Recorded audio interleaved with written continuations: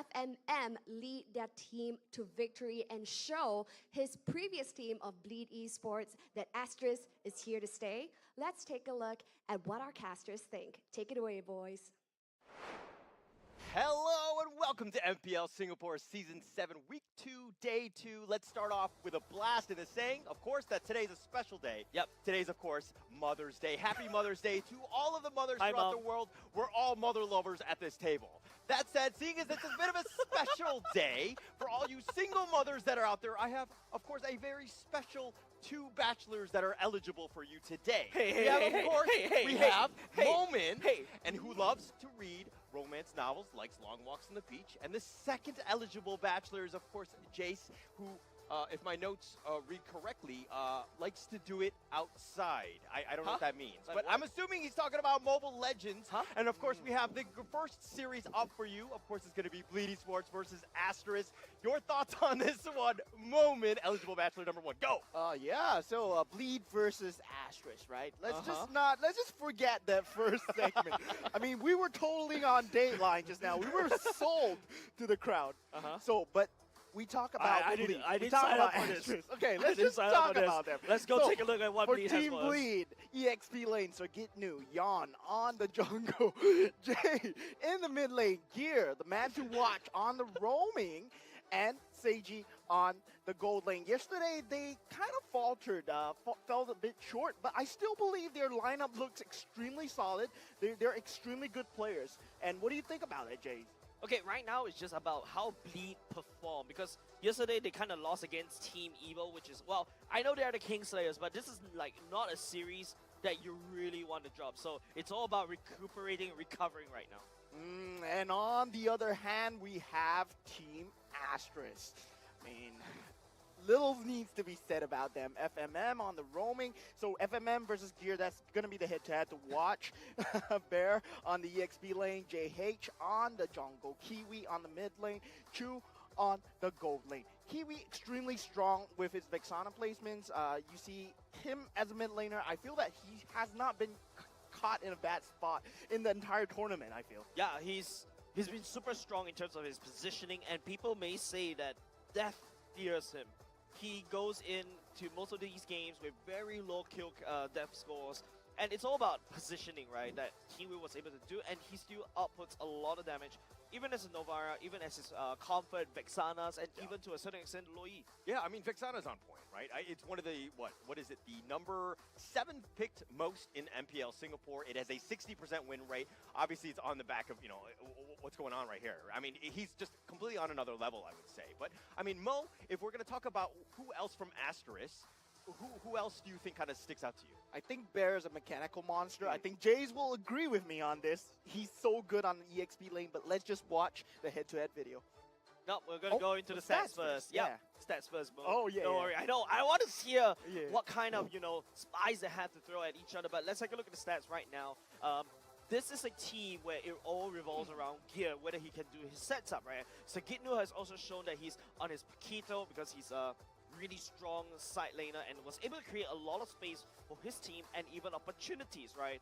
And we also need to take a look at Seiji. He's shown that not only just that his Herif needs to be banned, he's also shown that he has the flexibility going into sometimes a Freya. Yeah, it's kind of it's one of those moments where you're kind of wondering how, like, what is Bleed Esports able to do in the league, right? We see them stumble a little bit. They did have a little bit of a struggle. I mean, yesterday was kind of a crazy day, and we'll talk a little bit about predictions a little bit later. But let's go into the next piece. This is going to be talking a little bit about Asterisk here. Asterisk, just look at Kiwi's KDA, 14.33. That man is just never to be found anywhere. And Chu is an extremely safe goal laner, very stable. I really like their playstyle. Together with Kiwi and Chu's synergies, it synergizes with FMM playstyle really well because FMM is usually the playmaker. Simi we are 25 months long in Twitch. We see Asterisk having a bad game, so it all falls down to FMM having a really good game. Yeah, I agree with you. Exhibit A was definitely yesterday when they actually took a loss against Vanguard, right? Where FMM wasn't able to find these openings, even against his ex-team member who was a sub, which is Nick Stain. Yeah, it's extremely hard to get these openings. I mean, Nick Stain, he got FMM's number Like, he was just catching him off guard again and again. But can Gear do the same? And today we'll find out, but let's just watch the head-to-head video first. I have high hopes for the Asterisk team because, first of all, I think FM is like a very smart player from playing with him for quite some time. FM being a smart player and him leading into the roam role will like share his experience with the other teammates. Then from the other four, I see, even though they are like rookies, they look like they have a lot of potential. So I'm looking forward to see how Asterisk perform. I think yes, because I met him not long ago, and we introduced each other. He's a nice guy, and like I said, he able take, but again in Bleed he used to be the gold lane, right? Then now I think he changed his role again, so maybe he's trying to find his really comfort role, and as a captain, I think he has those kind of attitude to become a captain. I think he can lead his team to win. Performing as well wise as compared to his other role, I don't think so, because he only had a little period of time to train, whereas he has played EXP is like most of his entire ML career. So to reach that level, he maybe need to play more. But since when he started ML, he didn't have any like knowledge in the game, and he started EXP, as compared to now where he had knowledge about the game and was changing to a roam role, it could be easier for him to understand and play as well as other role. Yeah, I think so, because I believe that Gear is one of the most flexible players in MPLSG. How they will fare, I think it depends on how they will adapt, I guess, because I mean, in both teams, for Jay at least, like he was playing with a Filipino player, so it's the same case in Bleed now, and this time they have coach and analyst. I believe that the coach and analyst will be able to like bring them together. Spoken and the coaches as well, and we kind of have, arrowed in some of the players of who they're kind of really looking into. But seeing as that we have the first place going up against the third place team, everything is, never say die. You must get in the top 6 going into the playoffs. Jace, your thoughts on that video? I love how, Coach G and also has met FMM before, right? Because don't forget, FMM was from Bleed Esports. And we also talk about how there's a lot of respect from Gear over to FMM as well because of the game knowledge that FMM possess. This guy is a genius in terms of his game knowledge. Okay, well, you talk about game knowledge, but let's talk about the audience prediction. Do they have the game knowledge? Bleed Esports, of course, with a 66% prediction going for them. Asterisk is only 34. Your thoughts, Mo? I mean, we'll talk about our predictions a little bit later, but is that okay? I mean, I need an emotional support. Have the crowd favorites. If you think about it, Gear, he has been in the scene for a very long time. But Asterisk, I feel that they're the up and coming. I really feel that they're up and coming. So for our own predictions, you'll get to see them on the screen really soon. And I'm the only one that's rooting for Asterisk. Okay. Mo, I'm gonna tell you this. Especially yesterday, I'm having a little bit of a PT. I need some emotional support. Thank you. What? Why? Because yesterday was a total upset. Everything I predicted is all wrong, Mo. Why? But were they upsets at the end of the day? I mean, it seemed like those teams really knew what was going in. Obviously, we were all wrong. I think we were disastrous as casters on this prediction. I went 0 for 4, and I have never been so wrong in my entire life. Yeah. I love being wrong. You find out more things when you are wrong. You get to see the players' adaptability. You get to see them in full fruition. That's why, ladies and gents, Moment is available. And he's a perfect bachelor for all you girls out there. Yeah, I love to be proven wrong. All the single mothers out there, I will say sorry first. How can they find you on socials? What do they need to do? Okay. Yeah. What's your IG? How can they DM you? At Potong Man, Okay. Just, I love Potong ice cream. All right. So Okay. Come at him. Yep, okay. Single ladies. Come at him, single ladies, and especially these two players that's on screen right here. I love this player head-to-head, right? Because they were ex-team members. Gear was an EXP laner back in Bleed. FMM was a gold laner back in Bleed. They all look up to JPL, which is the legendary roamers that kind of gave birth to a lot of these roamers that you see around in the league, right? Nick Stain, to a certain extent Gear, to a certain extent FMM. FMM has shown a lot of like game macro knowledge that I was talking about. Gear, on the other hand, he's a mechanical genius back in the good old days of Season 2. And when we touted him like the child prodigy because of his mechanical skills, and he was able to transition from one role to another within a week. He was an EXP laner in Season 3, transitioned to the jungle in 1 week. How crazy was that? Yeah, actually, that is very crazy. I don't think, I mean, to make it like a life adjustment, so to speak, every role is one of those things where you continue to hone, you continue to train, and you play that one to the best of your knowledge. But to be able to do that in a week, that speaks volumes of you. But let's go into the first match. This is going to be Draft 1, Match 1, Bleed Esports, Asterisk. We're going, walk me through some of these bans here, Mo. All right, so we do see the first few bans coming out from both teams. Chip will be taken out of the pool together with Angela, Harif, and Roger as well. All very strong picks in this tournament so far. Lori will be taken out as well. No dispersion combos. no all over the map. You know, what Asterisk like to do. On the first day, you already saw it, how they operated on the Loi, how they operated on the Chip. It was so hard to watch. Not say hard to watch for us, but it's just very hard to follow. Yeah, it was definitely difficult for our observer trying to keep up with the pace of the game. But seeing as that we have some bans here, it's one of those things where we're kind of keeping them in front of ourselves, right? Where there's not going to be like this huge flank that's coming. But let's talk a little bit about what G has to say. Yeah, Coach G, he is talking to his mother, of course. Yep. Today it's Happy Mother's Day, so thank you for always supporting us. So all player comments today are towards Happy Mother's Day today.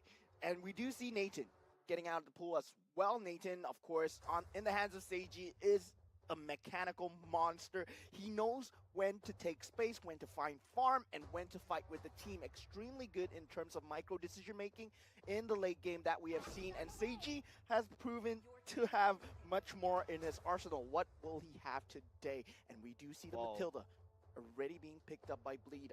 Very strong pick here. I like how both teams right here, they're like, okay, you know what? I'm going to throw away all the mana marksments. Let's play something standard. Let's pull out the carry. Let's pull out the Claude, right? And we go back to the old meta. Bleed, on the other hand, because we already went this kind of weird agreement, they secured the Matilda, taking it away from FMM. And because of that, they traded the Arlot over to Asterisk. Yeah, and Arlot on and Vexana. Yeah, Arlot on the FMM, Vexana on Kiwi, of course. That will be very comfortable picks for them. I feel that with this, they can go into any form of roles that they might want to go into late game as well. How will Bleed answer? And we do see a carry being picked up by Seiji. So that means, okay, yeah, Frederick. I like how Bleed decided to go for the carry here because it's evident you go for the Barrage, which is like the next available tank jungler, right? Now you've got the tank killer yourself, you got someone that has burst, and then after that you got a very safety kind of style in terms of the Matilda to kind of pull people back, but that's an Arkai. It can still change for Asterisk, by the way. It's a very flexible pick. It's still an extremely flexible pick, but I feel that if Arkai goes to the jungle, it will be much stronger in peeling off the Fredrin away from Team Asterisk. Given what they want to do with Vexana, right? You have to defend the Vexana no matter what. Yep. So with these key bans, they're trying to take away key pluck of heroes that will probably try and aim down the Vexana. They have already taken the carry of choice, which is carry. Yeah, of course. Then, of course, that means they will have to take away Sagitnu's EXP lane picks, right? Oh, they're going for Jay. Yeah, that's a Valentina ban. You really want to remove the fact that you can actually combat the Eternal Guard within an Eternal Guard. So that's a very smart ban coming from Asterisk. Bleed right now is looking to really chop down the marksman pools like what I mentioned earlier just now. It's usually the carry or the Claude. Now what's left on the table is probably the Bruno. After that, I really have not really much any form of idea what kind of marksman is left in the pool. Well, Roger is already gone, so... No, but I mean, Jace, back to your point of if you're going to ban the Claude and the Bruno, like, what is the matchup that you're looking for as a marksman player yourself? Like, against the carry, who are you looking to kind of play against? That's the thing. That I don't think there's much marksman left in the pool that is currently meta, unless you really want to go back to a Brody? Ixia. Ixia? Yeah, you got lots of zone control. You got somebody that can push people away with a kind of Arlot that sweeps everybody in.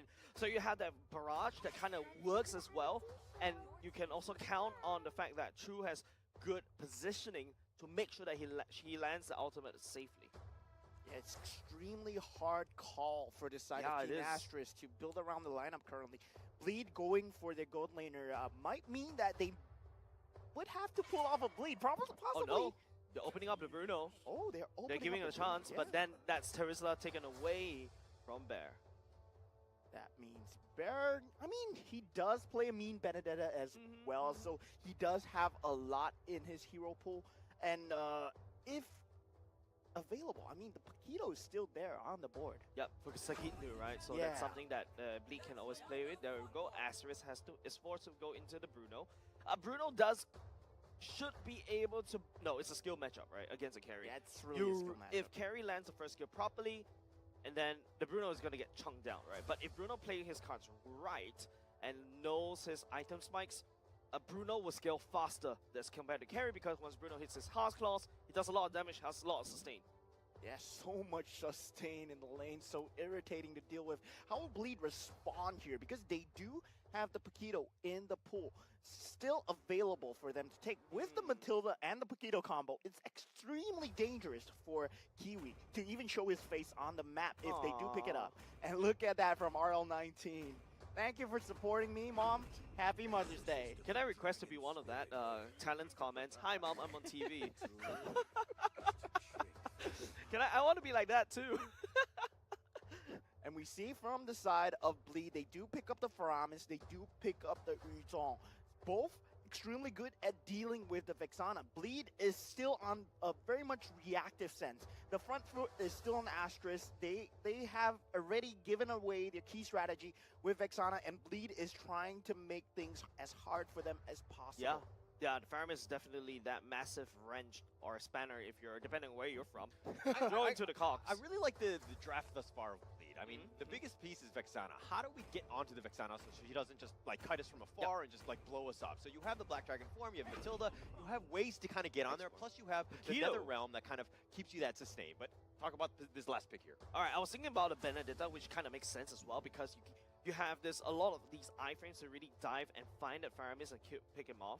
But yeah, maybe the Paquito could also work well, because there's so much AoE, there's so much more sustain as compared to the Benedetta, and you can always become a macro Paquito, like what you see from Utah yesterday, right? Yeah, that's insane, but I'm surprised that Bear picked up the Paquito, because they already have a lot of control in terms of having the Vexana, having the Arlot, having the Akai, but I mean, Paquito, they have even more control on the side of Asterisk, and it seems like that's what their game plan is.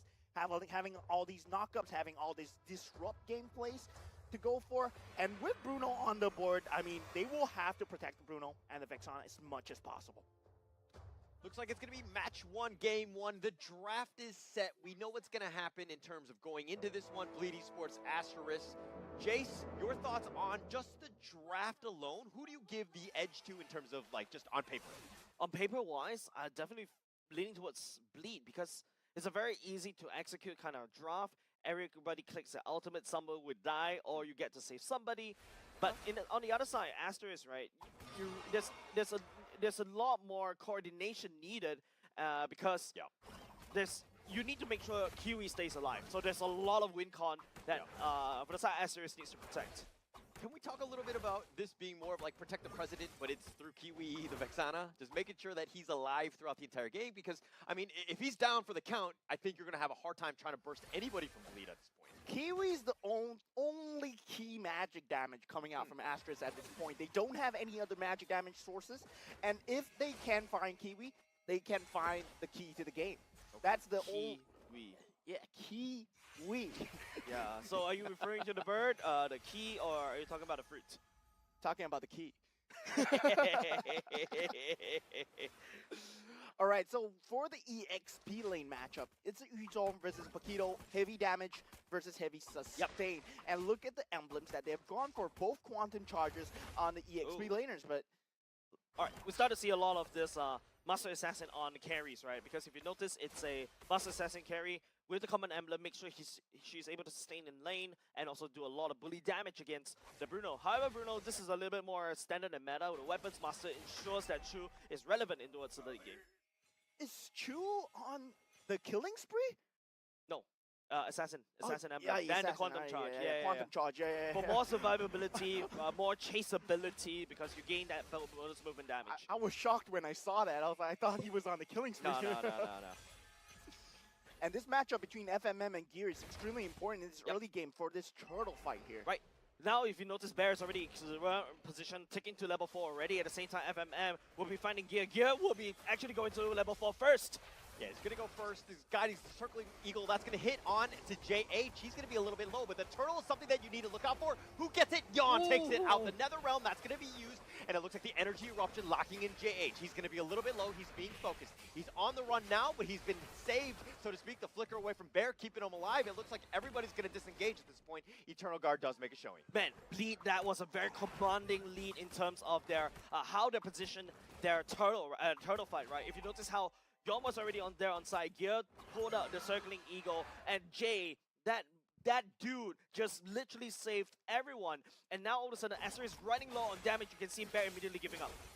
Final slash pushes Jay away. The circling eagle right onto him. But now I think Gear is in a bad spot. He's going to back off here. Everybody's going to, again, disengage here. Yeah, no Nether Realm for the save for Jay this time, but still very good engage from the side of Gear. I mean, the way that he has been playing versus FMM in the mid lane matchup, he has been guarding his mid lane extremely well. Faram is having a lot of space. FMM doing the same for Kiwi as well, just not finding the key level at the correct timing. Yeah, they can't find the Kiwi, can't find the fruit, nor the bird.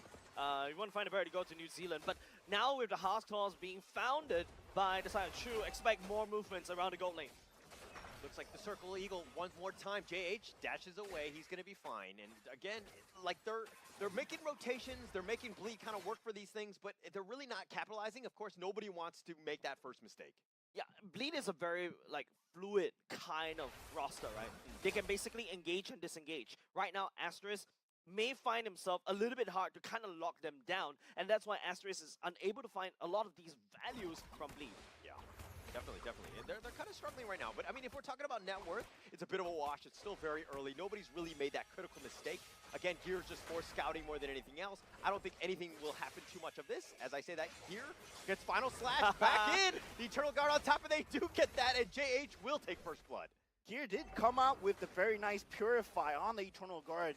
Looked like for a sliver of a second he might get away, but still extremely well done from FMM, and that's why you don't want to give him the R-Lock. Yeah, right? but that's the final slash sacrifice for this turtle fight. On first blood given over to Side Asterisk at the 4-minute mark. It's now all about this turtle dance. Don't forget, Bleed with 2 Filipino builds. They're playing like a Dragon 4 right on top. Where's he going to go? Jan is being heavy spawn, but the Nether Realm is going to keep him alive. Sajidnu's on the backside, focusing on Kiwi, pushing him out. Jan takes the turtle. That's a big win for him. Jan needs to limp away. He's going to back over. He dashes over the wall. He's going to be fine. Sajidnu continuing fight. The flicker back in from FMM. He's trying to make a run, but a nice 3-man stun, and that's going to end most of this. Extremely nice heavy spin from the side of JH, trying to pin down Jan so that he cannot get the retribution off. But the extremely good play from the side of Sagitnu coming out with the Black Dragon form. Very heads up. Very key timing as well. I think not only just Sagitnu, I feel like the unsung hero right here was Gear. His sacrifice burned 2 massive ultimates for the side Asterisk, allowing Bleak to have this massive turtle control. Oh, but FMM, he's going for the charge? He's going for J? Okay, no, okay. He's going to back off.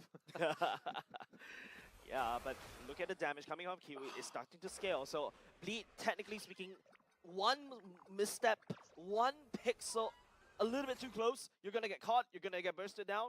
And Asterisk is looking for those. In terms of matchup, I feel that Asterisk still has the better late game scaling when it comes down to magic damage, when it comes down to damage in general. But in terms of sustainability, I feel that Bleed is up there. Definitely, you got a Faramis, right? So Bleed wants to have this super long, drawn-out fight where the Mathilda is constantly people back to safety so that we can spread the damage all across the board. Sajinu. Asterisk on the other hand, ooh. Oh, he's going to go down. JH will take him, and they did have a rotation. Bear made an appearance as well. They did get him in the top lane, and they're going to take the tower as well. Oh, but here's the Eternal Guard, the final slash, pushing back Yon and Jay. I don't know if they want to go for this fight, but the Eternal Guard will continue to tank, and again, Bleed will back off. Yeah, once again, Bleed is just taking massive resources away from Asterisk. So Asterisk's response is basically using Bear as a macro Bear, as a macro Paquito, just hard pushing up top.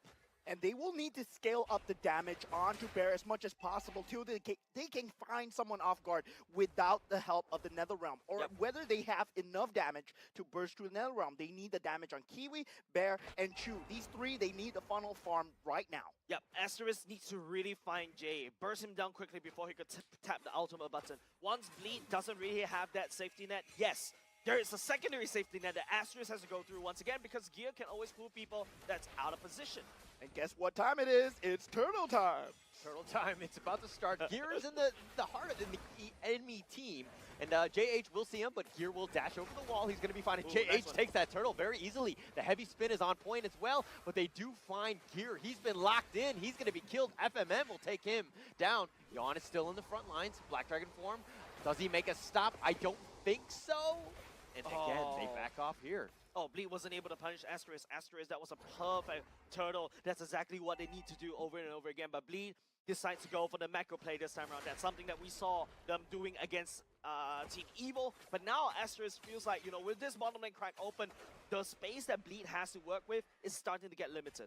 And Astra's game plan is starting to work out for them. They are scaling very hard in terms of damage, and they have a lot of keep away factors. They have the final slash, they have the heavy spin to always make sure that teammates are alive. But the Circle Eagle, they do have the knockup. Bear, he's going to be left for dead. 1 versus 3, probably not going to survive out of this one. He does go down. Seiji will take that. Probably not what you want. In the bottom lane, continue Asterisk. That's space created for them. He's going to continue to push that bottom T2, and it looks like a Bleeder going to let that one go. Yeah, massive space being bought by Bear once again. Bottom side is a trade, right? Bleed, like I said, because they have got 2 open side lanes, now it's just the base turret left. You have nothing to work with for the side of Bleed.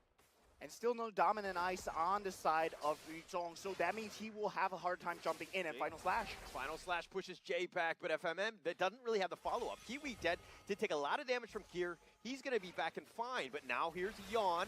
Looking to go for this one, not able to really do any damage. Bleed, they're taking a little skirmishes, but they're not really getting anything out of it. Asterisk, they're just trying to protect the key targets right now. Kiwi needs to be safe until he gets the damage.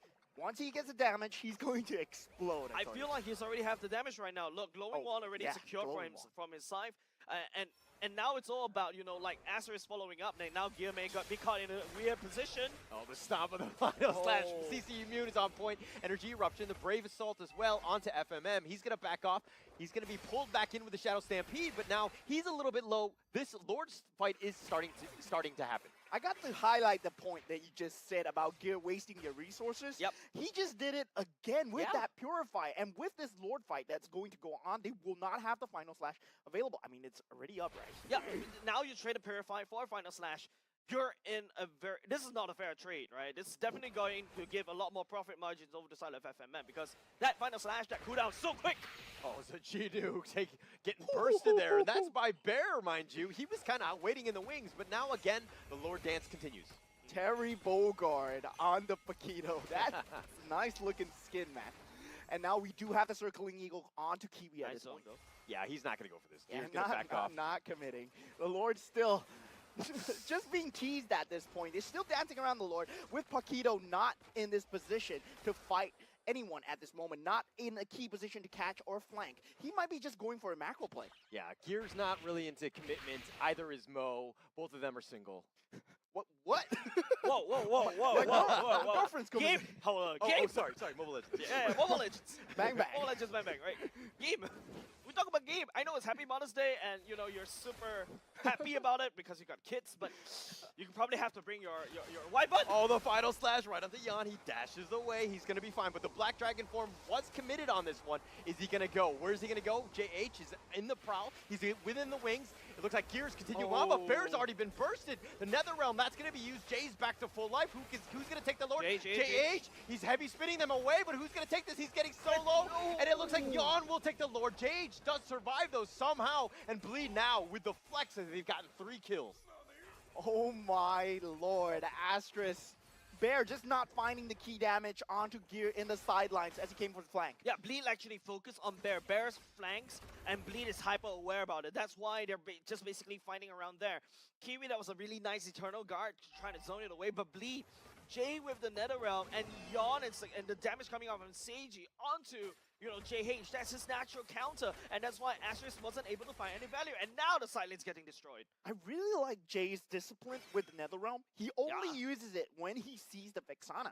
When Bear was focusing down Gear, he just trusted his teammate to stay safe, not wasting the Netherrealm too early. I think that was Astra's game plan, right? Yeah, more like a first aider just decides to ignore you when you're screaming in pain. Gear's screaming in pain right there. Jay doesn't want to give first aid. Maybe Gear's like, I'm good, don't help me, don't waste your Netherrealm, you know? Yeah, Gear's just a roamer, but roamer lives matters, man. Roamer's lives matters. And now we do have a 5-on-5 on this top lane. Just both teams staring each other down, but Bear is not in a nice flanking position at all. Yeah, and now all of a sudden Bleed just won back all that priority from this one Lord fight, right? Asterisk right now is looking to basically try to fight 5v5, but their value comes in when they're actually splitting up. Oh, Black Dragon form. Where does he pick the drop? They've gotten the T2. They've gotten what they wanted. Seiji will take that one, and now it looks like Asterisk will just back off, seeing as they've given up that T2. Both teams still head-to-head, really 2k goal difference, not really too much of a point at 12 minutes in, but whether Yon he can find this space as a frontliner is going to be very important, especially right now. Knock off onto JH, he dashes over the wall. The Netherrealm, that's going to be committed maybe a bit too early, but they've got the Fenrir, and I guess that's what they really wanted. I mean, purple buff away from JH2, and that's still a-okay. Kind of slows down JH's farm just a little bit, but JH is actually banking on his early game lead. Now he's only level 14 as compared to Yon with level 13. But this game is already 30 minutes in, but it's only a very low kill count, and this is very unusual for the final flash that was on point. Seiji got pushed back. Yon is in the heart of this enemy team. FMM has been pulled back with the Shadow Stampede. He's going to be killed. Yon will take that one. JH just trying to stay alive. Yon does go down, but Bear, he falls as well, and Seiji somehow survives, and it looks like they want more. Sajitnu? Or no, they're going to back off. Sajitnu dashes away, and Chu is looking to turn that one around. Well, in all of that, Sajitnu did so well peeling away the damage away from his team. The way that he chased down Kiwi, Kiwi had to prioritize his life there. Dude, Seiji is John Wick, right? Going in, just throwing light wheels to everybody that needs to give damage, man. He's killing and shredding through Asterisk ranks because take a look, JH gets shredded, FMM gets shredded, and after that, what do they have left? Just the squishies. The worrying thing about Bleed is that Team Asterisk, they do have the damage already, but Carry, I feel, is a bit too far gone right at this moment. Yeah, because they couldn't even find the target. Look at where Carry is right here. Even building the Malefic Roar just for additional armor penetration on top of her already crazy true damage, right? And if Vexana, Kiwi needs to find that landing on top like either Jay or Seiji. If not, it's going to be a waste of Eternal Guard. Oh, they're going for this one. Oh, nice stop off the Energy Eruption. The Netherrealm on top of this. The Black Dragon 4. They're going to look to chase everybody. JH somehow surviving, but the Shadow Stampede pulls back Bear, not letting him go, and Bleed take everything. They've gotten 2 kills. And that was just Kiwi getting caught right there. I mean, that was his first death of the game, but still, amazing catch by Sagitnu. That knockup. Yeah, not only just Sagitnu, right? It's also Jay with the Shadows and Stampede, and also with Gear, that gap closing. Like I said, Bleed is basically will dictate how they want to play the game. I want to pull back. Hey, I got Gear. I want to engage. Hey, I got Sagitnu. Hey, I got Jay, right? And Yon is in trouble. Never mind. I got Netherrealm for Jay, and Seiji's just out there, just doing John Wick things. Just pew pew, everybody dies. And back to the drawing board for Team Asterisk. Their plan, they have been found out. Blood Wings already picked up by Kiwi. I mean, that would help him to sustain just a bit. But Bleed, they do have so much control. Energy eruption from the side of Yon, Sagitnu. And what's going on, Jay? Seiji Windtalker? Are you really so far ahead? You already saw your boots? Hello? Bleed? My god, Asterisk in a load of trouble right here. And Bleed really in a dominant position. And it's something that will be using this Lord push. And they're going to zone. They're going to zone, but the Lord will charge in. It's going to do a little bit of damage. The Black Dragon form, again, just kind of zoning it out. But do they get anything return? Final slash onto Yawn. The Eternal Guard on top. They got 3. And the NetherRealm was like, oh, we're going to counter that. We've got this. And they've taken the Eternal Guard down, and they back off and bleed. They lose nothing. They lose nothing. And Asterisk lost 1 turret. Yeah, Asterisk already lost the top inhibitor turret. Kiwi, FMM, they won't have a final slash, and Eternal Guard. I mean, it's already back up.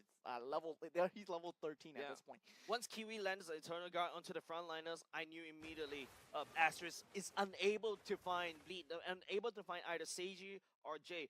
The only way that Asterisk can play is I need to see more splits coming off from Bear. I need to see Bear splitting and then coming for the flank to kind of push Seiji away. But right now, looking at just Bear gold difference, Seiji can immediately burst down Bear. Bear doesn't really have any priority anymore.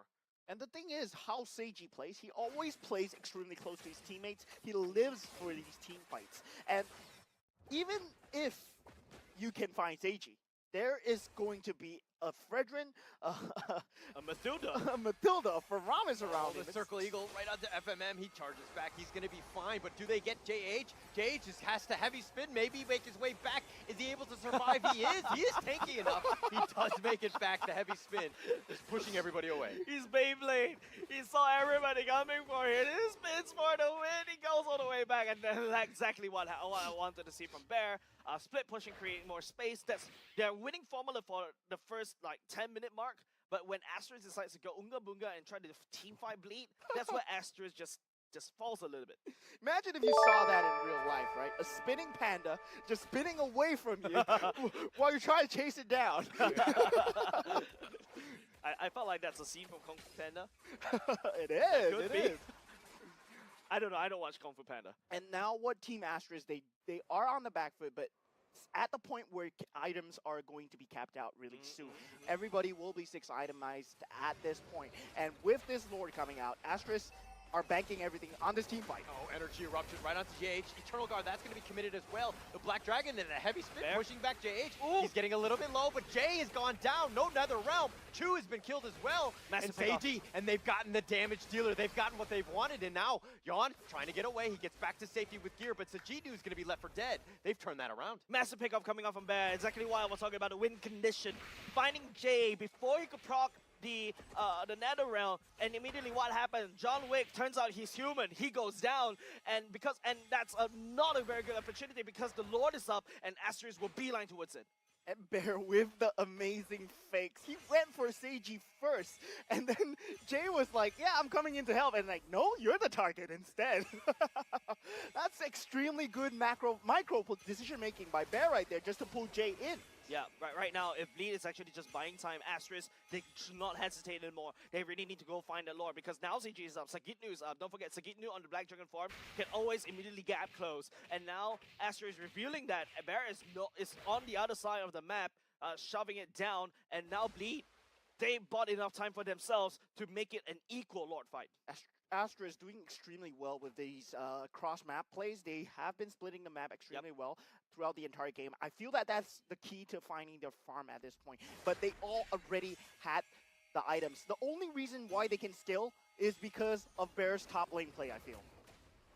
Right now, Bleed has hit the 55k gold mark. Usually that's where most of the items are all capped up. Asterisk falling slowly in the sense. That's also true picking up the Windtalker as well. We're going to have to talk about this Lord fight though.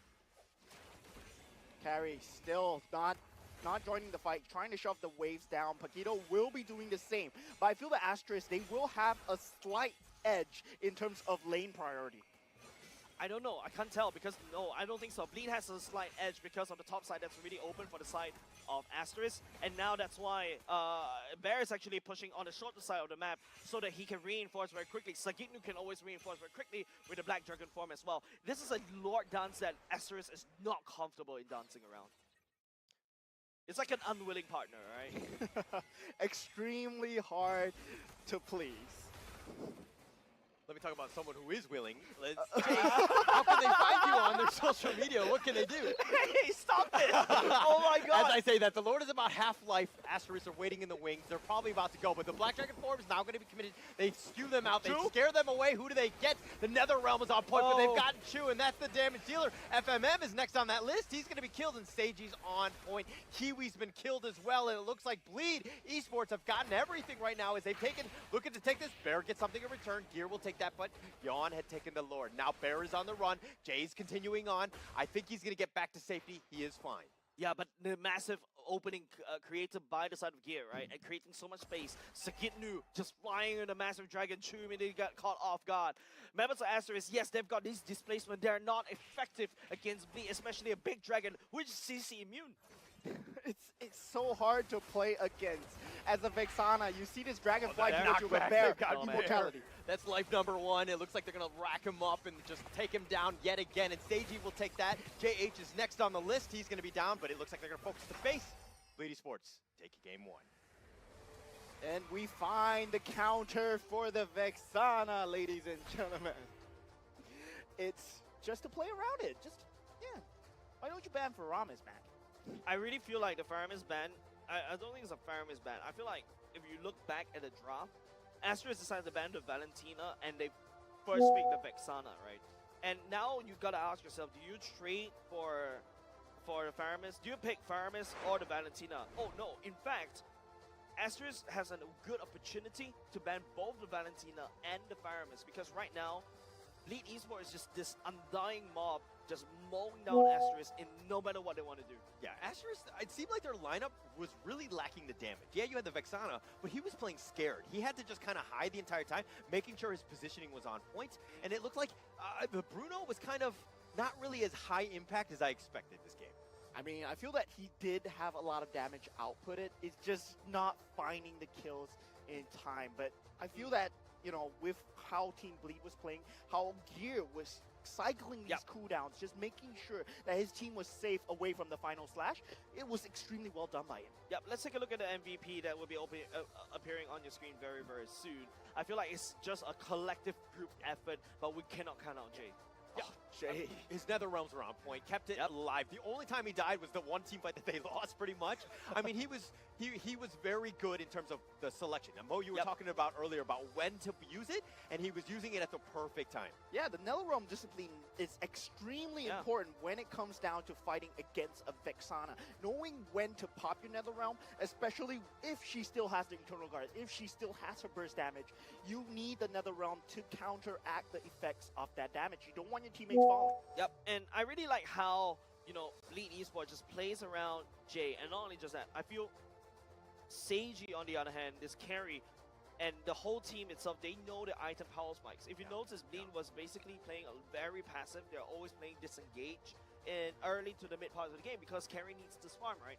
Yes, Bruno, like what I mentioned, hits the power spikes first. Paquito also hits the power spikes first. That's why in the mid game, Asterisk looks strong. But once the late game comes, that's where Bleed Esports, this is Bleed Esports time to shine. Yeah, I feel that Asterisk, they do have the better macro sense. They do know the overall game plan. They know what they're playing for. But it's very hard when you're fighting against these players of such good mechanical decision making. Yep. When they make these decisions, right, they know what they need to catch up for their teammates. Yep, I totally agree with you. And not only just that, if you notice Bear, that's a full-on damage build. His goal is to basically find Seiji, but Seiji can't be found. Yes, even if he finds Seiji, Gear can also pull Seiji away. Jay can land down with the Nether Realm. This is a drop that makes sure Seiji is alive, and Sagitnu and Yawn could just zone everybody. And then after they deal with Bear, they can deal with the rest of the team's members from Asterisk. The craziest part about this game is that Asterisk, they had that early lead, but it didn't really seem like they were capitalizing on it. I mean, they had that 3-0 lead going in. They were, you know, neck and neck in terms of the objectives. They were very, very close. But it seemed like one of those situations where, you know, when you watch the replay and you go back to it, and it's like going into game 2, what could they have done a little bit better? I mean, I was talking about the Nether Realm discipline from the side of Jay, right? They really needed to force him to use the Nether Realm. The only team fight that they won was by taking Jay out of the picture. And they had to stop focusing from Seiji and went on to Jay. Bear had the correct idea all along, but his team really needed to commit with him onto Jay as much as possible. Without another realm, I feel that they have a very strong chance of winning. Yeah, it's evidently, right? The winning sauce right here is definitely Jay, who is also the MVP. And looking at the emblems, like I said, I pointed out in the earlier parts of the game, Seiji going for the Master Assassin, looking to kind of at least trade efficiently and kind of win. You don't give Chu that early game buzz or early game kills, and Chu basically just couldn't scale properly into the mid to late game. Yeah, it's extremely hard for Chu to find damage onto these heroes. They're extremely mobile. They have a lot of shields available, and it's just a very hard call for him because Kiwi was in danger most of the time. He was being chased down by Sagitnu Black Dragon form permanently, just for him, and that's the amount of respect they have for that mage. I mean, that's what a Yuzong is supposed to do, and Sagitnu just showcased it really well. Looking at these damage numbers right here, I mean, both sides actually do almost similar amount of damage. Yes, I mean, I'm just going to round it up just a little bit. But to look at the amount of total heal, right? On top of gear that's providing so much shields, we also have the nether round just providing so much sustainability. And it's really hard for Asterisk to really lock down one person, burst him down quickly, unless you take out Jay. Then we talk about positioning of the rest of Bleed, right? It's still impeccable. They know and identify the timings and execute to the T. There's a really good game coming out from Bleed. Have they figured out Kiwi, right? I mean, we know that they like to first pick him, and it's definitely his comfort hero. He likes to stay in the back, but it looks like they've kind of just solved it out. Now, I'm worried, like, what is the next evolution of this meta, right? Like, how are they going to, do they need to have a peel or somebody who can kind of protect Kiwi at all times? Or is it maybe Kiwi looks at maybe playing another hero? Like, what are your thoughts? I feel like Bleed does have the tools to kind of keep Kiwi alive with JH on the Akai and also the Arlot, right? But there's so much things that JH has to do. The heavy spin in order to push the Yawn away from that Eminent Lord push. And also the problem is that you have the Yuzong that could just dive towards your backline, as we can see in these highlights. And look at Yuzong just trying to find out where Kiwi is, right? Most of the time. And this play right here, this Purify into everything used on a gear, that was the turning point for most of the objective fights. It was gear cycling through their ultimates, making sure that Eternal Guard and Final Slash is never used on their teammates. And most of the time, Kiwi, he is alive, but his Eternal Guard is not catching the key targets needed because gear is cycling these cooldowns so well. And look at this, Sagitnu all the way to the back line is just extremely far back and keep away gaming, just making sure Kiwi cannot touch his teammates at all. And they take turns in doing that. Gear, Sagitnu, be it whatever, as long as Kiwi does not touch the team, we win the team fight. This is the only team fight that kind of won from the side of Asterisk, and that was just Bear trying to catch away Jay at the correct timing, and that's the key. Jay needed to be taken out for them to win. And after they could not take out Jay, it was extremely hard for them to come back because Jay was consistently able to protect his teammates again and again. Gear going down there doesn't matter too much. He's just a roamer, right? Yeah, roamer lives don't matter, I guess. But another key thing, if you notice one of the highlights, it just makes it feel like there's no damage from Asterisk, right? Because Sagitnu was just piling through. He engaged the Black Dragon form from the back of his team, pushed forward, and all of a sudden you see Asterisk just giving him a wide berth, and he is like this. Asterisk giving him a red carpet over to the side of Kiwi. And they just served Kiwi up on the platter because of the Athena shield that Sagitnu was able to build. Yeah, definitely. And I really liked it. It was one of those things where I think Sagitnu was really on point. He's well coached. He understands what he needs to have done. But let's go to the next segment. This is going to be the teleprompter. Professor Churros, please break it down.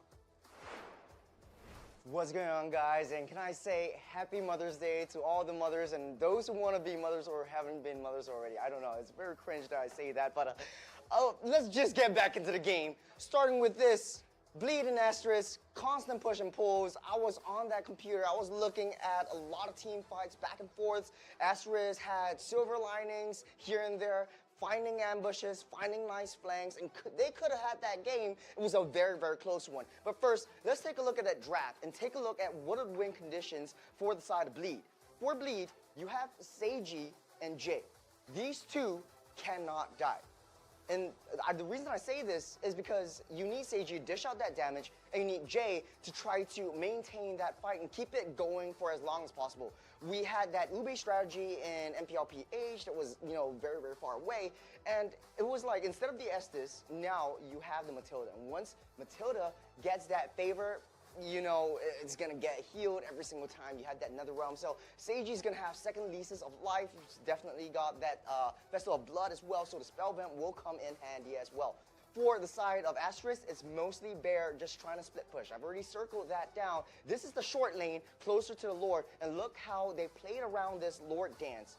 And take a look at where they're moving. So Seiji trying to bait out a team fight for as much as they can, and FMM trying to look for opportunities to engage. The win conditions for both sides, you have Seiji on Bleed, and you have Kiwi and Chu on Asterisk. As long as either of them goes down, either team will be able to turn any of these team fights. But because Paquito is still very, very close by, they don't want to unleash hell onto anyone, because they know that Paquito can basically one-shot Seiji. So we'll just let this play out just for a little bit to see how this goes down. Kiwi Chu FMM identifies that Seiji's all alone. They want to go for that, but a little bit too slow. But because the mid-turret tier 1 is still very, very low, but it's still standing, you don't have any way to take that down. Paquito cannot find a flank, and this is very, very crucial for Asterisk's success. The main reason is that he could not find an angle of opportunity to get through that backline just because of the T1. So this shows how much the importance of T1, the tier 1 towers are in the midst of a lot of team fights. But for the side of Bleed, though, they have a lot of space, they have a lot of opportunity, they have that time that they need to be able to identify the situations that arise. So knowing how Paquito runs around, he clears out that bottom side. Seiji pushes down just to try to proxy that wave. Paquito looking for the long lane because it's already pushing in on that top side. So he will be able to do one of two things: either find a flank, find a nice ambush, or rotate quickly to the top lane and then join in the team fights, because the Lord in half health. This is where everything broke down, because Bear wants to be able to hit that top side. He takes a very, very nice path. Actually, he went through the danger zone after the minions was killed, so there was no way until you'll see when the minion gives vision onto where Bear is at all times. So he'll be walking down, biding his time, because this Lord fight will go really, really long. Gear always sourcing for information, always sourcing for where FMM is or where Bear is. As long as Bleed is able to take a 5-on-4 fight, they know that they can win. So moving on, you have Bear trying to rotate towards that top side, trying to get that long wave proxied down and getting that lane priority. And the caster said it very well. That is Bear's main target of priority. That is Bear's main reason. But because Sagitnu sees that Bear is way too far ahead, the rest is history. He unleashes hell onto Asterisk, and yeah, we all know what happens next. The danger zone is on the back, actually. But when they see Chu and when they see Bear already starting to proxy that wave, Bear is way too far ahead. He could not make it back in time for a lot of these team fights. And you see how Sagitnu moves around that map and manipulating Asterisk's movements to the T, and he played it perfectly. And with that, I'm very excited to see what's up for game 2. Boys, back to you. Thank you so much, Professor Churros. Of course, Professor Churros is bachelor number 3 for all you single mothers out there. Oh. Please give a shout out to Hey, what about Churros. you? I'm a spoken man for it. We don't need to go there. But Bachelor number 4. But where's your ring? Bachelor number 3 is ready and available. You can find him out. We'll pass those along. But he's going to be around all day today, of course, just breaking it down. Thank you so much, Churros, for that one. But now, let's talk a little bit more about this game, right?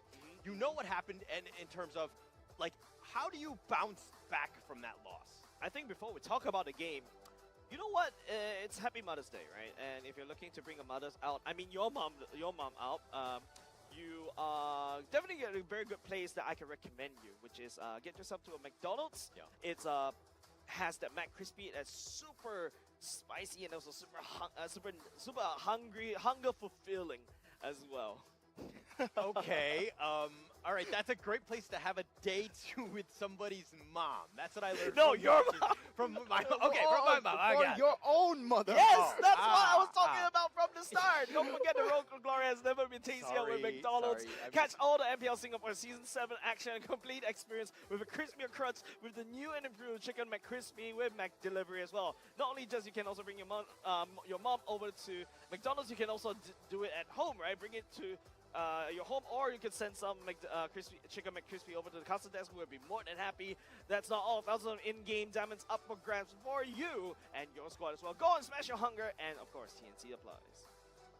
All right. Well, I mean, thank you for that, and of course, that's a great place to have a date with your mom. And of course, throwing in some diamonds in game or out of game might be something that they might be interested in. Okay, But, now we talk about the game. Let's talk a little bit about this game again. Okay, I think going into this one, the draft was pretty huge, right? It was definitely, you could feel it. It was definitely something that they kind of need to tweak. I felt like Asterisk was kind of on the low end in terms of the damage. They had some control, they had some great plays, but they didn't really seem on the same page with everything. Well, they just couldn't find the correct connections. I feel that they did have the damage available. Seiji, Jay, they were outputting a lot of damage from the side. Yep. I mean, Kiwi and Chu, they were outputting a lot of damage, right? Alright. The infographic is a bit wrong.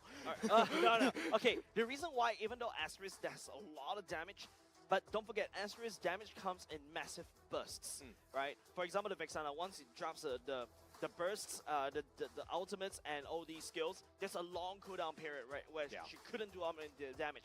So if she wasted that part, it's just going to go into nothing, right? You're going to pour all that damage down to the drain. Bruno especially also does bigger bursts of damage, but it's not a massive DPS that Seiji can output, especially when you have to deal with a new jump.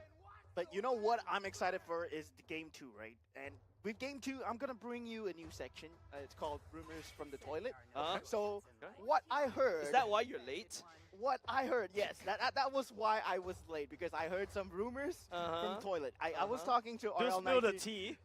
I was talking to RL19 again the other day, together with Professor Churros.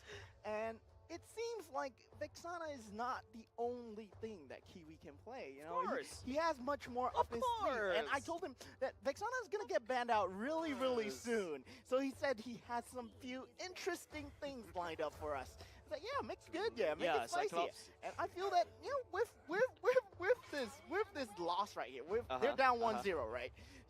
They might pull it out. They might pull it out. Do you pull it out though? So early in the regular season, it's only week 2. It's only week 2, but it's against Bleed though. Bleed is currently, I feel like, one of the top few teams to beat right now, right? Like, whether you get this point early on, I feel that it will matter in the grand scheme of things. And with the first few bans, we do see the Export. Wait a minute, why wasn't the Export a pick at all? It was such a good pick the previous game. I feel like Asterisk right here, this first pick is not doing well for them, right? Like now you gotta have to try to either you go take Roger away from Seiji, or you snap pick the R-Lot. And it's kind of worrying if you see Asterisk constantly snap picking the R-Lot for FMM, because yes, it's a massive flex that you can throw it over to FMM. You can also throw it over to Bet, right? But it's a worrying sign, though. It's extremely worrying from the sign of Asterisk, but I feel that they are just going with the flex pick. They want to ban and pick reactively towards Bleed. They want to know their game plans, and we do see the Roger and Barrage being picked up, so they can react accordingly. So with that RL pick, they just want to react. They don't want to commit into a strat too early. They don't want to pick out the Vexana too early, and then just get countered once again. But we do see the Faramis already being taken out of the pool. The key that was problem for Kiwi might be a Vexana again. Correct, but Asterisk, I think they really need to take this Vexana for themselves, because Bleed right now, you got this massive burst damage, you couple that with Seiji's Roger. Yeah, that's basically a very good recipe for the Roger to enter, right? Because the Eternal Guard provides so much peel. And not only to top on the AoE damage, you also got the Barrage, but hey, that's a Lloyd I'm listening from the side of Asterisk. They're waiting for the Vexana from the side of Bleed, because Aloy's first skill also splashes from The Eternal Guard. right? Yeah, that's a very good mechanic. Yeah, I was thinking about it too. So with this, do they pick up the Vexana now or risk getting it banned later on? I feel that Asterisk, I don't think they are going to ban out Vexana. So I feel that with the Loi available, they do want to bait them into going for a Vexana as much as possible. But the chip already out of the pool, so only this version to look out for. No shortcuts. Yeah, I mean, the Valentina is also wide open for Jay. In the hands of Jay, the Valentina can look extremely deadly because he's a very flexible player, and now he has the final slash to work with. Now, technically speaking, he also has the vision to work with. Yeah, and it's like you're in their heads, man. But now we have the banning from the side of Bleed. The last two bans, they will have to take away Bear or JH's pool of heroes. The Brethren pretty much still on the table for the side of JH. And if they want to ban out the Boxer as well, I mean, we haven't seen it as much in this meta as of the late. We haven't seen people taking it, but we do see the Brethren being banned right now. Brethren is something that JH is very comfortable with. So Bleed is going to start hammering down on JH's hero pool. I think Bear is someone that you cannot outban him. He has a very wide hero pool. He can play a kind of defensive kind of EXP laner. You've seen that he can also play those flanking EXP laners. But looking where Asterisk is going for, they're looking for more, they need more frontliners. Someone that could basically hold down the line while Arlot does a good final slash. A very good ban coming out from Asterisk. That's a huge on ban that Sagitnu played to the T in game number 1, especially when he parted the Red Sea, and the end target is Kiwi. Yeah, Kiwi could not find space at all. Most of the time running away from the team fights, not being able to land the Eternal Guard before he had to get the hell out. But now we also see that the Paquito is still pretty much on the board, right? I am the power of light incarnate. Yep. Oh, Kaja being picked. Paquito is also really good right now because you can basically chase down the Loi, but it's still divey. Do you really want to go for that kind of Paquito kind of thing against a Loi that could just constantly proc you with a duality? Yeah, if they want to do it, they will have to commit to it with the Roger as well. They will have to dive onto Loi, make her a key target as much as possible. But we do know that Kiwi's positioning is extremely good. He's always never to be found, and he always gets the damage needed. Yeah. Without the Yuzong this time, he might be able to find Roger before he's able to do anything. Yeah, that's why I really love Asterisk banning away the Yuzhong, and now that's also going to be a Terizla ban taken away from Bleed, focusing down onto Sagitnu's heroes, right? I'm pretty sure Sagitnu can play other EXP laners, like even for example, even to a certain extent, you can also pull out the Lapu, where with the Bravest Warrior, yes, you can have the duality proc, it just gives you damage, but you are still able to walk up, but that's Ruby coming up from the side of the Bleed on top on gear.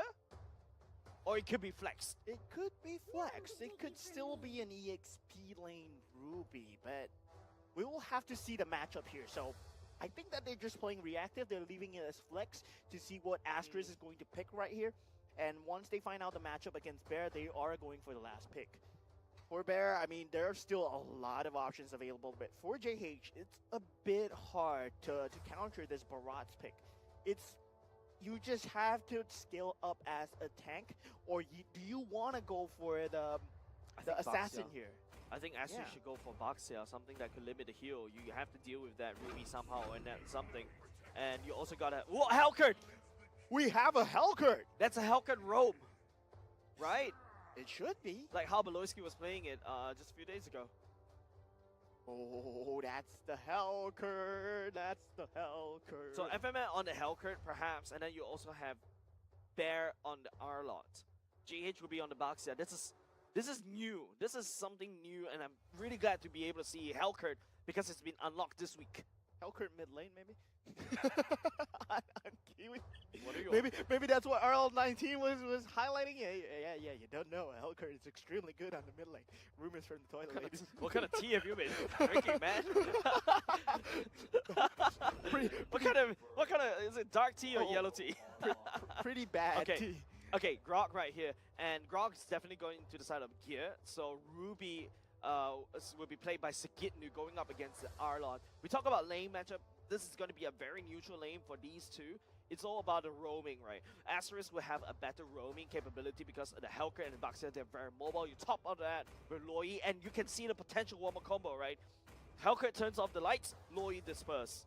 And I really like this Baxia pick from the side of Asterisk. You were highlighting it. Baxia can limit the heal of Ruby, can limit the heal of Barats as well. They won't have so much sustainability going into this. So it's going to be a very good disruptive play. Very good call from the side of Team Asterisk. But Bear on the Arla, this is a first for me. I want to see how he operates the Arla on the EXP lane, because we have been seeing Arla on the roam as of late. It's very rare that we do get to see him on the EXP lane. Match 1, Game 2. We have the draft. We know what's going to happen. Or we think we know what's going to happen, as usually our predictions are wrong. But nonetheless, I think that we've seen a little bit of a interesting draft here by Bleed, right? I think that going into this one... I was supposed to request from our makeup artist to draw me like a clown, because I feel like a clown after yesterday. Yeah. I mean, I said I was 100%. I didn't know I was going to be 100% wrong with all of my predictions. So I feel terrible for that. But you know, today's a brand new day. I feel like we're still in prime position right now. You know, to go in, and I think Mo, you did predict Asterisk in this one, right? Yeah, I did. So I think that you will be wrong after this game. Awesome. What? What do you think, Jace? What do you think? The Helker being I don't want to think about anything else. My brain is broken since yesterday. He's not recovered, boys. Okay, I'm still coping, right? But okay, now FMM really needs to find these kills. I need to see more ganks onto that Roger. You really have to try to limit him. I don't think you gang the Ruby, because Ruby will just scale out and just live steal from everything. But I love what Gear is doing, right? In order to counter that Helker, you need to be able to find him wherever he is. And it looks like they found Gear. Flickers away. The power of nature is going to be charged up, but JH is on a prowl. He's going to go right for him. Oh, the Shade keeping the shot. Barely keeping him alive. The Sinister Strike actually terrified him and pushed him away, keeping him alive. Oh, Kiwi also burned the Flicker as well. That's a safety net in the mid. Bleed can look to gang more in around the mid lane already. Jay already at half FMM. Oh, the nice knockup. The Detna's welcome. Eats him up. What, are they going to spit him out? They do, but they have the damage. JH, he's so tanky. No. Couple more shots. They got FMM in return, and JH and Yawn takes a double kill. Oh, massive target prioritization probably coming up from Asterisk. FMM on this Helker, especially when you're a roam, you don't really have that shred. You only have the burst. And just relying on the numbers, the only person they can burst down from the side of Bleed is probably just the Valentina or Seiji. Yeah, and it was extremely hard for them. The Daytona's welcome from the side of Yawn was extremely well done, though. I mean, that was nothing much they can do but take the fight at that point. Yep, some more to combat. Easy total for the side of Bleed. No contest at all from the side of Asterisk. They lost early game. Extremely hard for them. 1v1 matchup on the side of the EXP lane. Will and Saginu already. Oh, Detna's welcome. Eats him up. Do they have the burst? JH taking a ton. The Shadow, the final slash pushing him back, but JH is on the run. Saginu try to go in. Oh, from the backside. The charge, the wild charge with the no damage to JH. Oh, he's on a sliver of life and he survives. Man, amazing play coming off from Jay, right? Because, Jay actually burned the Flicker just to be able to take it, and now he's in no man's land. Oh, he's all by himself. FMM will take this back, and this is one way to get, make it an even game by throwing it a little bit. Okay, I don't talk about throw, but let's take a look at the emblems, right? Gear going for the focusing mark, going even for the common emblem in order to make sure that he's able to just stay inside the fight, right? Just make sure that he has his most resources. Seiji going for the standard. You can also see the carry in 2 going for the standards as well. But take a look at FMM. The one thing that he wants to do, Master Assassin, Rupture, and also the killing Assassin Emblem without the Lethal Ignition. This guy wants to kill, but he's unable to find the kills in the early game. And now we're starting to carve into towards the mid parts of the game. Gear has been doing such a great job of guarding his cores, right? Yep. He's been scouting FMM out consistently, making sure that FMM does not have the space to go in at all, and he will require the box here. So I feel that JH, he has to rotate in and take away Grok's positioning. Yeah. Oh, looks like JH has gone in. Detna's welcome right onto him, but do they have the damage? Yawn is taking most of it. He goes down. FMM will take that one. Gear is going to have to back off. He limps away. Seiji trying to be on the run. Bear actually goes back in. They want this, and they take out Seiji, and Bear, it gets slices and dices, and he gets him down. And Bear, now is he going to be killed here? Oh, he does get the power of nature to the face, and it looks like Gear will take the return kill. Massive trade coming off from Bleed and also Asterisk. Let's break it down earlier just now. Nice final slash coming off from Bear to kind of reposition. He was also all the way too deep trying to find Jay, right? So they're just right now, just Asterisk is taking whatever they can, and the gold lead swings over to the side of Asterisk for now, but with this turtle priority, it's even better. Yeah, and JH coming in clutch right there, connecting at the correct time. That was so insane to watch. And FMM, he does have the Blade of the Heptases right now. And Oh, they he's found high him. damage out. Oh, the Detna's welcome. They spit out Bear. He's on the wrong side of this, and it looks like they do have the damage, and Seiji will take credit for that kill. A little bit overkill coming off from Bleed, isn't it? We'll bring the house. Yeah. He's a bear. We need 4 people.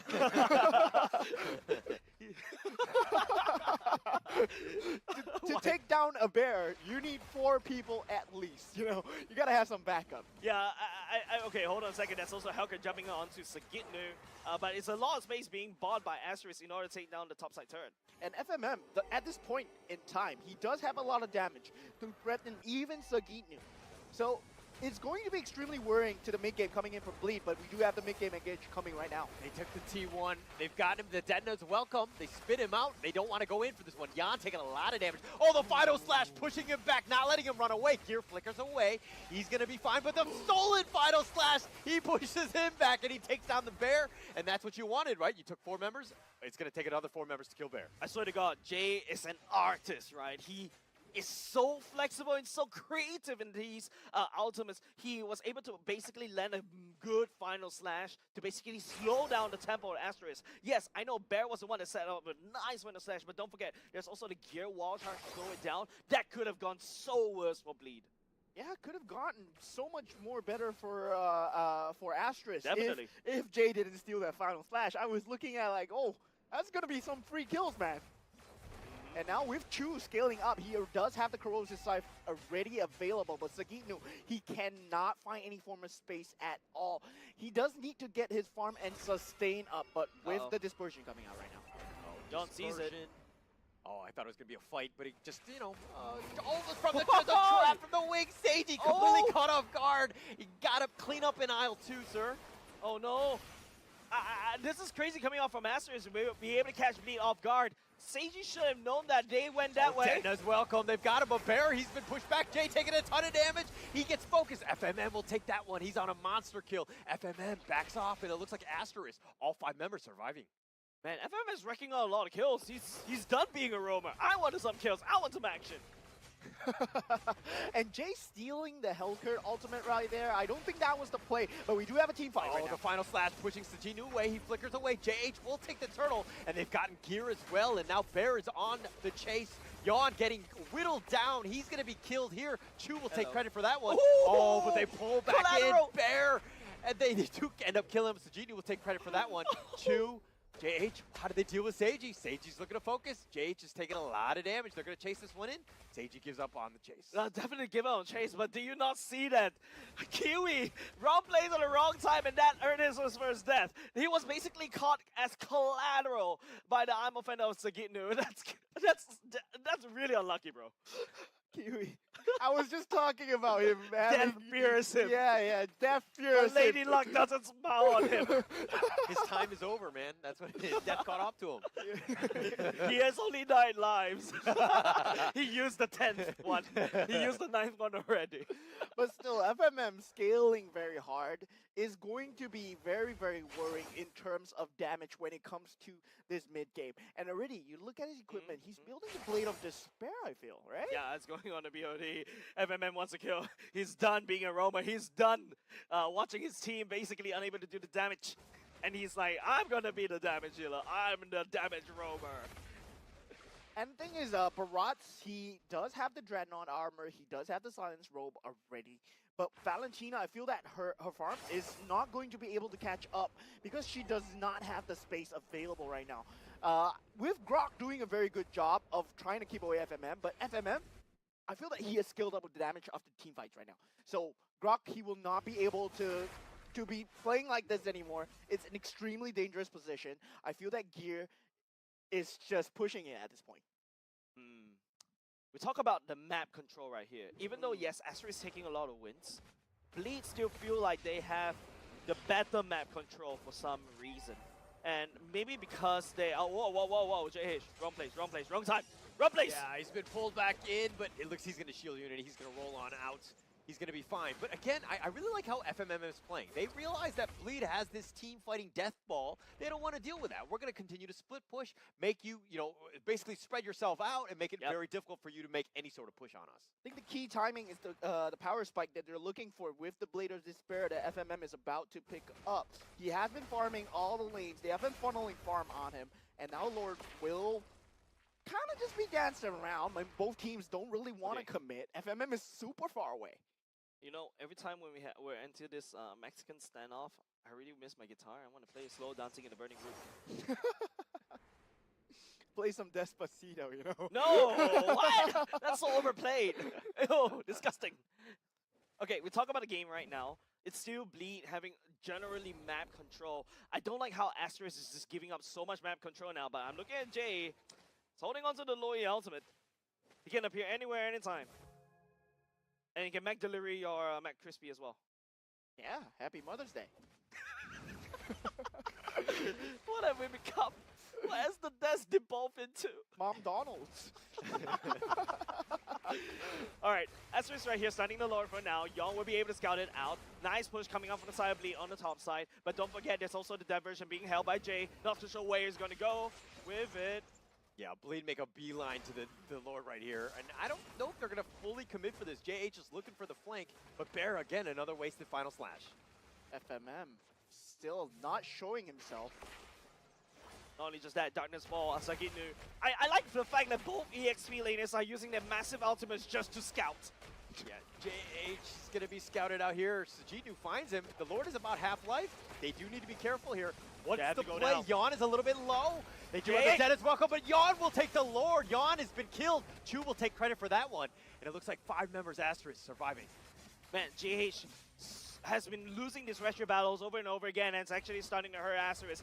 Asterisk wins the fight, but Bleed still gets the Lord, denying it from Asterisk. Very, very hard to come back from this Asterisk. They do lose the Lord, so they will be losing all lane priority. And that's what Hellkurt thrives on. Having these lanes pushed out, having the positioning available, the forward positioning available to flank in, and with that not available, it's going to be Asterisk just trying to shove these waves back in, trying to clear away the Lord advantage that Bleed has right now. Yeah, Bleed is definitely going to use this Lord advantage to gain even more turrets, right? And Asterisk, yes, they've worked so hard to basically put a lot of dents around Bleed's defenses, but Sneaky Bleaky coming up from FMM. And he does use the ultimate to just run away. He does feel that Gear is not going to be alone at this point, which he is not. There's the 4-man with him, and the Demon Hunters were already being picked up from Seiji. Would mean that JH might be in a slight bit of trouble if he chooses to dive in. But I feel that Seiji's priority is still on the Loi. You have to take away Kiwi no matter what. Right now, it's just Bleed. Just no, Asterisk limiting the damage. Yes, there's one turret taken down. FMM is all across the map, just I think creating invisible fear. It's the same kind of fear when you play against a Natalia, but he's going to get scouted out. Ooh, they don't know where he is. No. Diversion already happening. Ooh. Oh, it's a trap. They're looking to flank him, and they do find Bear. The Den is welcome, just keeping him alive. But Yon is there as well, and Jay trying to go in. The final slash pushes him back. Bear's going to continue to run right now. JH, he gets knocked back, but the nice play. Jay gets killed here. Here's now on the run. Sajinu's going to be next on that list. He goes down, and Chu has the burst. Asterisk looks like they've done it right now with this opening. Hold on, that was a massive diversion. This is the exact thing that Asterisk needs to find a play. Kiwi just landing that down. It's really unfortunate for Jay to use a final slash. FMN just goes behind him, deletes him off, and then all of a sudden everybody from the side of Bleed, there's not enough damage to sustain throughout the fight. And we talk about the playmaker, right? FMM, he was the one setting up everything, just forcing the players to commit. What did I predict for this one? You predicted 2-1 in Bleed's favor. Okay, it's only game number 1. Game number 2. It's only game number 2. So hope him. Bleed still has a chance in this. They do have I'm Offended available with the positioning exchanges. And if Jay managed to steal the final slash once again, he did have it for the previous fight, but did not find as much value as Bear, of course. Bear just in the better positioning with that diversion, man. Yep. Kiwi's diversion. Okay. That's going to be the Lord coming out in 8 seconds. Both teams, they should not engage. But if Bleak can pick up JH, that would be great. Sagitnu just holding on to the arm offender. They're not pulling in the trigger. They're playing it really safe for now. And Bleed, their win condition here is to just get the Loi, but they cannot find him. The diversion will always be used. Kiwi, just look at his positioning. He is all the way at his base. Just making sure that all these bushes are clear before he even proceeds onto the Lord. Yep. There's a massive push for the side of FMM on the other side of the map. Bleed has no information, next to no information where FMM is. Okay, they will have now. Will they put a trigger on the Lord? Oh, they found JH. He's in the heart of the enemy team. JH is looking to just walk away. He is tanky enough. Now that Lord is about half as well. FMM is pushing the top lane. They do need to be careful. Time. You want a Mexican standoff? FMM is going to push your lanes. Fine time. JH shield unity. He's rolling it in. And FMN getting a little bit low. He's going to be killed, so Seiji take that. Now what can they get in return? Gear getting a little bit low himself. The Lord is going to be on point, but now with Seiji making a beeline for the Lord, it looks like that's going to be a bit of an opening for Bleed. Yeah, it's a massive opening for Bleed, right? Asterisk squandered that that lead away. Topside, yes, even though FMM was able to trade his life to pull Seiji away from the fight and also take down the turret, Asterisk needs more because the Lord's getting chunked down, Holla. Yeah, I don't think they're going to be in time. I mean, they're forcing it in. No. Who gets it? They've gotten Bear. They've got the final slash, but the Lord is going to be on point. So Ginu, that's going to be like number one, but Jan will take the Lord. 2 will take the kill. Jan will die in return. Now Gear Sajinu on the run. Bear is going to be a little bit about half-life. Sajinu, they're continuing to run here. Man, Asterisk needed more out of that. Bleed taking the Lord away from Asterisk is also kind of a massive thing for the side of Bleed, and now they got even more pushing power. But even though Asterisk had made a dent on the top side, they also kind of win the team fight. So they do have the damage, they do have the setup, but Bleed still gets the main objective. In terms of the wider perspective, though, I feel that Asterisk, with the top inhibitor turret already being taken, if they can clear this out right now. Oh, they're going to go for Bleed this needs to Gear. Oh, the final slash, but now Bear is in the heart of the enemy team. They're chasing onto Jay. He gets healed up, but Bear's going to fall. Seiji will take that one. Gear falls in return. Sajinu now on the run. They still have 4 members. It's a 1-for-1. Yeah, 2 is just popping off right here. 8-0-6. It was Seiji on the carry last game, but hey, this time around, Chu says, hey, I can also play the carry as well. And that unknown factor, that newcomer in terms of the hero, right? FMM just showing us how you play the Hellcurt, how you strike fear, not only just in game in terms of the lore, but literally in the heart of Bleed. Yeah, and their funneling is so strong, right? They funneled the farm onto FMM, making sure he has the farm, and just deprioritizing Bear just a bit because he's just a final slash, right? So he will just be a final slasher with the flicker as much as I think he's more than available. that. Okay? Yeah. I think he's more than that. But you know, I mean, if you want to take shots at Bear, so No, be it. But no, that no, was no. moment right now, and then you could find right Bear. now. You could talk to Mo It's okay. directly. We talk about FMM right now. 7-2-1 on Lethal Ignition. He's literally screaming, look at me. I am the carry now. Look at me. Yes, FMM is indeed the carry now, but there is a carry in the game, which is Chu, who is also standing at 806. He has been dealing a lot of key damage in this fight, and him not being a priority just because they cannot find Kiwi, I think that has been a great factor in him outputting the damage. Just the fact that they cannot find Kiwi. They just not able to find a cat jump onto Kiwi at all. Extremely hard for Bleed to deal with. This Mexican standoff is unsettling. Even though there's so much like empty time that we're looking at, there's not a lot of movements around the map. Bleed doesn't dare to venture out because FMM can be anywhere, and not only just that, Asterisk could also be anywhere because of the diversion. This is basically almost like a Loy and chip game once again, but yeah, I mean FMM cannot teleport, right? Yeah, what we need to see from the next team fight is going to be a committal on either side. If one team fully commit and they are unable to disengage, that could spell the end for them. Yep. And it's going to be falling down to these small little micro decisions that the team members will have to pull through. So this is where their experience will come to play. Yeah. trust in the experience of Bleed as well. They feel that, you know, Jay is also part of the champion, but hold on a second, diversion, where do you go? Oh, they're going to look to just go right on Sajidnu. They found him out, but they're looking to run. And it looks like they've used Darkness as well, and Asterisk got nothing out of that one. Oh, massive ultimates already committed by the side of the Asterisk. That's massive resources taken away by Bleed. But there's a push, in a sense, down bot for the side of Asterisk in the favor. Bleed is trying to neutralize that mid lane wave. FMM right now playing on the longer side of the map so that he could apply pressure on the other side. But look at how Bleed is responding towards it. Sending Seiji, Gear, and also Sagitnu right there to defend that bottom lane turret. Yeah, very good recovery play coming out from the side of Team Bleed. But I feel that losing the flicker for this Lord fight on the Ruby is very key. And I feel like Kiwi just did that with a 20-second diversion. True. It's very, very key. Lord's gonna start stepping out just a little bit, a bit of spotlight being shown onto him. FMM all the way down bot. I can see the diversion circle going already. Where are they going? Oh. Yo. Oh. They went in just, I don't know if the No, numbers are enough. No. That's a Sajidnu's bad going to place. spot this one out. FMM uses Knight.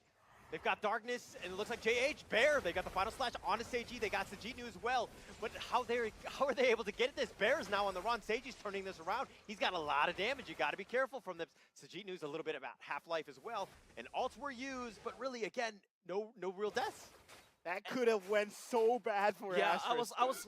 If there's a bear in front, emotional support bear in front of me, I'll be strangling it right now because Kiwi sent most of the squishies all the way to a no man's land. That's really out of position. If FMN don't pop the ultimate right there to kind of limit onto a division, Bleed would have just gobbled up all the damage unit from inside the Asterisk. But now 2 members still need to make a beeline to the Lord. They're going to make their way there. Yon is continuing to start this one, but I don't know if they're going to commit. Yon is already at half-life. This is going to be very precarious. Calm before the storm. FMM, he's still looking for a key positioning flank. Look at his position. There's no way to scout this, right? From the side of Bleed. You can't see where he is. They're going to burst the Lord. They're going to look to go for this one. Yon has got, does he have the commit. fast fingers? He does get it. He gets another Lord. And they've got the Detonus welcome. Jay's already been killed. Bear now looking to deal with them. FMM, all that damage. Gears go down. Gear goes down as well. Kiwi wants to go. He goes for the flicker play. Not able to do anything. Bleed has managed to secure so many objectives, right? 3 Lords in their pocket, but they're unable to put a dent in the defenses of Asterisk. Asterisk just doesn't want to go down. Yeah, Asterisk, they do have a better teamfight composition when it comes down to these late game skirmishes, especially with Helker limiting so much vision for them. Right now, it's just going to be Bear Final Slash, doesn't connect. It does. Yon is already a little bit low. He's going to be killed. And it looks like he's going to have to back off. He comes back in. Yon is going to be killed. Chu will take credit of that one. The Lord is up front, but now Bleed with only 2 members. They need to survive. How did they keep this T3 alive? I think they can. Using that, I'm offended. Maybe Sagitnu can do something. No, but Bear somehow whittles away. The base is now wide open, at least from the mid lane. So Seiji will go back to the fountain and heal. Oh, here we go back to step 1 again. Bleed. They always find these Lords. They always find these things, but Asterisk is just way too good in team fights. Yeah, you might have a Lord, but I have an FMM. You know, I have an FMM. He's farmed off the charts a roaming Helker. And look at the itemization already fully built out, but JH in a lot of trouble. Yeah, a lot of trouble, but he should be fine. Seiji, he's going to be focused here. Bear wants it, but JH looking to turn this around. Final slash keeps him alive. JH is going to back off. FMM is now going to make a wing, go on the flank. Sajidnu's down for life number 1. JH is continuing to focus in. Sajidnu is down for the count. Bear continuing on. He's just so tanky. JH now is going to limp away. They're going to back off. That's going to be it. What kind of diversion was that, Kiwi? And how are you not dead? I do this. Loi doesn't simply walk to the backline and you expect that Loi to be punished, but he walks through like a boss. This is Kiwi's redemption arc. I am the master of death. Boys, you doubted me, but with the Winter Truncheon on, I am invincible now. He refreshes the 9 life passive. Oh, FMM doing some work. They do need to just, like, he scares everybody away, but let's talk a little bit about Chu. 12-0 and 6. Yeah. Somebody find this man, and, you know, you got to deal with it, right? I think Bleed has their hands full, right? Bleed is right now trying to scoop water with their hands only. The water's gonna flow through. There's so many things that Bleed needs to look out for. Asterisk is sending like FMM over to them. Kiwi can appear anywhere, but they have to look at Bear with the final slash that can flicker and make you out of position. There's just way too many things for Bleed to control, and Asterisk and Chu is benefiting from all of this confusion. Currently at this point, is Asterisk game to lose. They are already up 3 inhibitor turrets. But if they do make a mistake, again, like Kiwi walking through without the Winter Truncheon, without having the flicker, that might spell doom for Bleed. It's still the late game. Okay. Can see Bleed. The impatience getting into their heads. They're looking for a pickup right here. And they pick up Oh, wild charge. They got it onto Chu, but he's going to dash away. He's going to be fine. Now, where's the counterattack? Stagey flickers back in. He's going to be fine. JH, they do have Yon locked in. Oh, but the stolen final slash, that was on point. JH is getting a little bit low. Yon is going to fall first. Kiwi will take credit for that one. Sajinu is next on that list. And FMM has been chasing him down. They found Jay, and that is the opening. FMM, he says, I'm the carry now. Let's go. Look at me. FMM just screaming, look at me. I just landed a 60-second death timer onto Jay, and now the base is wide open for Asterisk to take. They've gotten Gear. Gear just one last hurrah. That's life number 1, but it's just slowing it down. Stagey's now going to join the fight, but Chu, it looks like that's going to be game 2. Going the way of Asterisk. We're going to game 3, boys. We're going to game 3, ladies and gentlemen. Yes, sir. I feel like today is going to be another long day, ladies and gents. So, with the last team fight, if you saw, Chu did an extremely nice itemization swap for the sustainability. He pulled out a Hades Claw in the middle of the fight just to keep up a bit of sustain, just to keep him alive. He was the main target right there. And he managed to get out of it unscathed, with Kiwi just raining down yin and yangs from the behind. Dualities. Insane, man. What a crazy day. And to be honest, this is just this weekend. Every single series has gone 2-1. And do we expect anything else going into this? I feel like the constant variable right here for the past 2 days is me. So it's your fault? It's your fault. I shook hands with Mars. You are That's probably why. Okay. All right. And I brought it back to Singapore. Sorry, guys. It's my fault. It's not your fault. We're doing good. We're doing good. We're trying things up at 1-1 right now. You guys guessed 2-1 for you guessed 2-0, right? Don't remember if it's 2-0, 2-1. Yeah, every prediction should be 2-1 going forward. I think. I feel a little blame right here. I'm sorry, guys. Yeah, I said 2-1, so I'm on the. Oh, Jay said 2-0. Oh, wait. Jay's Jump. already I got wrong. the receipts. There goes his let me look for the receipts. Still got a guess chance. point. Still got a chance. That's all I'm saying, right? Wait, no, I said 2-1. No, but we knew it was going to go the distance. I think that these two teams are very, very evenly matched. If you're talking about net worth, it was like, who owns it? Who owns map control? It was a back and forth, like, fight between two heavyweights. Yeah. And it was a great game to watch. But now going into game 3, I think that this is one of those things where now, how does Bleed bounce back? It's always, it's way more difficult when you just lost the last game. It's like a psychological thing where now, okay, now what do I need to do? How do I regroup? How do I get back into that game 3? And how do you get back into game 3? Okay. I'm not too sure either, because both teams, they're playing so well. I'm not a coach, I'm just a caster.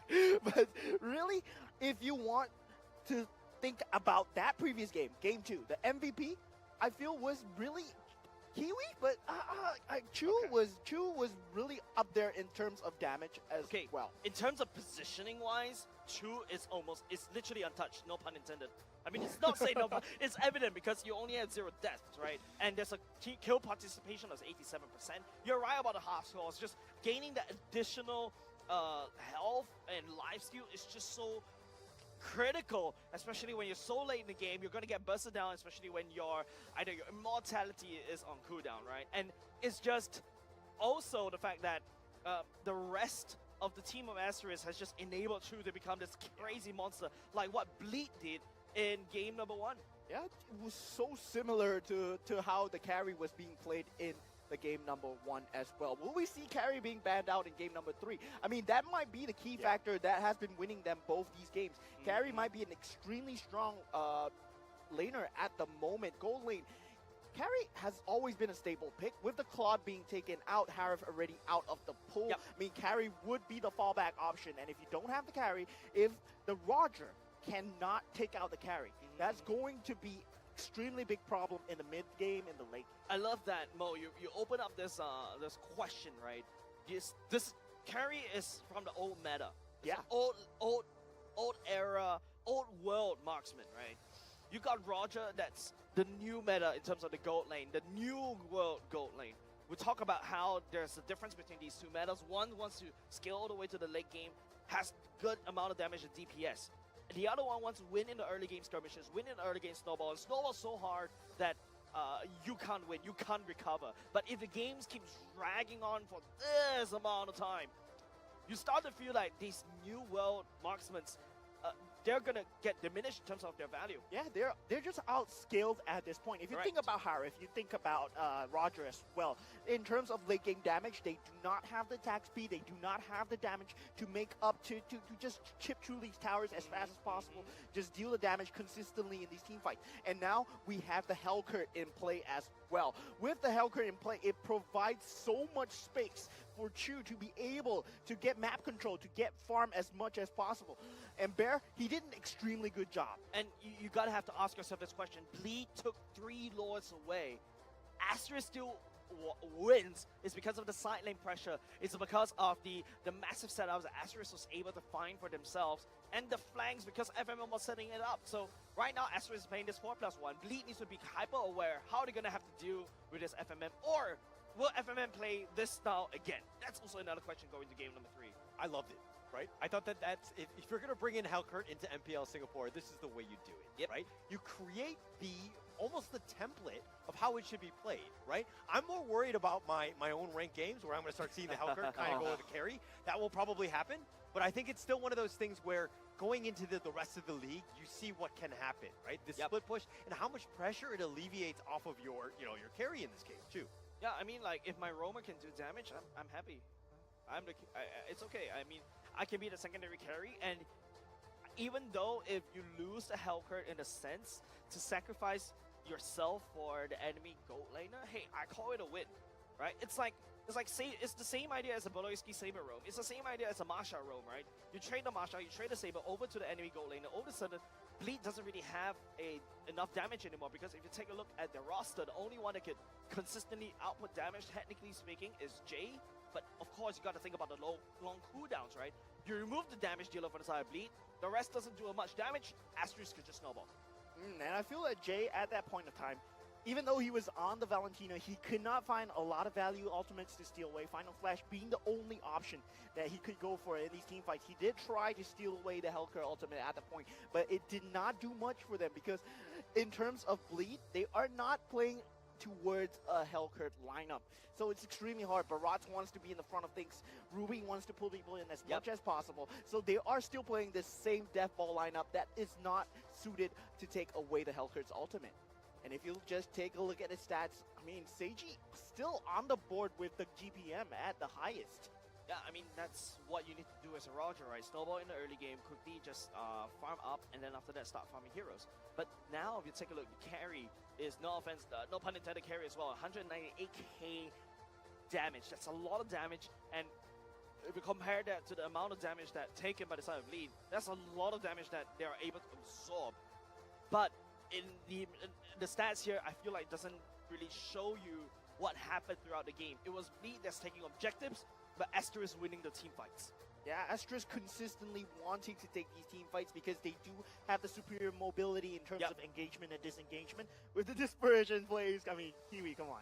That dispersion play was insane, but that damage number, 198,000 though. That's just undeniable. Yeah, so we go back to the question, right? You prefer the new world marksmen or the old world marksmen, Holler? I think the new one. I like the way that they kind of play out. Obviously, the old ones are always going to be the tried and true, and they're not going to go anywhere. But I think that going into this one, I want to see the game evolve. I want to see the new stuff. I want, like, I think that we can do a lot more in that department. I feel that the old world is still really good as well, but yeah, I do like to see the new world ones. But they have their counters coming out already. With Harif, you see the Esmeralda has been pulled out. With Roger, people have been playing around it. So we will have to keep thinking new things. Bleed maybe pulling out the Freya again. Yep. Let's take a look at the highlights later on. You get to see like how this. I feel like if you really want to understand this, you really need to really take a look at the highlights. What's that kind of photo, Chu? What's that photo? Showing the jawline. Oh, number one jawline. Yeah. And that was Gear just going in for... Sorry, I wasn't able to keep up TikTok trends. But yeah, if you notice how this team fight evolved, right? It was a very scrappy fight. Bleed knows that they try to prioritize in the early parts of the game. They did. And to a certain extent, they aren't able to capitalize onto CG's lead. And everything just go haywire from there. FMM is just literally buying time. It's the same thing as what Bleed did in game number 1. They just bought time for CG for him to pop off. And the thing is, in the midst of all these team fights, Chu is consistently able to dish out multiple light wheels. It's really hard to catch him at this point. Just look at Chu's positioning. All the way at the back, going for the isolated targets, not jumping into the fray too much, just making sure to get one target at a time. And that's what a carry player should be doing at all times. And look at this Chu, once again, in very nice positioning. With Kiwi, always with Kiwi, dishing out so much damage. Yep, the difference between game number 1 and game number 2 is that Bleed this time around, there's no access to the back line. You don't have Sagitnu to basically just like beeline, just do a Moses thingy, you know, parking the Red Sea, go for the Kiwi, go for your back line. Instead, he opted for a front to back kind of matchup. We start to also see this kind of EXP laners coming up in the current meta, where we're thinking about, hey, should the EXP laner be the one that's trapping everybody with me, or should I go for the flanks? We're going to find out. It's going to be it. But let's first break it down a little bit further. Let's bring in eligible Bachelor number 3, Professor Churros, coming at you. What's going on, guys? Prof. Churros here again with Off the Desk. And can I say, I love R19's draft in this one. I've been talking to the boys off of stream, and I'm saying, like, where is Hellcurt? I even texted everyone's like, isn't Hellcurt available right now? And finally, he gives us this one Hellcurt.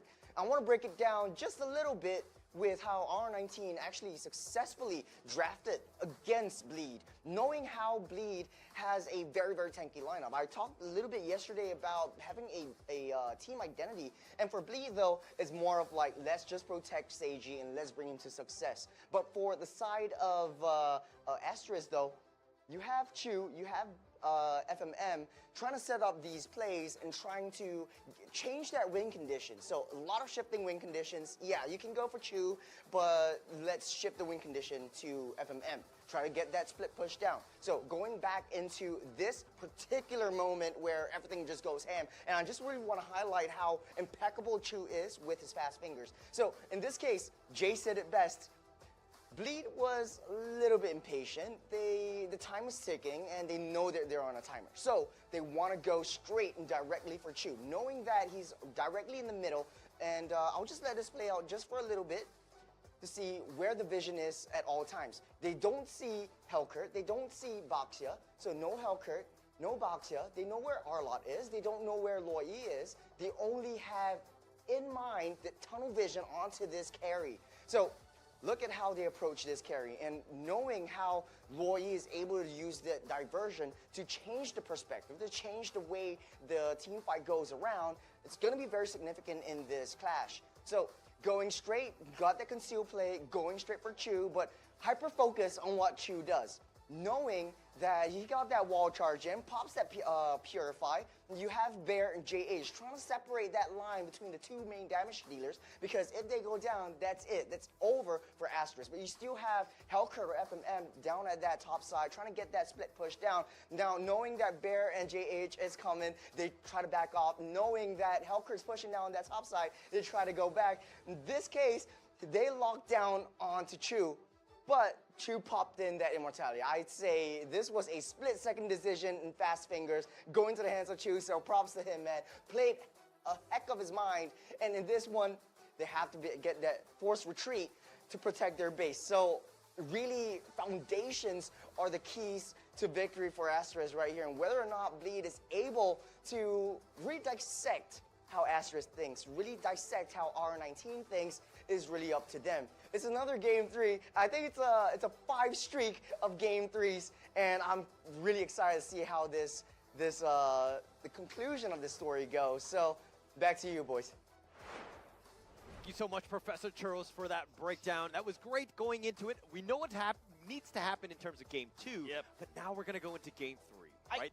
Everything's on the line. Let's go. I really love how this particular series opened up this discussion about new world, old world marksmen. Yeah. We also talk about the different play styles that the EXP laners need to take. We've seen, bear traps. We've also seen bear flanks. We've also seen Sagitnu traps. We've also seen Sagitnu flanks. Yeah. What is the EXP laner supposed to do? And what is the marksman supposed to do in this meta right now? What's the best strategy? I have no idea. Maybe you don't just play marksman anymore. Maybe you just pick a Freya. Oh, like what? Like Vanix, X-Borg, Vendetta, Diablo? Yeah, Vendetta. I mean, it's so fluid now. The state of the game is that anybody can be a gold laner as long as they can get enough farm. Yeah. They can get enough damage to go through. You don't have to be a marksman anymore. And the thing is, we talk about new world, we talk about old world marksmen, but we haven't talked about new world, old world roamers. Ah, in terms the of soft and hard roamers. Yes, Okay, in terms okay, of let's soft and go. hard Come. roamers. In terms of FMM coming in as a Hellcut, right? Roamers are now getting a lot of damage. True. To enable the team, right? Yep. So as much as FMM gets farm, his team gets enabled as well. With the EXP lane being less deprioritized at this point, if you do have something like a Barat on the EXP lane, if you have something like an Arlot on the EXP lane, the roamers can be enabled so hard, especially with Hellcut emerging. So will we see something like a Hilda as well, who has the same effect?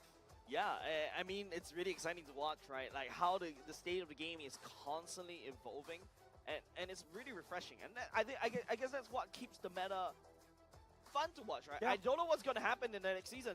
I have stats from like 3 seasons ago. You ask me whether these are relevant? No, they're not. Yeah, I mean, the game is constantly changing, right?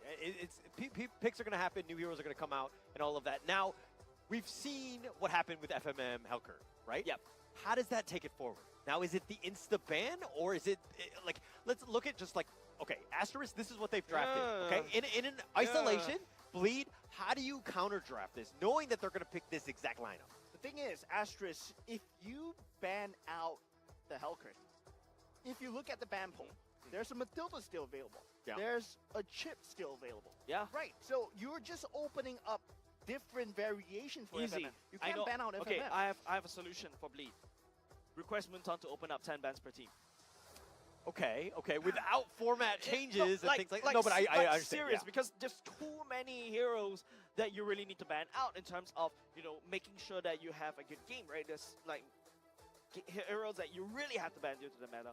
And then after that, you don't really have much choices left to target ban certain heroes for your own team. True. I think there's just not enough ban pool right now. Now you're at a threat. FMM has shown that, hey, I can play the Hellcat. Are you going to allow me to do that same thing again? Just like how Homeboys allowed Exco with that Paquito's third game once again. I feel that drafting pattern-wise for Bleed, it has to be more focused towards what can potentially destroy the lineup. It brings to the fact that you cannot just be reactive in terms of drafting anymore. True. You cannot just react and draft. Yeah. You have to draft with intention. And intention to make your lineup work. And what destroys your lineup? What hero will be the key factor for you to lose? And that's going to be extremely important, right? All right, going to go into draft. This is game number 3, ladies and gents. Bleed and Asterisk 1-1. Bleed has been taking losses they're not supposed to take. Team Evo yesterday, well, technically speaking, it's fine because it's Team Evo. And now if they lose to Asterisk, how is that going to impact their brand? And don't forget, Bleed Esports has 2 Filipino imports. Asterisk and Team Evo have no imports at all. They're purely Singaporean. Yeah, and that's what I said about Team Asterisk, right? Team Asterisk, they need to fight against one of these giants to know that where they stand. Yes. And once they find the confidence, they will be able to take out Bleed. And after the first game, I feel that they felt that, yeah, actually, felt the pressure. Yeah, we do have the mechanics to take them on. We have the draft to take them on. We just have to make better decisions. Yep. And that's what they did in game 2. Whether they can bring it on to game 3. With this draft, you can never tell. Already, Loy and Chip being banned out from Standard. Bleed, of course, must be banned. A lot of relocation plays is extremely scary with the shortcut, with the diversion. And the Harif and the Angela being taken out, they are not liking the shields at all. Yeah, Asterisk right here. Don't forget, it's Bleed first pick. The Hellcurt's still on the loose, literally on the loose, like how it was in game number 2. Will Bleed snap pick that away, give it over to Gear, or even to a certain extent, Yon in the jungle, right? As the Hellcurt could be easily flex. Now Bleed's gonna take away. Whenever I see Kaja, why do I remind a keyboard? Okay, Bleed was gonna take away the Kaja for now. Asterisk, that last man's gonna dictate how Bleed wants to play the game. RL19 reading off his notes right now. He has Bleed's number. Probably thinking about what kind of strat he is going to pull out this time. But we do see the Harif already being banned out. Roger's still available on the board for Seiji as well. Yeah. But it feels like Roger has not have that much impact as of late. Okay, the reason why Roger doesn't really have that much impact, in my theory, is that people have started to figure out how to play the Roger, right? You've seen how some teams actually fielded the Moskov to counter against the Roger. And personally, I feel it's not just a hero matchup kind of thing against a Roger. It is a mindset counter. How you want to counter the Roger, it boils down to the mindset. Yeah, in terms of gameplay on the lane in the 1v1 matchup, right? You don't give the Roger the early game kill. You play safe in level 1, hide underneath the turret. Yes, be a little bit coward because you know that once you pick up other marksmen such as a Moskov, a Claude, or anything else, you will scale to the later game. You're basically using an old world marksman, basically the marksman from the past meta, to beat the new meta. Yeah, and Bleed already with the first snap pick onto Arlott, denying it from Team Asterisk. They have been playing it in game 1 and game 2. I mean, the final slashes have been on point. I mean, with Bear on the Aller as well, taking FMM cosplay right there, and Fredrin has already picked up. Okay, Fredrin and carry. Yeah, there we go. That's going to be a carry. Once again, Asterisk will be bringing back that past meta marksman, especially with the Harif ban away. This carry should be nigh unstoppable. But I mean, if I want to be a little bit crazy in terms of or creative, somehow they both start with C and they can be interlinked, creative and crazy, right? Crazily creative, creatively crazy. That carry can be a tank carry anytime. Anytime, yes, but with the tank items already being being nerfed a little bit, but I mean, I don't think we'll see that as much. Yeah. But the Fredrin, that's why I call it creatively crazy. Creatively crazy, yes. Yeah. They have to be kind of a bit up there, you know. A couple of screws loose. Yeah, Fredrin, not having the best win rate as of late, 44.4%. If I'm not wrong. It's a massive sample size. That's why it's a bell curve kind of thing, you know. Yeah, but they do pick up the Faramis. I feel that Faramis together with Fredrin is extremely strong when it comes down to frontline, backline, having both coverage on the frontline and the backline as well. Man, this is okay. When you're second pick, if you're gonna decide to go for the Faramis, that Faramis slot right there, the third pick, immediately you ban the Valentina. This is almost textbook coming out from Asterisk. Almost textbook coming out from RL19. Yeah, it's extremely well choked out by RL19 at this point. Bleed, they are playing on the back foot in terms of the draft. They have picked up the Akai and Nathan, though. We do know that Seiji on the Nathan, he's really strong. Yeah. Right? He does have the farm available, but whether Asterisk, they will pick up the catch factor that will take out the Nathan, usually in the hands of JH or Bear. Yo, sus. Coming off from Bleed. Wow. Banning away the Diggy. I feel like something is amiss coming out from Bleed. Yeah, the batting out the Tigreal could potentially be coming out from the side of Gear because there's a lot of AoE. Asterisk relies on this massive AoE, right? Especially when you're in the Nether Realm. And what counters that is basically use a Tigreal, and then after that you got so much catch coming out from Bleed, right? You also got a heavy spin, all-out final slash. It sets up for Nathan with the displacement in a sense. And don't forget, this is also Bleed bringing in, like, this is like the past meta-ish. Yes, I know Nathan's a kind of new flavor, but he plays like a past meta where you want to look to scale towards the later parts of the game. Yeah, and the thing is, Reverse Clone has such a short cooldown as well. It can be used to take objectives anytime, and now we do have the Lilia being taken out, really aiming down Jay's picks as much as possible, but I feel that Jay is still a very flexible mid laner. He does have a lot more in his arsenal as well. JH Ho. We remember his JH Ho when he played Cho mid lane before. In the hands of Koji, it's also a very creative drafter. maybe not crazy like me, but like just creative drafter. Yeah, they could feel even more crazy because they've already got the magic damage locked down already in the side of your gold lane, right? Yeah, and the Minotaur being taken out, what you said might be coming to fruition, Jace. It might be a Tigreal from the side of Bleed. Yeah, Estes right here. Could they snap pick that Tigreal away? But I feel like that's just, on hindsight, that's just you don't counter pick your counter pick. You don't pick your counter pick, right? That's just wasted band slots coming off from the side of Asterisk. You don't want to use that. So now, question is, what's Asterisk going to go for? And the thing is, even if they do pick up Tigreal, they have the Akai already. That's like coverage for them. The heavy spin always can play keep away to the Tigreal as well. And we do have the Charizla being picked up from Team Asterisk. So that will probably be piloted by Bear. Yep. So you got someone that could kind of slow it down, pull and jump to the back line, right? So that's how Bear wants to play this Charizla. And yeah, this does quite a lot of decent damage to try to push the Nathan away. So that's what we know what Bear wants to play. Yeah. But what's Bleed's, how are they going to top off this roster, right? Right now, they're lacking in terms of physical damage. They need someone that can do it as well. Yeah, exactly. I mean, whether they build it on Arlott, that's going to be Arlott still can progress as a physical damage carry somewhat, but we do see more tanky at Arlott now, right? That's X-Bar coming in, true damage. What's the final pick from the side of Bleed? Should be a mage in the mid lane, right? There you go. That's a Novaria. Okay, in terms of Bleed's picks, I feel that it's very creative. I like. Yes, the export pick, of course, very strong. You never go wrong with an export. Novaria providing so much vision, and Akai will have to play keep away with the Charizla as much as possible. I feel that Akai's name of the game is just to not let Charizla find a penalty zone onto Novaria alternated as much as possible. I like this pick. The reason why I really commend Coach G right here, this draft is actually kind of insane.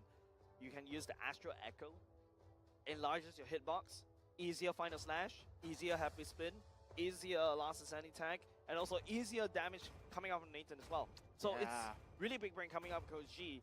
How these heroes synergize with each other is just perfect ingredient for a kick. And now Asterisk decides to go for a soft roamer, something like a healer right here. There's a lot of healing in this. We've seen this one more combo, the Fireman's on Florin, and now suddenly Asterisk is almost unkillable. If Florin gives the due to Carry, what do you feel about that? And Carry becomes attack.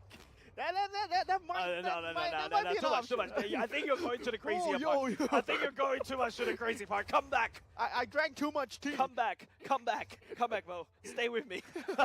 Stay with us, Mo. Stay with us. That's really possible though, with the Ferraris. Too much tea. Too much adventures to the toilet, from the toilet. All right, match 1, game 3. We have the draft set in. We're going to have this one. Of course, this is the final game between them. They only play around robin, so to speak, and this is going to be the only one in the regular season. Top 6 move on. We're going to go into this draft alone. Let's look at just paper, okay? Paper draft, not the players. Jace, your thoughts, game. Like I said, Bleed Esports, that draft looks really sick. It's something that if I see a ranked game, I immediately press FF. Yeah, the synergy from the side of Bleed. It's so perfect. It's like a house of cards, right? It's stacked up together nicely. Yeah, but a house of cards is so easily blown over. That's a terrible. Okay, fine. But I would say that also applies to them. Okay. One person not there is going to cause a lot of trouble. So it's up to Asterisk how they pick them off. Yeah, in terms of individuality, Asterisk, they do have the better lineups to just get the map dominance as much as possible. They can play as a smaller unit. They can play much more like independent. But for Bleed, they are really focusing on the team fight. Whether this early game goes as much in their favor as possible, whether Xborg and Seiji finds the farm, they will be key to the mid game. Yep. Bleed, right now we're at game number 3, right? And we've seen a lot of upsets yesterday. I'm still feeling a little bit sad about it. I need to speak to somebody about it, so please get help if you need help. By the way, Bleed cannot lose this game. Reason being is that they've invested so much into MPL Singapore, right? Now being defeated by Asterisk, a community team, man, I don't know how that's going to work out in terms of the brandings. I feel that Asterisk will take this here because I really want Asterisk to win. Yeah, yeah, of course, But I but want to be right. I think you want to be right. That's how I you want to be right, Hala. I want to be right. No, you won't be, unfortunately. Looking at these rotations, the past few games, we always see Bleed and Asterisk have a very slow build-up, right? There's a lot of talk. They're in the talking phase right now. They don't really like to clash. They really look for these turtles and then bugger off. That's basically how they like to play the game. But we shall see going to the first team fight. It's going to be an easy one. I mean, this is going to be the turtle here. About half-life already. Kiwi pulls back. Okay, doesn't really matter. Yon takes the turtle already. That was a quick one. I told you that was There's just so much burst. That was just a talking phase, right? Like they need to understand each other in this particular early game.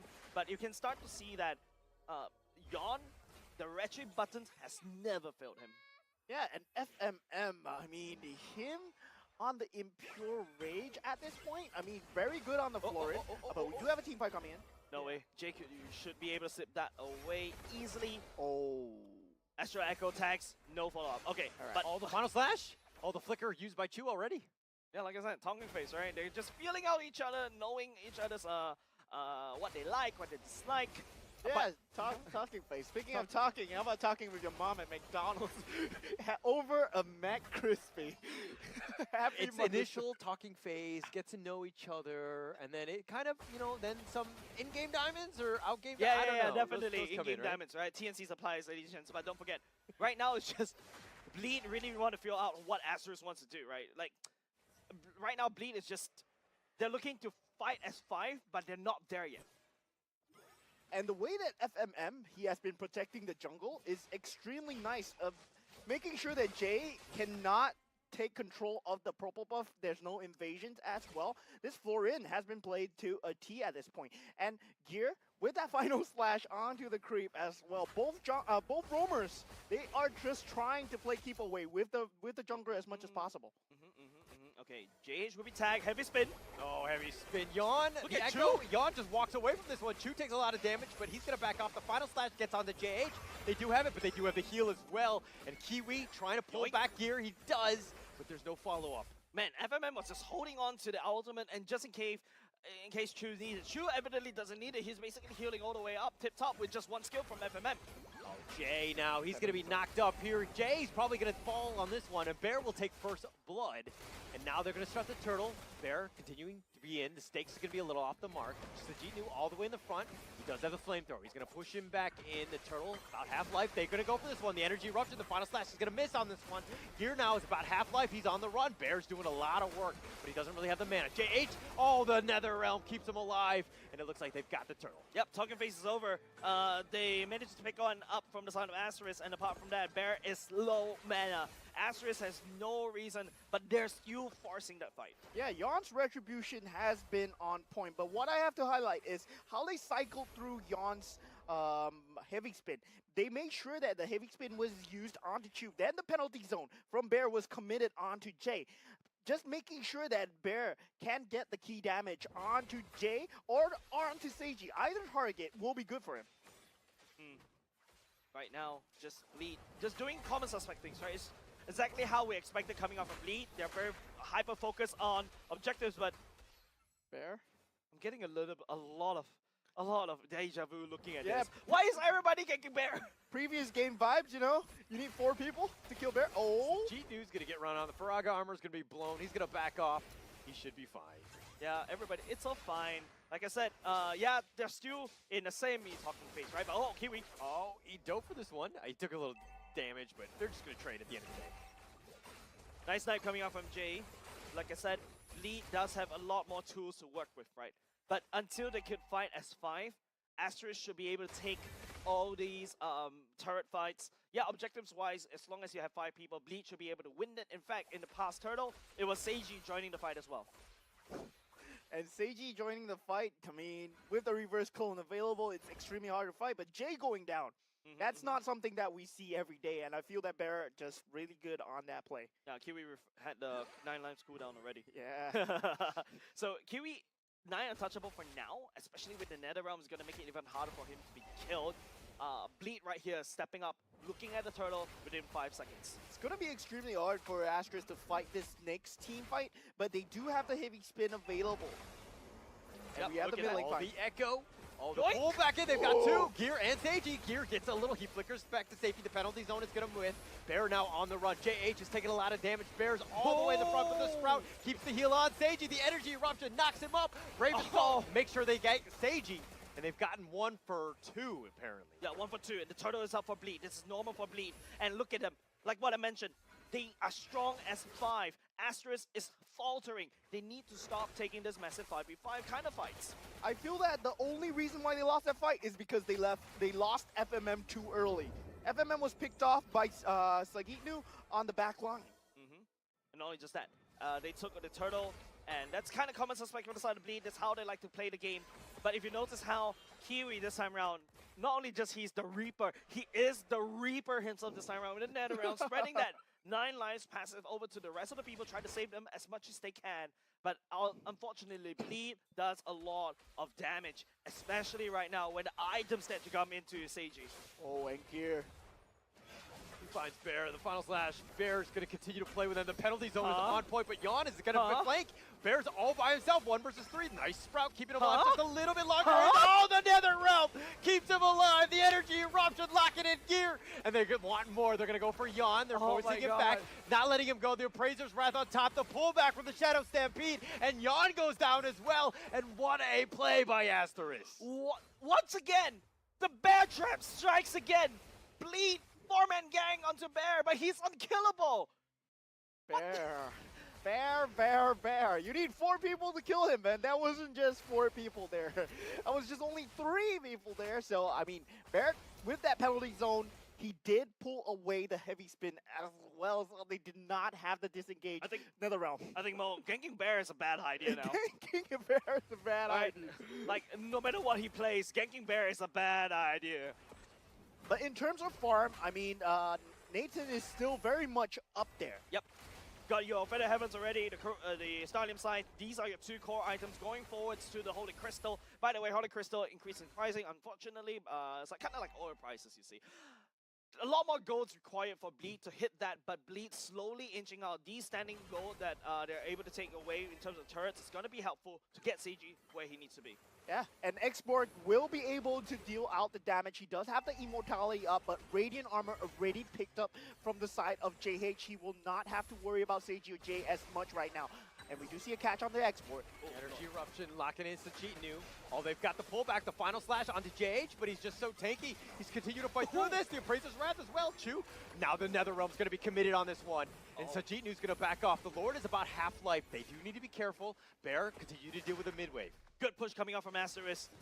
That Kiwi literally save it. And now Yon is out of position. All of a sudden, Asterisk and Book Control now locked. They've got Gear, they've got him, but he dodges it. The first one, it looks like Chu continuing to fight with Gear, but FMM, first one to fall. Gear will take credit of that. Yon getting a little low himself. Chu getting himself back to safety. Bear tries to flicker back in. JH just trying to keep his buddy alive, and Sajitnu continuing to push with the flamethrower. JH finally disengages. Bleed wrestled the control of the Lord back into them. No matter what, Asterisk is just throwing everything they could, but Bleed finally, like I said, fighting S5, that's where they win. Yeah, FMM being the key target of choice from Bleed. Very good target prioritization. Making sure that FMM is not there to sustain them in this team fights.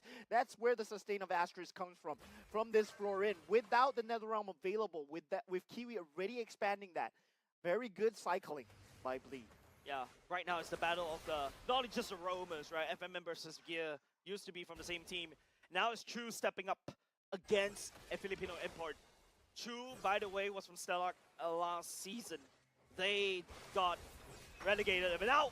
Oh, the Appraiser's Wrath Seiji, he gets back with the entropy. He's fine, but he's about half-life. That could have just deleted Seiji right there, Mo. Yeah, with the Lord advantage coming out, they will have a lot of key targets. Whether Asterisk will go for the team fight here, they might lose a lot of towers in the process of clashing though. Yeah, I don't think they should fight this. They need to deal with the Lord, but you can see how Bleed is locking Asterisk back into the base. Asterisk has to play base defense right now. Yeah, Bleed doing a very good job of choking that out with JH. Still up front, still disengaging. Not really committing for that one yet. Now the Lord is going to crash into the top T3. JH is about half-life as well as the Lord. JH is still up front. The Appraiser's Wrath. Oh, the final slash pushing him back in. Here getting back in. They've gotten what they wanted in terms of at least the Lord. Now the Okay, they're gonna back off. They throw out the meteor one last time. JH will face tank that one. That was so dangerous for the side of Bleed. They could have actually just be deleted by that. Unfortunately, the Sagino's second skill actually dragged JH back while he's on his appraisal trap. Actually providing JH a secondary gap close. I was thinking, wait, how was JH being dragged into that kind of weird position? And we do see that Bear did not commit too much, did not use the flicker on the penalty zone right there. It would mean that he would still have it available. I mean, everybody still had a flicker available. Both teams not expending their battle spells. Gears looking to go for the dive in. Bear is going to dodge that one. Gears about half-life. Nice final slash right onto Bear, though. And it looks like he's going to take most of this one. They're trying to focus him down. Oh, the Nether Realm keeping him alive. And they do have the blast, the last insanity doing some work, but no real follow-up. This is like a Marvel movie. Everybody's fighting. No one's really dying. Yeah, they really have to be wary of this final insanity. The villains just fainted. I'll be back in like 2 days. A massive laser beam from the sky and like fainted. Ouch. Yeah. So Jitnu trying to get away. He's been energy erupted. He's going to back off. He does have that second life if he wants to go. They found Jan instead. And like Prazer's Wrath's going to whiff.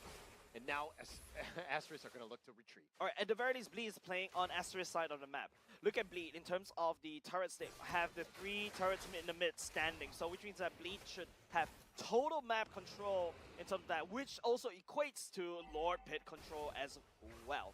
And the thing is, Bleed are trying to draw FMM in as much as possible. His heals, he needs some range for his heals. And with FMM not showing himself, they are not coming into this team fight right here. And we do have a Lord engage going down right now. Lord engage coming in, Seiji secures the Lord instead. And looks like they've got the Sprout as well. They're going to keep the heal on. So Jitnu, he's being focused down. He flickers away. He's somehow still alive. JH is doing a lot of damage. Sage is about half, and now it looks like they were disengaging yet again. Bleed are doing such a good job of pushing and pulling. They are always at a sliver of HP, and Asterisk not able to catch them, not able to take the team fight to them. Bleed, they just want FMM to come in. If they don't get FMM, they don't take the team fight. Yeah, and now it's just Asterisk, yes, they lost a lot right there, but they could have actually gotten more, right? There's a massive wave earlier just now from side Asterisk in the mid lane, but they forgot it. They forgot about it, and they decided to just retreat and play it super safe. Yes, I'm a little bit greedy if I say that, hey, Asterisk, that's a mid lane turret that's open, you can try to push it down.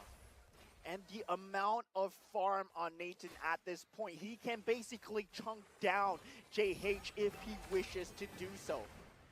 Kiwi does get the pullback. They found Gear. They've energy erupted right onto him. That's going to be life number 1. Gear's down for the count. The Lord is crashing in the top lane. Yawn is getting whittled down as well. He's being focused in. Chew, not enough damage. He's been cutted away. Bear, now they need to focus on that Lord. JH just continue on. The Surgical are going to just kind of continue to play this one safe. The T3s have all fallen. Echo's going to be used as well. They're going to back off, look to heal. They're going to wait for the next minion wave. The catapult gets killed, and it looks like Asterisk will hold at least for now. Yeah, Surgical from the side of Bleed. They just literally deal with one turret at a time.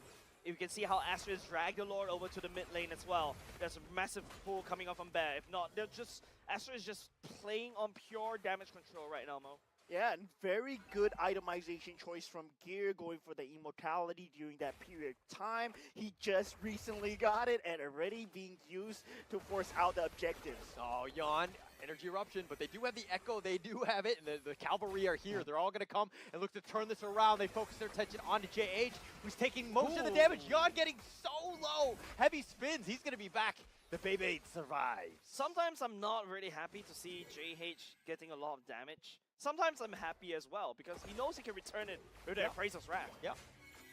But the thing is, Bleed, they have always been low, but getting away scot-free. Asterisk just not finding the finish. They don't have the catch hero. They don't have the same mechanisms like when Bear was on the Benedetta, when Bear was on the Paquito. So they don't have that catch damage. They are more of a team fight composition. Not only just that, Asterisk right here, they couldn't go for their 4+1 kind of matchup, right? They couldn't create space on this other side of the map. But Bleed, on the other hand, they've already farmed up. They're 10k gold ahead. And they love to fight with 5. And if you don't want to handshake these fights, Jay will make sure they do it, because sending out shots after shots and making it so difficult for Asterisk to sustain. Yeah, it's G-News who's going to take most of that one. They're not going to actually go for this. He's so tanky. He's got a secondary life. It's more zoning more than anything else at this point. Now the Lord is going to be started. Exborg, so much sustain available. We do see that interruption though. JH's been pulled back in. He's not where he wants to be. He's going to be back. Oh, but the nice 3-man stun by Bear. The penalty zone was on point. The Nether Realm is going to be used. The heavy spin is going to be spread around, but Bear's the first to fall. JH is looking to go. Sajinu actually flips away, but JH takes the Lord. He's got the fastest fingers, and it looks like Asterisk are on the run. The conceal's going to be used. Can they get any sort of catch? The minions are actually attacking the base. They're focusing it down. Sajinu is a little bit low. Gear's continuing on. The final slash right onto JH. The stakes is going to be a little bit off the mark. They do have the Echo. They do have the Vision. JH is going to be targeted still. Gear continuing on. Sajinu trying to just force the action at this point. But Seiji continuing to fight. And now the Lord is going to be here, hopefully slowing it down, giving Asterisk a little bit of breathing room. Lord is going to be taking up here. Sajinu continuing on. The stakes is pushing JH back in, but the Lord has been vanquished. Sajinu gets knocked up. JH continue to fight. Yon is on the run. It looks like they've got the final slash and they take down JH. Sajinu still up front. He does have the flamethrower. And Bear is continuing to go on. He's trying to focus the attention. But Kiwi, he's got the Nether Realm. The base goes down and Bleed Esports take game 3.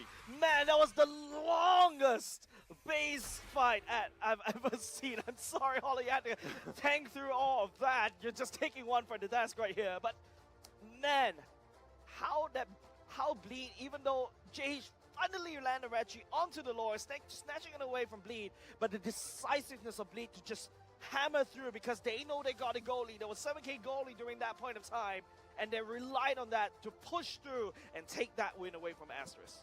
Yeah, and the late game decision making coming out from Bleed was extremely strong, very decisive, going for the throw right there.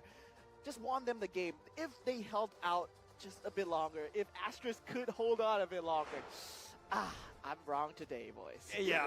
Well, you know, we knew you were going to be wrong. I mean, it's good to be right, 100% correct, at least going into this today. Yesterday was disastrous. Let's not talk about that. But I'm happy to get any sort of win that I could do. But Jace, your thoughts on that game? That game was tight. Yeah. All right. You can see that Asterisk just giving a lot of problem over to Bleed, and I'm very proud of where Asterisk is right now.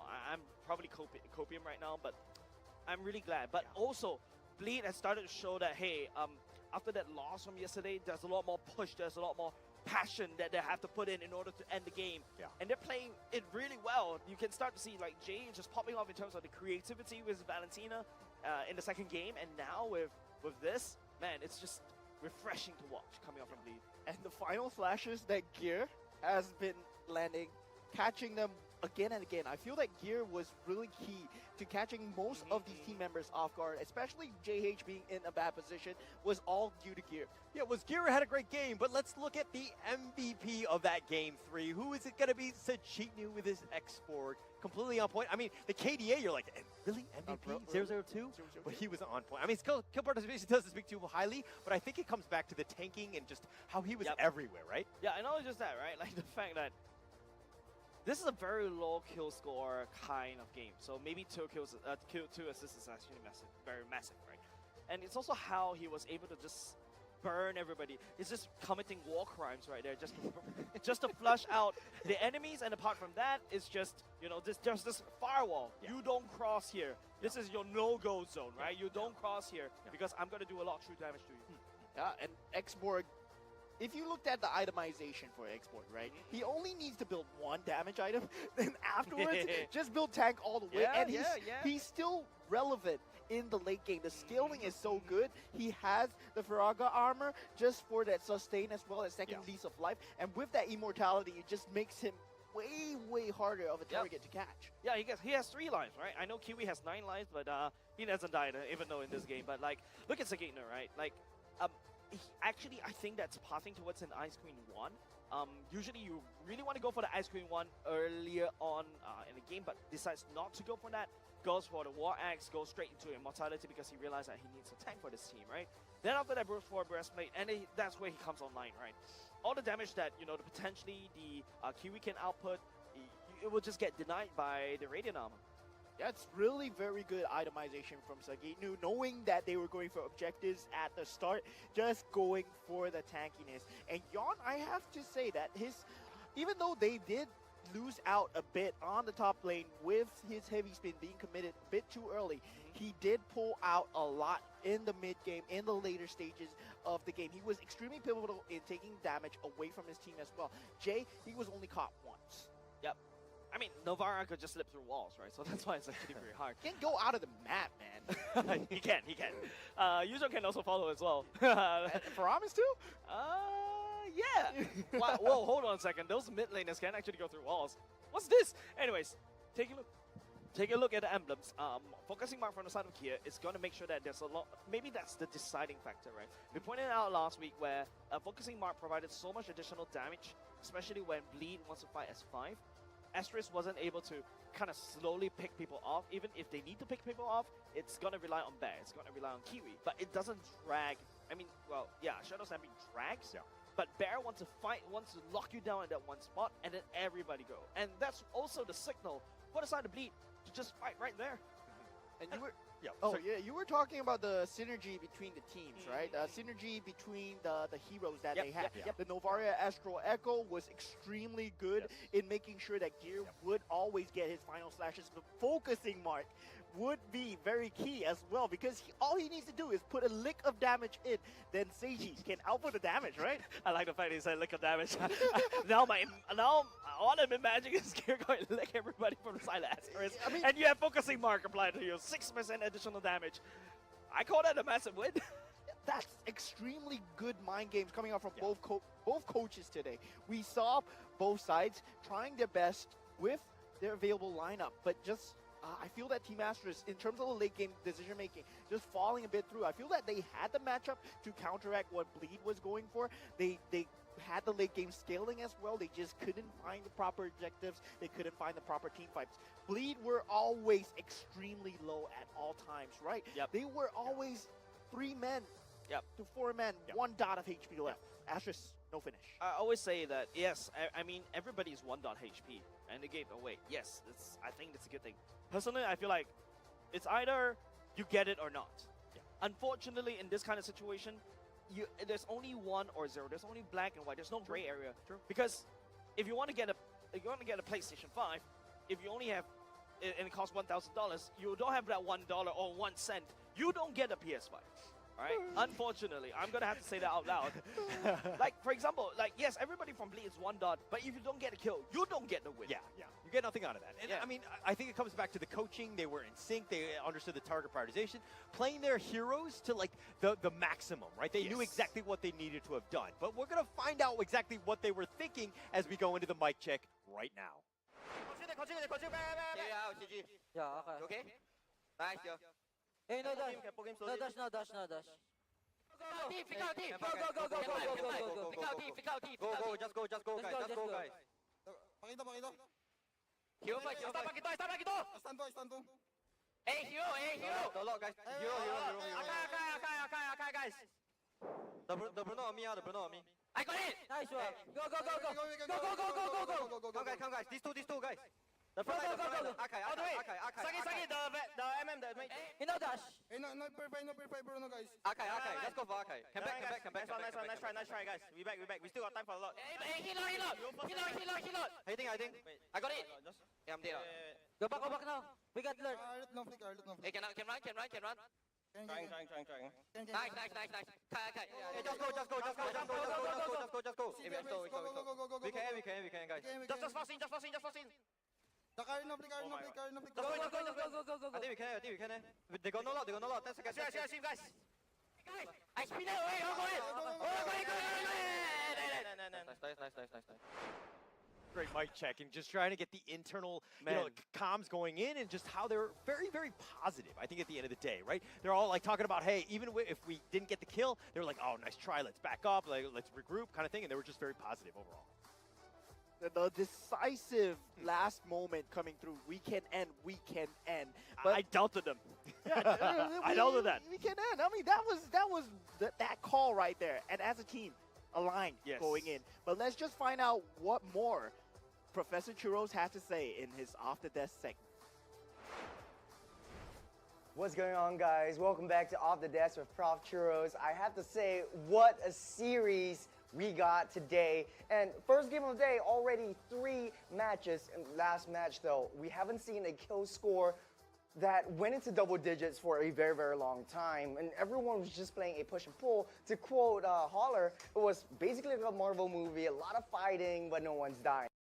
So the last battle, the last Lord fight was something that I was so intrigued with. It was so interesting to see how Bleed was able to pull off this entire execution. So let's take a look at that last Lord fight that went on far too long, that eventually led to Bleed's victory. And Sagitnu, you see why over here. He is the MVP, zoning everyone out of the way. You'll be able to see he's creating that big space from that Lord pit. So they have one of two options right here. The first is taking out that Lord. So very, very simple. Take down that Lord as fast as you can or draw them near. They know that they cannot fight this if they're in that base. So Sagitnu is forcefully trying to bait out any one of those ultimates and try to get them into that Lord pit, forcing out Kiwi's Netherrealm. That is one of the key winning conditions for the side of Asterisk. But they played this pretty well. Bear had the right idea. Seeking out Seiji, knowing where he is at all times, and trying to shut them down. On the other hand, though, he's lacking behind the main three damage dealers from that back. And of course, FMM with that Florin providing those heals. And it boggles my mind because it was a 9k gold lead for Bleed. They could have taken this, but they were a little bit too held back. The confidence just wasn't there for Asterisk. And we'll see how this plays out. He goes in with a penalty zone, really nice catch onto 3. But Sagitnu just creating that zone, creating that line, preventing anyone from backing Bear up. And this was a very, very pivotal moment where, you know, Bleed ultimately won this fight. It was just too much damage. And I don't know where the sustain was coming from. Seiji was so low, but every single hit was a big heal factor for his health. And I have to congratulate like Yon over here. And throughout the entirety of the 3 series, he actually hit every single retribution, winning every single thing. This was the last base defense that Asterisk fought very, very hard for, but it was to Bleed's favor. Even though Asterisk got that Florin, they had to keep U-turning and they're cycling 2 at a time. So it's always a 2v5 situation. None of the Bleed members are down. And this was very, very important for Bleed's success going into this game. So we'll just see how this plays out. Choose low, Chu needs to go back, heal up, and then try to go for that defense. JH coming in, trying to engage through that fight, but the final slash was in the way. Pushing everyone back, and then even though you got Bear coming out to defend, there just wasn't enough time. So speaking of time, I've run out of it. I want to hear what the players say, especially from Bleed, having this win as well. So Cheryl, over to you. Thank you so much, Prof. And right now, I have Yon beside me, right here from Bleed Esports. Now, Yon, I have like tons of questions for you. Now, first up, when it comes to you playing in Season 5, you took a break in Season 6, and that was because... It was because I had O-levels during that period. O-levels, right. Yeah. So in Season 5, you were playing mainly Assassins. Yeah. So initially, we were like thinking, does Yon only play Assassins? And then right here at Season 7, you consistently played the tank jungle. Is that something that you could have pulled out all along, or you adapted because, you know, the scene needs it, the pro league needs you to adapt to the tank jungle? I adapted. Actually, Season 5, after like the regular season, we decided to train tank because like my assassin wasn't good enough. Then like we played tank during Season 5. Then when Season 6, although I wasn't playing in PL, but during rank, we got play tank and play. Right, so you were very notable in the jungle as an assassin. So will you be whipping out more of these assassins along the way? I don't know. I see my coach whether he want let me play or not. See coach, okay, okay. We sure hope so. Maybe special requests for coach itself. Now, another question that I do have for you, Yon, would be, you know, what happened yesterday in that matchup? Yesterday, I think we probably a miscomms during the draft and yeah, that's why the draft wasn't as good Yeah. Right. So how did you bounce back from that unfortunate loss? We did our preparations like study the opponents, what they do. Like we prep the day before, and we make sure like we know what we want to play. Or do you expect that Hellcat roam? Not really. Yeah, it definitely caught everyone by surprise, but definitely it's trending Yeah. that Hellcat roam. So it was really nice to see, especially right here at MPL SG. And of course, right now you are unofficially quoted like the retry god. You out retry and retry get people like Powerful, and of course right here today Asterisk as well. So is fast reaction, is it, you know, because you're young? I think it's cause I'm young. Because how young are you? I'm 17 this year. Wow, it's 17. So reaction does come with age lah. Yeah. Right. So we really hope you continue to out-retry all of these vet players right here. Now moving on to the match, you have 3 more teams that you'll be facing off. So who are you looking forward to face off most?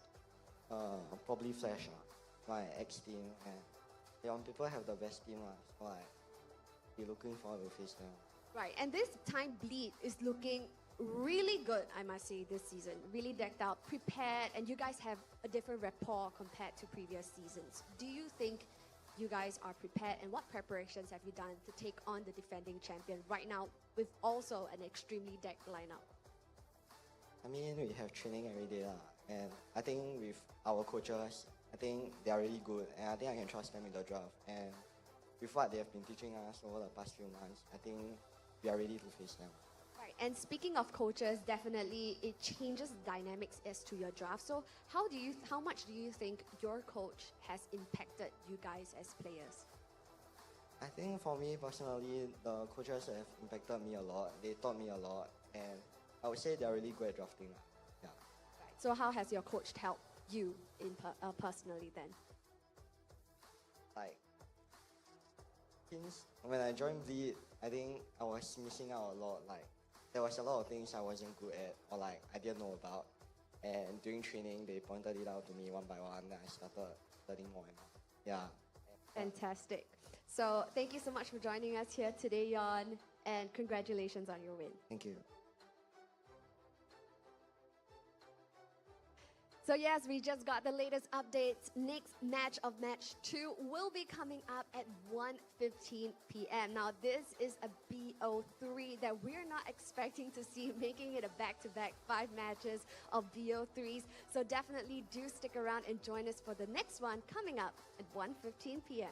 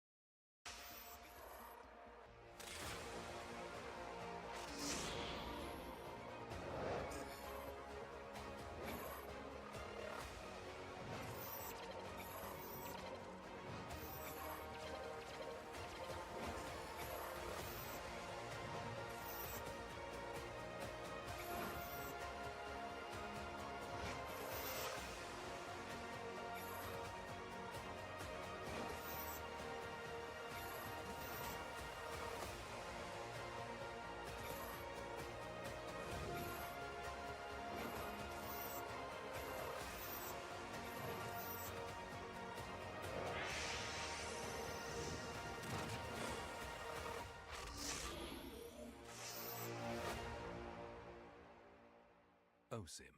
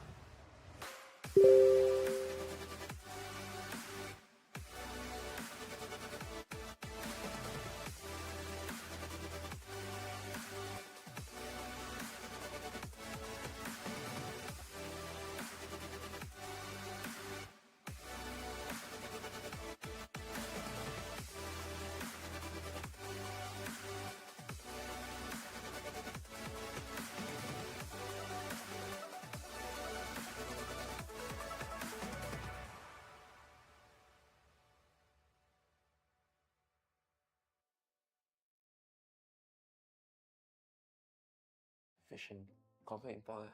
Should be most likely.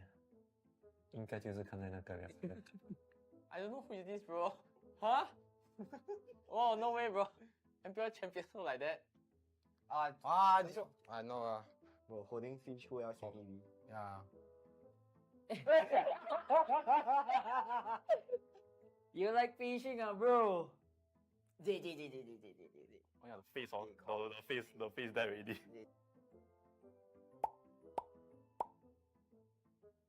Oh, I think I know this one.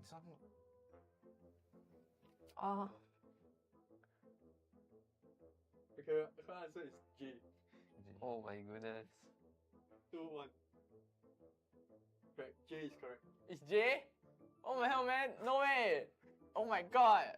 I'm so bad. And then, at least same team. Holding fish, bro. I know this one. 3, 2, 1. J. J. 2, 1. Correct, J. J. 2, 1. J rồi. 肯定是 Singaporean. Yeah. Oh, Captain. 还有谁啊？ Okay. I think it is. Who is that? Oh. We commit. We commit. But I don't know what's his IGM, bro. Like this, bro. Chicken. Say not jump. Okay, wait. Okay, jungler. That time is something whose picture? We just guess. I think. Yes. It doesn't look like anyone. I don't. It's powerful. Huh? 对对对， We've been friends for like years already. Huh? 那里也换很多人。 3, 2, 1. Correct. Powerful is correct. His face look the same, bro. Correct. Yeah. It's powerful. Oh. It's powerful. Really? 2, 1. It's powerful. I think. Yes. Jay is going to give up. He's gonna kill us. He's very familiar, he tricked us. Yeah. 2, 1. I don't know. Answer is powerful. Alright, ladies and gents, this time around we're joining here with Jox and Jay. They're from not Team Evil or Team Flash or whatnot, sorry. They're from Bleed Esports, mind you, because, man, Jox, when I look at you, you still remind me of Homeboys. Jay, when I look at you, you still remind me of Team Flash. So, let's do one round introduction this time around to see which team you're from and whatnot. Jocks. Hi, I'm Jox and I'm from the Esports. All right, Jay, come on. So do a bit of self-introduction. Hi, I'm Jay from Lead Esports. He's a fisherman. I like to go fishing. Oh wait, oh yeah, you're fishing buddies with Lozy, if I'm not mistaken, are you? Or Yeah, last time. last time, right? Yeah. Okay, great. So we're gonna start with a few questions about your team, right? So both of you are considerably new to Lead Esports. Remember when we do the introduction, we're still thinking about like you still look like you're from your old team. So we'll start with Jocks first, right? Why do you leave Homeboys, or did Homeboys let you go? Honestly, I think after last season, like they just let everyone go. So yeah, there wasn't really any closure. So I guess everyone just left off. I'm pretty sure only one of them stayed. Vionocchio. Yeah, only Vio. Yeah. Yeah, I think there's only just Vionocchio left. Yeah, in yeah. Homeboys SG. Yeah. Okay, so who reached out to you to basically recruit you? But yeah, I tried. But it was like a close trial. Okay. Yeah. Then I talked to Potato and Hades. Mm. Then, So yeah. technically speaking, it's not your first rodeo with Potato. No, it is. It is. Because that time when I joined Evils. in season 3, he already left. Oh, yeah, true. Yeah, so like I never like same thing as him before. Go over to Jay. Why do you leave Team Flash? I think I just wanted to play in a new environment, and I stayed with Flash for 3 seasons already. Yeah. So, okay, great. Then here comes a very interesting question from me. Where do you see Bleed coming in this season?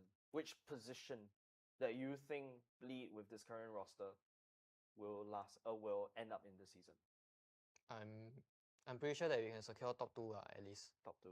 Yeah. Yeah, because Bleed hasn't, well, technically speaking, from Bleed's legacy coming from Slate, they haven't been seeing top 2. But this time around with a brand new, fresh roster, you guys hope to seek top 2 at the very least. Yep. Who are you looking forward to fighting against in this regular season? I think Evil. Evil? Yeah. Oh. Because Sela is in Evil now, right? Yeah, correct. So I think it'll be quite interesting. I'm pretty sure they won't like have a low streak in regular season anymore. Yeah. Okay, great. What makes you want to join esports? You debut in season 3. What makes you really want to join esports? I mean, for everyone, it's like the same to win MPL and like have the opportunity to go like international, like just play there or like even go there to experience. And I think for me, I've been there like twice, but then like both the results weren't that good. I didn't play for one, which was like the MSC one. I was just over there to like observe. But then like I still think it was a pretty good experience. But I mean, eventually I still want to like win MPL like someday. But probably maybe this season. Okay. I don't know. Who do you expect to fight against, Jay? Who would you like to fight against? Flash? Just just Flash and Evil, right? You mentioned Evil earlier. Team Flash. Why? You want to get back to them for releasing you? Not really lah. I mean, their team now on paper is looking quite strong. Yeah. What do you feel like going up against Curtizi? Honestly, don't really feel anything lah. Just no pressure, just play. Just play. Yeah, Okay. just go with the flow. Okay, that's a good mentality for a mid laner. Now, Jocks, if you were to play, which player would you like to fight against? Powerful. Powerful. Why? It's like my nemesis. Why? Why is he your nemesis? What's the story behind that? Beat me out of playoff time. Juicy beef patty with savory Oh. yakiniku sauce, Alright, topped with caramelized Team Evil onions has and kicked white you out. cabbage. Powerful is basically your nemesis. That's actually interesting because he's gained quite a few enemies all across MPLs because actually Powerful is quite underrated. Yes. Yeah. Why would you think he's underrated in your opinion? I'm pretty sure he shot calls for the team. Like he's one of their main shot caller. And like he don't play for himself. Like he's selfless. So like he play for the team he play to win. Which is why like I think Evil always like come out on top. Yeah. That's cool. That's Because a lot of people underestimate them. That's cool. Yeah. People underestimate them. Evo, they always draft like a Filipino team, but they play like an Indonesian team because Yeah. they're They play together. They play yeah, as they five. play as five. Yeah. That's great. Now, Jox, are you still studying right now? Yes. Where Poly, JC, Poly. IT? Poly. Poly. Yeah. So you like right now Bleed technically is like almost like a full-time team. They've got a lot of the Filipinos in. Yeah, yeah. Are you able to cope with that? Oh, I'm not doing full time. Oh, so you're not doing full time. Yeah. So how does it like being a part-time part-time esports player in Bleed for you? Honestly, Is Scream like optional for you? Not really optional, but like I won't have to scream every day. Probably like three, 4 times a week. Yeah. Okay. But now still okay, cause like still my holidays. Yep. Yeah. Okay, great. What about Jay? Like right now, which point of life are you in? You've just finished NS, correct? Yeah. So which unit are you from? Police K9. K9. So Yes. basically the dogs, right? Yeah. Are you going into university soon? No. Or are you gonna I'm go straight to work? just planning to. This probably my last season Ah. Yeah. Then after this, I'll be doing my swimming stuff like swimming. Yeah, instructor or lifeguard, all this. So Oh. I still need to finish all the courses that I left. Oh, Yeah. okay. So you're gonna start working after the season. Yeah, it's just passion last trial. Last try. Yeah. How does it feel like leaving esports after being so invested? You debut around Season 1. Season 1, Almighty. Yeah. Almighty, right? Yeah. Oh, wow, that's a long time ago. How was it like after playing for 8 seasons? Tiring Really quite tiring Also. You're just playing the game every day Yeah. Has it ever come to a point for you that MLBB is not fun anymore? It was especially during my NS days Yeah, because I used to work like shift work. So it's basically like day shift and then night shift. Then I have 2 off days next. So when I have my off days, I just go office, train, then train for 2 days, then next day I go back for duty. Yeah. So it feels like you start to see MLBB as work after a while. Basically, When does this happen? Which season when you realize this? when I was in Flash. Team Flash. Yeah. Season 5. 5 and last season, I think. Yeah. I can tell, like, you're starting to burn out already in a sense. Yeah. Okay. Remember players such as Pokemon, Aeon, players that have left and now they're doing their own stuff. LY Photo, to a certain extent. Do you think they're also going through the same thing?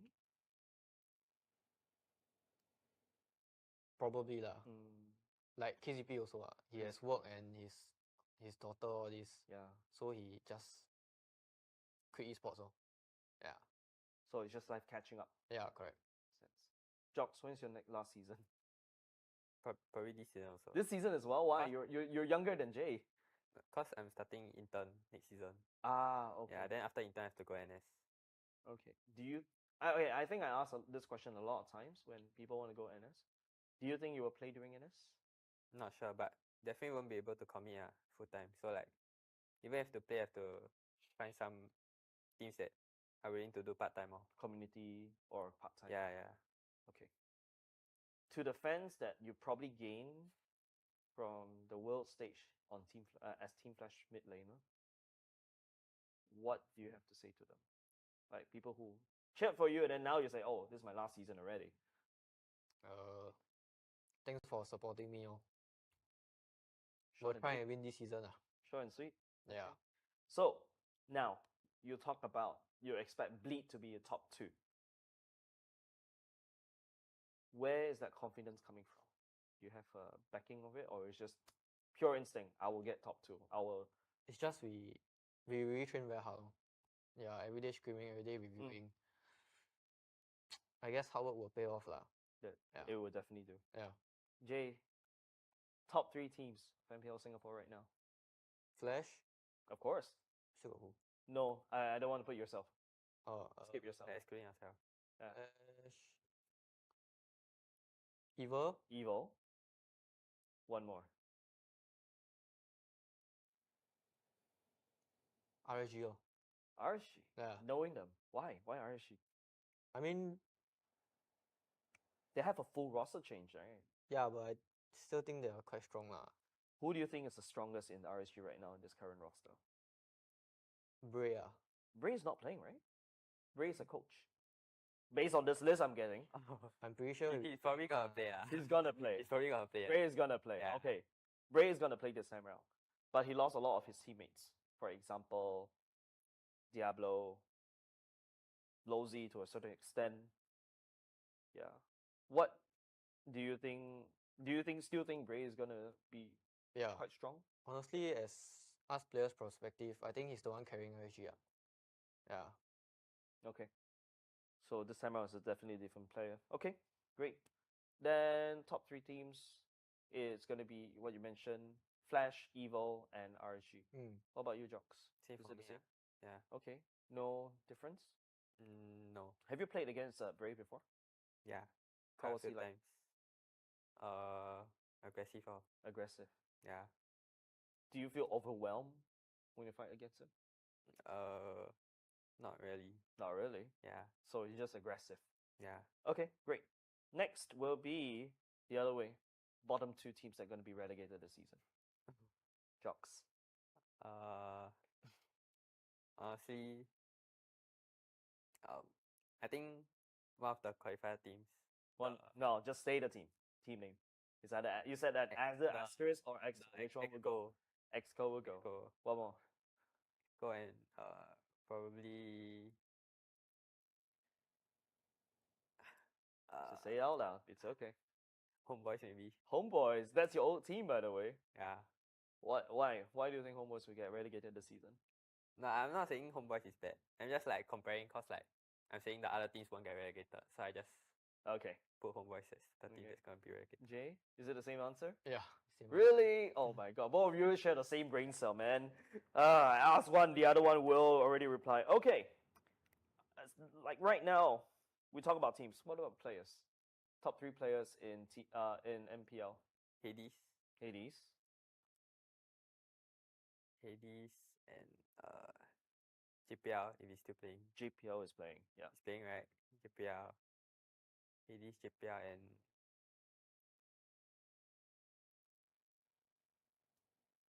why is the third one so hard to come up? I think J.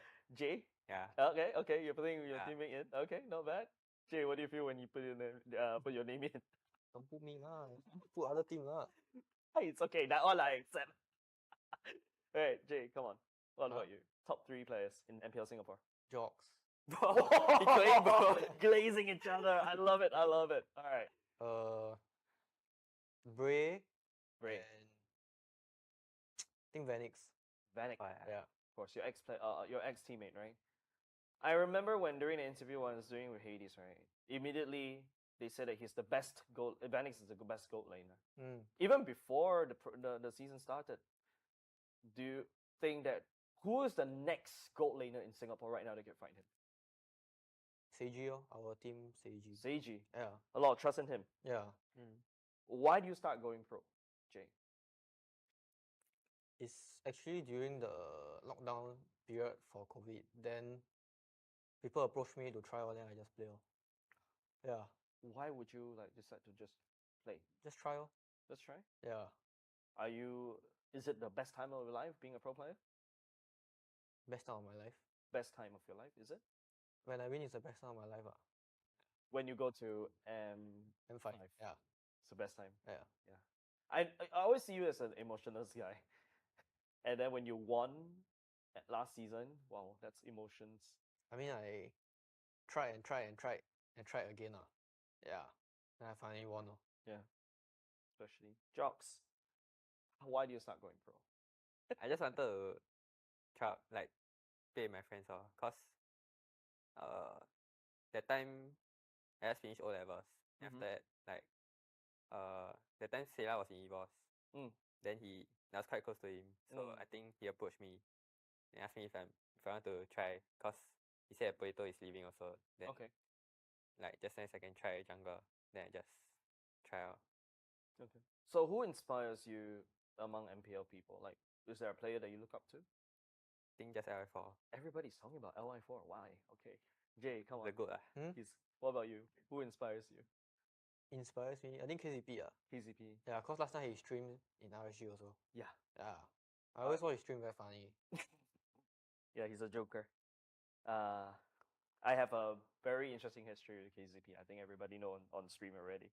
What about your parents? Like, for example, Jay, were your parents there during MPL season 5? They are not there. They're not there. But they were like WhatsApp me and then say congrats, then take screenshots and send me. Yeah. Okay. So they're very supportive of you. Yeah. When you started, were they supportive? Just like that, like if I want to go, then I just go.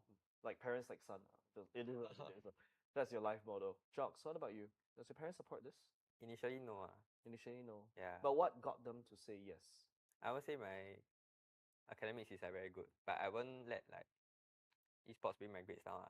So like, I think my parents is okay as long as I don't like fail or anything on school. So it's academics. Yeah. Thing. Okay. What are you studying in poly right now? Information tech. Infotech. Okay. Yeah. What do you study back then, Jay? What do you study back then? Fitness. Oh yeah, you're full on ready to be a lifeguard, bro. Nice. Nice. Okay, so I guess that's all I have for today. Thank you very much, Jay and Jocks. Thank you very, very much for your time. They're from Bleed Esports. Support them in MPL Singapore Season 7.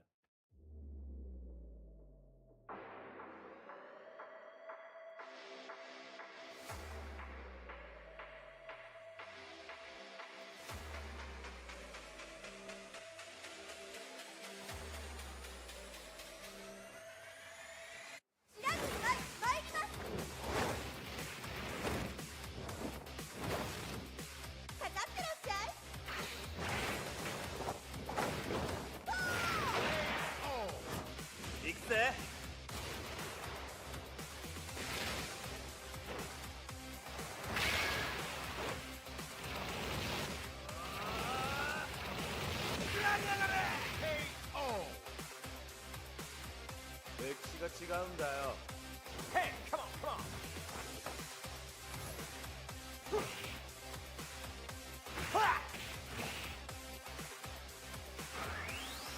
Okay. Power Gazer.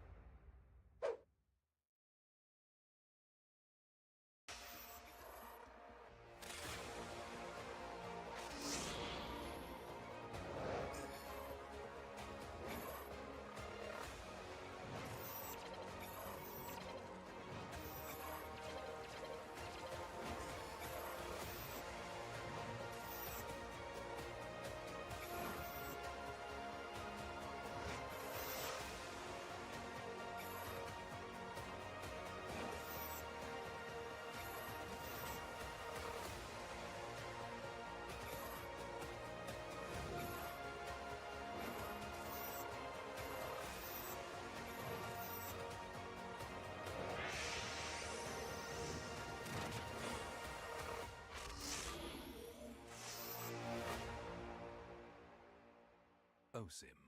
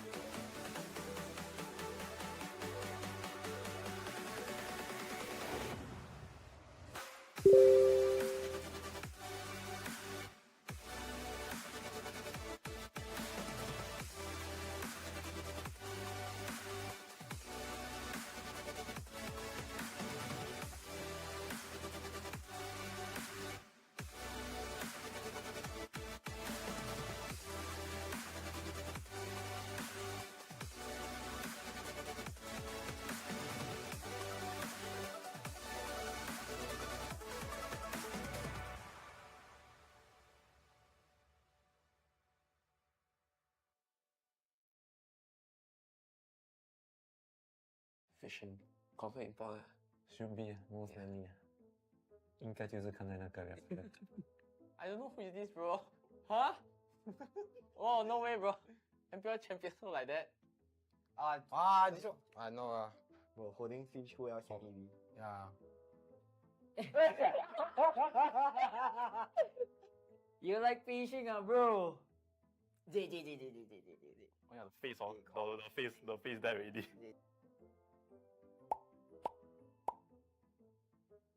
Oh, I think I know this one.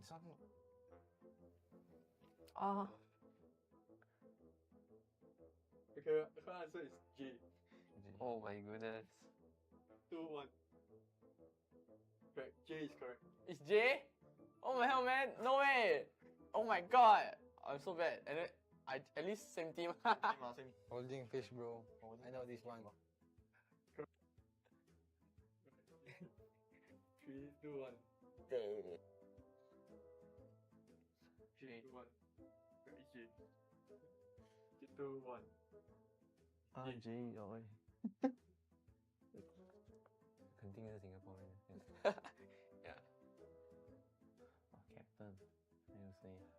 Oh, okay. I think it is. Who is that? Oh.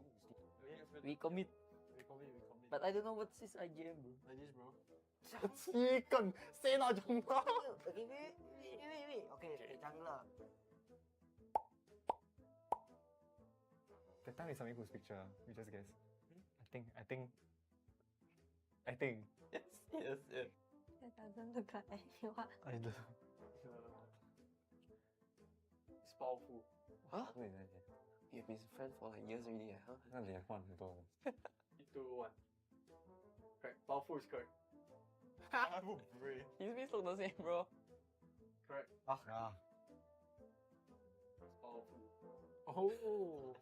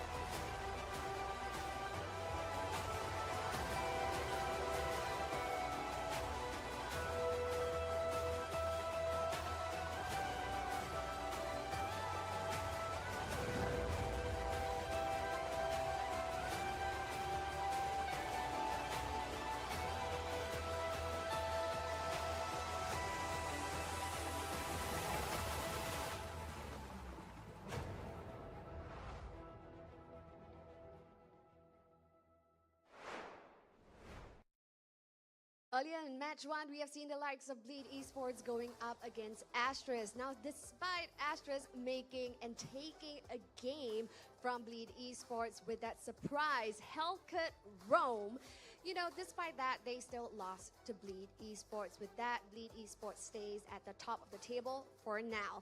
Next up, match 2 coming up is going to be Exco against our defending champions, Team Flash. Now, this is a very exciting lineup once more because now Exco seems to have their mojo going with slowly coming back to the team, playing once more. So what will happen right here in this matchup? Will Exco give us a major upset, or will Team Flash cause their reign of terror right here with the all-star lineup? Let's find out in this match and take a look at the beautiful faces first up with Exco.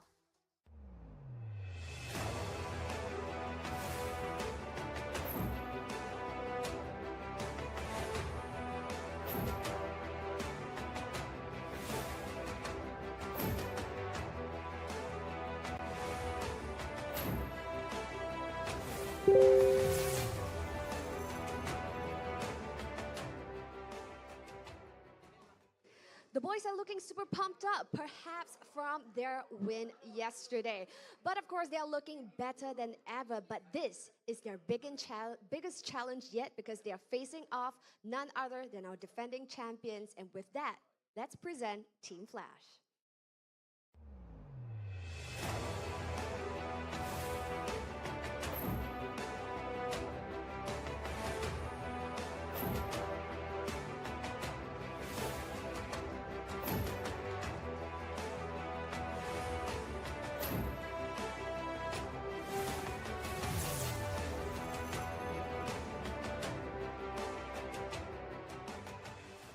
Looking at this lineup, it is really a flex right here from Team Flash, showing that they have acquired all of the superstars right here at MPL SG with a major shift to the roster. Now, I think the casters are buzzing with excitement to talk about this shift. We see Lulzy coming in, and of course, Pooski as well. Now, what will happen right here in this match? Will Flash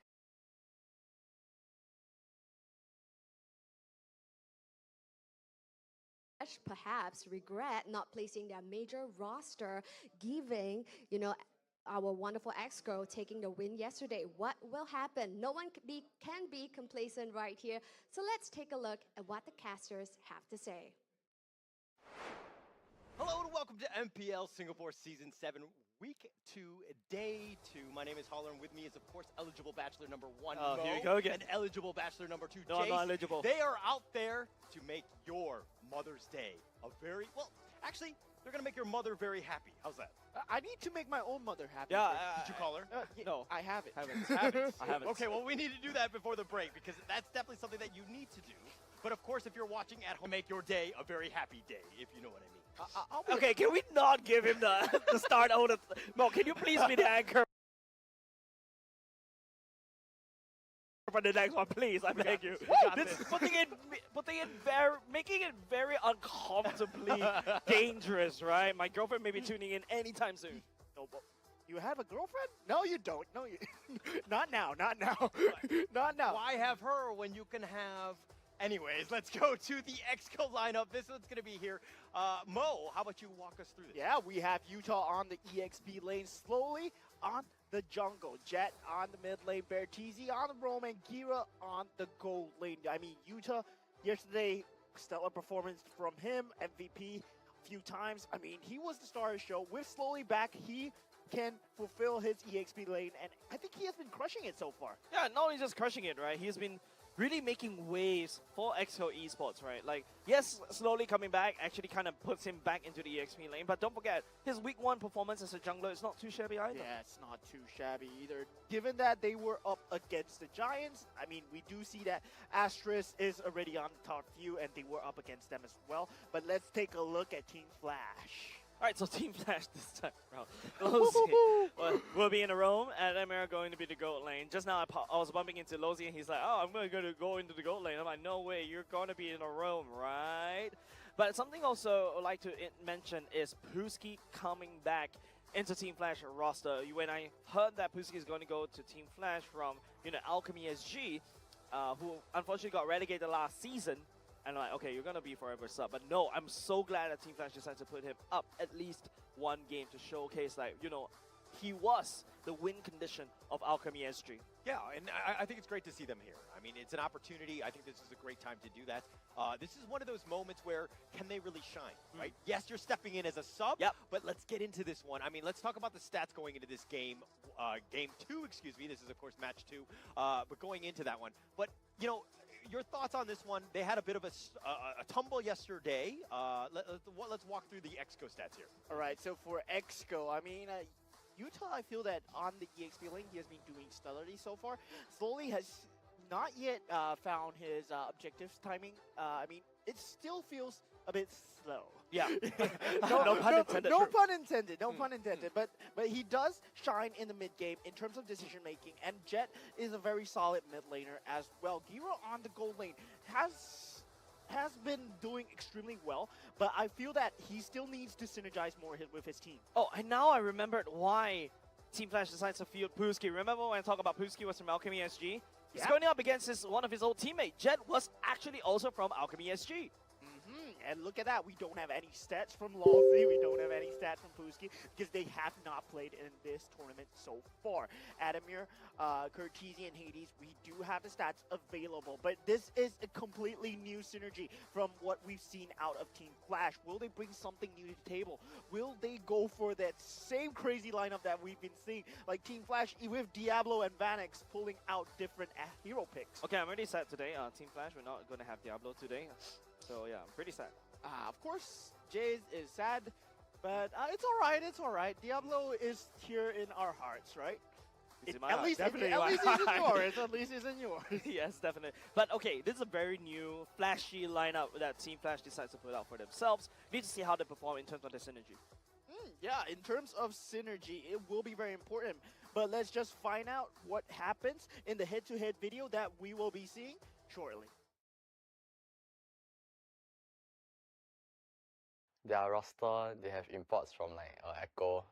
Then like I feel like it's sort of like a star roster because a lot of them has tasted the taste of champion before. Like they have either won MPL once or more than once lah.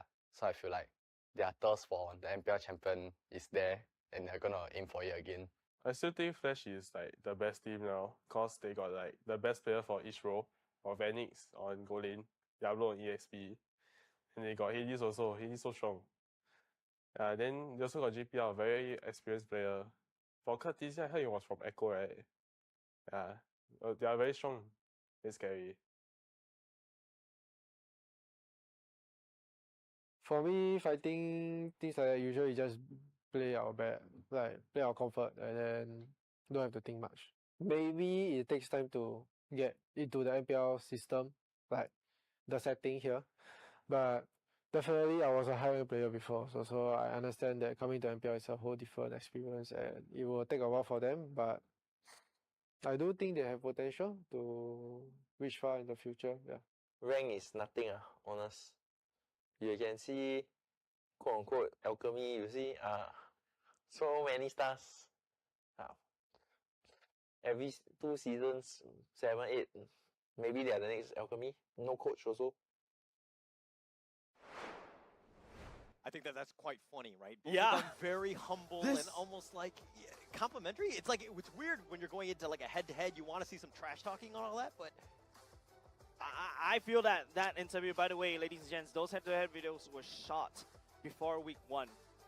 And I feel like those head-to-head videos did not age well. It's true. Lodi, Alchemy SG, yeah. And now he's playing with Puski. Yeah, and now he's facing against Jet. Yeah, facing from Alchemy SG. Alchemy SG as well. And I mean, in terms of team, they did not place very well on the last season. They were relegated out, but still they are very good as well. Yep. SSNs are still here, but with that said, ladies and gents, let's take a look at the audience prediction presented by McDonald's. 76% in the favor of Flash. I feel that Team Flash, they do have very strong. They do have a very strong team lineup, team composition. But now they're bringing something completely new to the table. I mean, we did say that Yuto was talking that they did have the best EXP laner. They did have the best gold laner. But Vanix is not on the gold lane. Yeah. Diablo is not on the EXP lane. Are you saying that Adamir is not a gold laner? Gotcha, ladies and gentlemen, combo. All right, but let's go into this game. And of course, this is going to be the Very interesting. Bellamy is playing. We all went Very to interesting, huh? But what was your Oh, why did you choose? Wow, very interesting, huh? Bellamy is playing mlbb. MPL. Drafting and banning phases. Yep. Then they have a lot more choices to against JPL, but JPL's not around. But now, with Fuski, with Vanix in the mix, and with Vanix on a different role, Adamir in the mix, it's going to be completely crazy and all around. I think, okay, Lozy is playing. Oh, yeah, Lozy, Hold on, why did you ask me about why I go for Team Flash 2-0? Because I think it's very, we all know. We all know. Oh, man. I mean, but Diablo's Oh, not the best here, build of the day. so it might be a change of pace, but okay. Jace, why did you choose 2-0? I'm a simple person, so Diablo, because of Diablo. Yeah, but even if he's not playing, you're still going to be like, does your prediction change at all? No. It doesn't at all. Yeah. It's Him sound a bit louder. It's very loud already leh. For you them sound, but it's no issue for me. Both my phones and my laptop sounds fine leh. But he's not playing. That's Give me like louder saying lah. Michael Jordan or LeBron is not playing on the Lakers at the very time. loud. Like it's a different level of play, I would say. Okay, let's talk about this player head-to-head, right? I feel like the stats really doesn't really tell the story because, man, Jet is going to find Well, the KDA is one shocking. of the big names in Look at the KDA difference. 1856. And now with the tag team, the terrible duo with Hades, they're looking really, really solid. With Jet right now, I think he needs to pull in everything that he knows, everything going that far, he's learned from Yes, sir. RPG for the past few seasons, put it on here in the name of Exco Esports. And we do have the drafting stages. I mean, the Angela we see is already banned out. Together with the Harif. I mean, these few has been the top few bans as of the late, but do know that Team Flash, they have a completely different roster from when they first started. So all these stats that Team Exco is going in with, they might not be playing the same ideas. They might not be playing the same heroes anymore. And now the Matilda and the Nathan being taken out of the pool as well. Okay, still standard bans as of now. Yes, Team Flash prioritized over to banning the Harif. I remember yesterday we were thinking maybe Adamir can only play the Harif. He was like, okay, happy Mother's Day to my mom, says Gira. Alright, Gira's mom, happy Mother's Day. Okay, now we talk about this now, right? Jace, here. coming on a little To my mom, happy Mother's Day. Aww. Come on, it's Aww. Mother's Day, right? So, for the side of So Exco, Valentina cute. was preferred to be banned because they kind of To my mom, respect I will play a lot of Harry damage Vengeance or today. basically his flexibility in terms of his usage of the Valentina, and Team Flash also banning over the Faramis. That's why Exco went for the Loi instead. Yeah, Loi, very good pick as we saw from the previous game. Oh, no Farah leh, it's Loi eh. Sheesh But ah. still, there's a lot of counter plays that Team Flash they can go for, and they do go for the Ruby and Roger. So we're not too sure whether it's going to be a Roger jungling or a Roger gold lane. Yes, of yet. It's still a very flexible pick. Yeah. And for both Ruby and Roger, they're free to go anywhere off the map as the meta lately. I totally agree with you. It's like that's why Roger first pick or Roger first phase pick is actually very powerful. You can basically mix it up because Hades Farah didn't bring the ban. Roger to the jungle before, so that's something that Exco needs to not tunnel vision into it. Yeah, and then Paquito being picked up by Exco. I mean, Yuta playing on it. Paquito, here we go again. He was doing extremely well. And now we do see the Fredrin being picked up from Team Exco. I mean, I feel that teams have figured Fredrin out. And it's starting to show. Like, he's not as dominant anymore as we saw him in the previous few metas. But now they do pick up the Vexana from Team Flash. Kurtizi will be piloting that, most likely. Still okay, it's basically what Kurtizi likes to do, like to play from far away and stuff like that. But let's talk about like how Exco, right? Okay.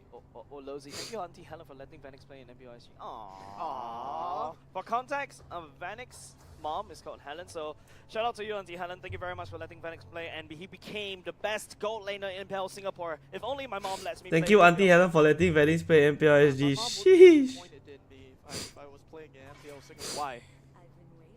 Yeah, because I'm not from Singapore. I'm not from Singapore, right? I should be playing from MPL Myanmar, right?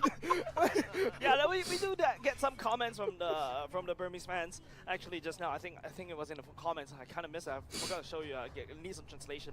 Okay, jokes aside, Exco right here bans away the Fanny, and then Team Flash goes to ban the carry as well. They've already got the Roger already secured. They're going to lock down on the marksman picks. Alright, so with the last few bans, I feel that Team Flash, they are tunneling in on the gold lane bans at this point. They have already taken 3 out of the pool, which is Nathan, the Harris, and What's my boy Gira gonna play? well. I don't know, man. Think about what's still on the board. The export Something is crazy, pretty much maybe. still available for Team Flash. So if they want to go for it, that's an extremely strong frontliner for Vexana, providing a lot of peel and a lot of just focusing the attention away from Vexana so that she can land a good Eternal Guard, land a good Deathly Grass. It's really very good. Okay, I think right now what Team Flash has shown, they're really locking down Giras, right? Now no Moskov, now forcing Gira probably to play perhaps the I don't actually know what he's gonna play. Will be able to match the Roger in terms Literally of everything is fucking banned out, bro. will ensure you have a very good late game. And What's he left with, Bruno? How Exco won Homeboys yesterday. Now Left with you Bruno. start to ask the question. Utah playing on this Paquito, right? Is Team Flash ready for this massive Utah split lane push? Yeah, maybe Bruno. They need to find a way to handle it. They still have 2 more picks available. On the EXP lane, if let's say you were versus a Paquito, right? You still, the last time we would see something like a... It's slowly at the venue. But like, is it in it's Singapore? very unlikely that they are going for the CC right here, especially with these picks. They are going to require some form of frontliner. So if they are not going for the split push, they can He go played, for yeah, the so fight he's in the and venue lah. pick a Yuzong instead. Okay, you can either go for the Yuzhong that could kind of match Paquito as well in terms of, in terms of rotations. You can fly very quickly. You can also, spin a little bit. You can also wave clear quite well. That's a Tigre coming out from the side of Team Flash. So in it's the hands Ruski of Ruby. Lozy, I presume, going into the room. Okay. Yeah, that's really wow, Tigro. I mean, it's very strong in terms of taking damage away from the Vexana. It can be the meat shield that you need to be. That means the Ruby will be on the EXP lane. Huh. So yeah, that's true. So it can always be flexed around. Yeah, it can, it can always still be flexed around. All right, crazy creative draft right here. Bruno take Purify. This is the best option. Take a Purify Bruno. In the EXP, in the gold And then you take You can also still feel the Yuzhong if you want to do it, but I mean that's me being a Edith. little bit Okay. delusional. Exco going Take Bruno, to take end up Purify. half of No the vengeance here, bro. Later he take vengeance Bruno here. How that? I mean got Cloud also lah. If it's me, I would have gone Cloud lah. It's called ban? No, Cloud's not ban. I would have gone Cloud lah actually. Wow, it's me. I knew it! She's a what? Esmeralda pick coming in from Team It's a Ruby Go. And then Ruby will be on the She's gold alright. lane. I mean, I played Ruby on the gold lane. It's pretty okay. Master Assassin Bruno is okay. It's okay. Master Assassin Bruno is fine. It's more of like the playstyle. It's not so much of the whatever. But if I'm fighting Roger, I will always take tenacity because the Roger level 1 can kill you. S1 into Lycan form, into Lycan pounds. Confirm need tenacity one. You cannot not take tenacity if you are laning Roger. It's suicidal lah. It's not logical to do so. And you can also potentially take the shields away from the low E and also the Confirm Paquito. one. I think technically speaking, Pulski, this is a very good pick to end off the draft. All right. Well, it's going to be match 2, game 1. We know the draft. We know it's going in. It's, of course, Team Flash versus Exco. Both of these guys, I mean, the drafts are kind of a little off kilter, I would say. A little definitely different going into this one. But, Jace? Yeah, Holler, well, you know what? This reminds me. Our Team Flash is not fielding Vanix and not fielding their main roster. You know what? Which team this reminds me of? On like MPL ID. What period of time they keep fielding Albert and not their A. So yeah, it's a Roger jungle. As in, I'm saying if you are leaning against a Bruno, I mean leaning against a Roger. It's a Ruby Go, yeah. They're playing double fighter, Alter Ego style. So I believe the Roger's gonna go for with the Wind Talker build, but I'm not sure also. He could be going for the Thunderbelt build, because that Thunderbelt build is also not bad. It's all about the snowball how fast Hades can snowball. He's level 3 already, so Scorpion is double buff, same as the Fredrin. Maybe to me, I mean we shouldn't count Exco out lah. They just are off like a win, we just sweep. So they have momentum, and Flash just lost. So we have a Flash that just lost and an Exco that just won. So yes, even though there might be a drastic difference in skill, I think it's still okay. A very big frontline factor for Exco to deal with. They can't easily go in anymore. Given that Adamir has the farm now. And not only just that, right? Adamir right here, this is definitely going to be a neutral gold lane, right? If Adamir plays it smart, Giro's going to push. Once Adamir hits level 4, I'm offended it's going to come in. And now Gira is on the bad end, right? So, in a sense, this is actually kind of hurtful. But I don't know how the Bruno's doing trade to Ruby. Way more sustained than Gira. So, Roger can dodge value, yeah. I like to pick Roger into Fredrin. If you don't get taunted, you can dash out the ulti one. Nice dispersion or diversion. I don't know what they call it. Displacement. Okay, oh boy. Yeah, okay, kind of that's true. TP comes out from Jet. Kurt TZ goes down. Puski gets chunked. Bad TZ very, very low, gets taunted. Hades rolls out in the human form. Hi, Looker, welcome back. We go celebrate Mother's Day. Yeah, they disrespected Puski Jet right there. Retreat battle, Hades gets it. Goes onto slowly. Implosion comes out from Lawsy, gets a big 3-man. I think Hades can clean up here. Like a form, like a pounce. He just needs to change form, and he's killing Utah. Yep. G. Double kill for the Roger. 2-0 and 1. Level 6. Picks up the turtle as well. Flash with a 1k goal lead. Their synergy is just so good. That's what the pretty crazy, Roger actually. has to do, right? This is what the Roger is known for, just diving in, getting these kills, and it's really Roger's like a Matisse relay game. I don't know. I don't know if y'all get what I mean. If y'all fight a Roger before, it's like a Matisse, right? But he can like he has like range. It's a range Matisse. It's actually quite insane. Look at the emblems. Okay, so Gira does go for the tenacity, which is good. Hades is going for the Trill build, not the Swift build. Bellamy is full tank. Yeah, Matisse and Roger similar. Yeah, that's right. Roger more troublesome. Yeah, correct. And the only difference between the Roger and the Matisse is that Matisse has CC immunity as a jungler. Roger doesn't. But the good thing about Roger is that Roger can kill tank, and Roger's snowball ability is ridiculous because Roger can build one Thunderbelt and be tanky because he has inbuilt defense as a in the move form. Nice hook onto Adam, gets taunted by slowly. Adam goes down. Gira picks up the kill. A good trade coming out from the side yeah, of Gira. And he has a 1 second iframe card. Pick up that 1 kill from Adamir. But back to my point, right? Like how Puski is basically denying Utah from any potential split push. Okay, Utah, very nice boxing. Puski clears the wave out with the falling star moon. Oh, bad easy dead again. Jet gets chunked. About 30% HP. Hi Zai, duck, back. I cannot trigger ulti then cannot push I1 before Q2. Normal. Roger guts. Within the next 2 to 3 minutes, I don't know what Flash. Ooh, Utah goes in with the flicker. Very aggressive. Not sure about that, Chief. Goes down. Yeah, exactly. With Hades on the snowball like this, it's just too much damage to fight into. If you cannot catch him, if you cannot... We'll see if Flash are able to capitalize on this 2.3k goal lead. Nice taunt onto Bad TZ. He does go down to the Lycan Pounds. Hades has retreat, gets it. 2-level lead. Jesus. 5-0 and 1 for the Roger. 2.7k up. Yes, it's not the team flash that you actually know from the main roster, but they do pack a punch, no pun intended. They're Team Flash for a reason, right? And with Bruno already picking up the Haas The Roger is going for the Thunder. Is that Thunder or is that Endless? But still, Last time I wanna see it. That's the last thing I wanna see. Yeah, exactly. 5 minutes, Roger 501.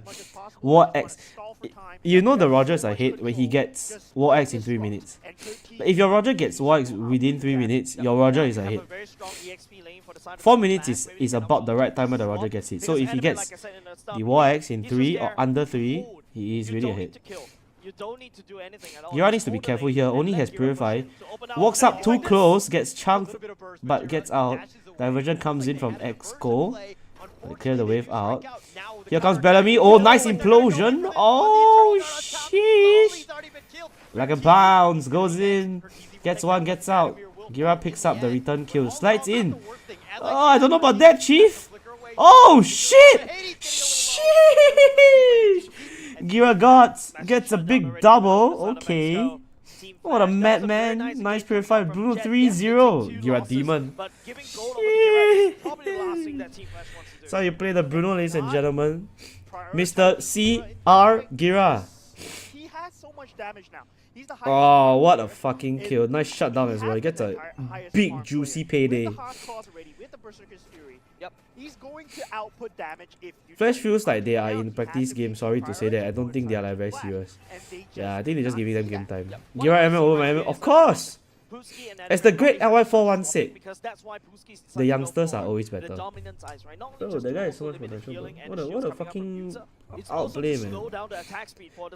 Exco realizing they need to cover the weak side, so they're playing the MM lane. I'm just proud of my boy, man. Finally went the Purify. No Vengeance Bruno here, guys. Only Purify dubs. Let's go. Easy. better for Team Exco to catch up. Don't you feel like it's better than Auto. I just like to say that I got relegated because of LI4. Like, I don't blame anyone else but LI4, guys. So if you all see LI4 in public, just say you relegated Sammy, it's your fault. Wow, then he confirm sort out, bro. Endless Battle gets picked up by Hades. This is everyone better than me. No lah, I always say Oda got more experience, more intuition. What's up, David? What's up, broski? Snowball factor is not as big anymore. Yeah, but guys, I apologize for not being here just now, and I probably won't be around the whole day because today's Mother's Day actually. So obviously I'm gonna have Mother's Day celebrations. I will still be restreaming the MPL and I'll be chatting in the chat. But today's Mother's Day, so remember to wish your mothers a happy Mother's Day. And take them out for something nice, or like buy some flowers, I don't know what, but yeah. Younger is player, older is NSC. Me, I'm a NL. Nice. Why be Uranus when you can be your anus? I think Hades didn't buy Thunderbelt. I think he just went second item endless battle. He's level 13 eh. Like, isn't that crazy? Wait, he's level 13 eh. He's 3 levels ahead of the fucking Fredrin eh. That's insane, no? Am I seeing it wrong? He's level 13 eh. He's ahead by so much. Oh my god. I think the 2k is all on the Roger, if I'm not wrong. Because the Bruno's fat. He's so ahead. He's not even 3 levels, he's 3.5 ahead eh. He's gonna be 14 eh. Jesus. Clears the red buff, clears the top camp is 14 eh. So ahead, bro. The Fredrin just hit 11. He's 3 hit levels ahead. Who the fuck's a Macy Carter? Is that fucking Charles? That has to be Charles. The fuck's Macy Carter? Oh my god, what the fuck? It's fucking Charles lah. Because Exco, they do have the superior positioning in terms of having the diversion. So for them, it has to be 10 minute level objectives, 14. That's the dream, bro. getting the Lord as much as possible. Tenacity, Angela. Puski goes in, following Star Moon, pokes out Utah, but he gets out. I don't see how Exco can fight for this Lord, you know. Even if they were same level, they have to face the Tigreal. The good thing about the Tigreal is that you guarantee a stun lockdown on the enemy jungle when you go in for the implosion. So it is guaranteed that you have a this Lord right here. It would give them a lot of laning advantage. Like they oh, he goes Thunder Belt third item. Okay. To activate this Ruby. I mean, we haven't seen much of Ruby in this game as of yet. Still trying best to hold the lane, but the Lord dance is going on. Thunderbelt being built by Hades. This is not your regular. Macy is NPC. It's quite NPC, not gonna lie. Take a look at the items. You can have it up on the screen once again. Expecting like an endless battle. Yep. Look at the items. Okay, so slowly goes. Not slowly. Hades is all the goalie is on Hades. This goalie is on Hades. Gira is actually super fair. He's 8.3, doing very well. 3-0. Has multiple items as well. Constantly comes up from Lozy. He's looking for a player. Gets stuck on the wall, but still gets a 4-man implosion somehow. Bear TZ goes in. Puski deep in. Okay, they get a 1. They get 1. I don't know how Bellamy kissed the wall, but he got a 4-man. Burns both purifies from the damage carries. Flash are gonna look to take the Lord down. I feel like if there is a Loi, like what y'all should stand, like there's an ambush, right? Y'all should stand, everybody take turns stand ambush. I mean, very easy being taken out good, but eventually, Team Flash, they did get. But yeah, the Tigreal is always nice when there's a lot of fight. Quality of the video you're watching is blur. Yeah, it's blur. I can't fix it. I don't know how. I'm sorry. I can't fucking fix it. I tried already, but it's blur. So I hope it's not too blur for y'all. Y'all can still see, right? Like it's not fucking like blur, right? It's not like change the setting. I cannot. My stream will crash. I tried already. I tried later again after this. Change the settings. Jason glazing the goat. Yon TZ. Panda guards. He lost to Evil. Akai boxer Anjars. No, guys, it's this. The boxer. Anjas. Don't know where to load. Use it as a scouting tool instead. They saw Lozy does have the implosion that could potentially pull the trigger. Puski is starting to cut the waves instead against Exco. Utah has no place to go. Yeah, Puski playing very well on this Esmeralda. Right now. 3-1 player. 3-1 player. That's crazy, bro. 3-1 player.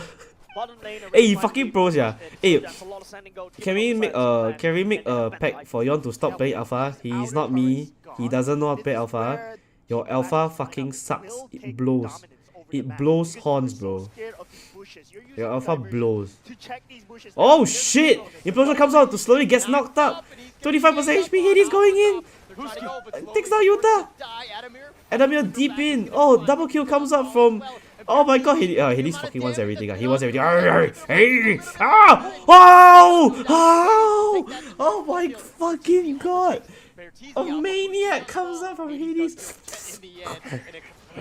Roar! We're savage a bucket to kill. And apart from that, it's just Puski just slowing down the tempo for the side of Exco. The main damage dealer gets zoned out. Just like that, it's a wipeout. 5k goal lead for the side of Team Flash. They're looking to end. Flicker comes out from Kurt TZ. And they're gonna end the game. They're gonna end the game. Just like that. Exco goes down. Oh. Oh, that's how you fucking play the Roger, guys. In there, like swimwear, guys. Anti-Gira. Hashtag Gira needs a better team. Hashtag it's not Gira's fault. Hashtag maybe vengeance, you will win. He just sacrificed his life for that minute so that they have nice try, Anti. even more push to basically end the game. And if you notice Kurt TZ, that's also quite How about guys? Well done, Flash. What a game. Lozi goes down, at least there's still another Eternal Guard to kind of help him to soak up the damage. Yeah. Their team fight was really on point. They were really well connected. They were making the right calls right when they needed to. And I think that was a very Hello. Where's his vengeance? We talked about the Fuck. fact that they didn't have the traditional gold laner, but like what could they have done? Exco, that is, in terms of just like giving themselves a better chance against a draft that's high tempo. He did say thank you. Yeah, bro. He hungry. Okay, guys, I tried to do the stream thing. Okay. Very good job, but I feel that they lost the ball when you objectives. Sure, but they had to deny away the objectives as well. I thought Lozi coach why is blood on the field. You want to give Gira a chance, bro. I feel that Lozi was the old man have to play. He was so good in catching these key objectives at the correct time. Oh, you can think in terms of the MVP. Well, Hades, of course. You're writing one story and then ending with So another if y'all cliffhanger, can but see, of I course, think Hades goes this for item Thunderbelt is third actually item. So I think if you're ahead, you can go Thunderbelt third item. falls back to the old I don't know. I always go Thunderbelt second item, but you know. axe and this battle. The build is really good, and he also bought one Swift dagger. Is that a dagger? Do you know the Swift thingy, the knife, to farm faster? So if you guys are jungling, you guys can take either Trill and spend 280 on the dagger, that dagger thingy, or you can take the Swift. Is it Swift or Husk? One of it, and then you can farm jungle, and then you don't have to waste that money lah. It's up to you lah. I mean, Hades really stepped up in this game. Yeah, and the Ruby pick really good in trying to be a mitigating factor at the front line. Oh, you buy second item Sea Albert. Yeah, I mean, Sea Albert is fine as well. Sea Albert has been such a Swift, yeah. Sea Albert has been such a meta item, yeah. Like so meta. Everybody enjoys a good Swift. Very well done from Satchel. Yeah, damage mitigated and can easily heal up. Wow, 4-1-0 he lost because of the passive, Hashtag. Innate It's not his fault, man. skill set for the Ruby. And now let's take a look through the items. Something See lah, interesting. Yuta. Go for the blood, What are you feeding? axe, Sorry? And it's already like Yuta's playing very well. I watched his game yesterday. He did very well yesterday. And this is also quite a lot of damage coming off from the side. The Adamant hopefully trying to soak.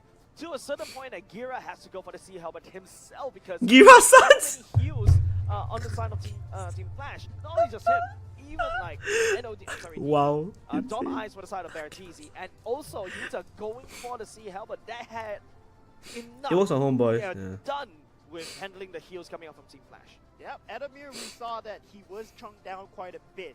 But, I mean, we got to talk about Pooski here. Pooski, he handled Yuta so well. In terms of how Yuta was playing, I feel that in terms of the early game, One man show, he no was choice, a monster back in heavy, terms of bro. shoving these waves in. Pooski, he knew exactly what to do. He had to cut the creep waves, he had to play keep away. I had this Harry. Got nothing to lose. From the Alchemy stack, right? And now going up against his ex-teammate Jet. Jet also not too shabby either. The Jet has actually stalled Team Flash in whatever we want to do. If Jet didn't pick that bully, this game would have been over maybe within the 10-minute mark. Yeah, Stay in the middle, like you a little. It's like the map awareness. It's splitting the lanes. It's making sure Don't wanna brittle. Now say oh say it ditto. How do you do with Pooski? He can just get on out of there whenever he wanted. But Team Flash, it seemed like they grouped up at the right times to take the Hey, but guys, serious, Astralis like looking strong, In terms of team synergy, Like, I feel that really Team like I'm Flash, still they pretty worked sure on that one Flash, thing. They knew what they Bleed, had to do. They identified RSG will be top 3 along with, but with Evil. But I think Astralis can get a 4th, if not 5th, 6th place. Astralis are really In good. terms of needing the lane priority when they needed, they could not. Like they're so strong, they're very solid. They're very back to front. They're very like traditional. Where you buy your mum cake from? My mum cake from. I bought from 4-Leaf. 4-Leaf got mother dick special now. Exco and Homeboy should have get for that. Yeah, I think they're the 2 equals. It just piece bricks and blocks together, and hey, it's a For me, right, it's just crazy how for some weird reason against Exco. I mean, it's the on paper, right, if you look at the Homeboys team, and I'm not trying to offend anybody, okay? I mean, who am I, right? I'm just a 7-8 place also. As long as But when I Exco look at the doesn't step on Homeboys team, Look at this first fight here. I don't expect this Her team GP to just disrespected the diversion be and so got down bad. picked off, but Hades, he still managed to just go for it. Being the Roger that he is, being the Like advantage the that Homeboys team he literally already has. could Okay, manage to chase Yunsky. down, and Yuta in that Yunsky one was situation, of course, not Stella. wanting to be there. This fight Stella. looked Tank. extremely good from the side of Reno Kyo has Flash been solid until since the ending. last season. Was not Seb is a going ranker down. lah. I think the problem right now is the jungler is inexperienced. Anip is from Homeboys Malaysia, I think, if I'm not wrong. So they have a solid like whatever, and they got Bougie. So like the on paper the lineup looks okay, but I don't know, they just don't gel well together, if that makes sense. Like it's like the two side laners are playing their own game. Then the mid three are playing their own game. And they got no synergy. With their lineup, Ruby, very mobile. Hades, extremely mobile. It's my brother, yes, it's your brother, Boogie. Anywhere outside of the map if you don't have a tower. Yep, and it's just very smart pick. Yeah, they got no team coordination. Exco, right? Even though they are weaker on paper, they at least have coordination. If that makes sense. Only 10 jungle. He's say only Fenny. Yeah, I know. He used to play with Hororo Chan. He was like Hororo Chan's jungler or something. So at last and this season like fall in their own way. Last season, yeah.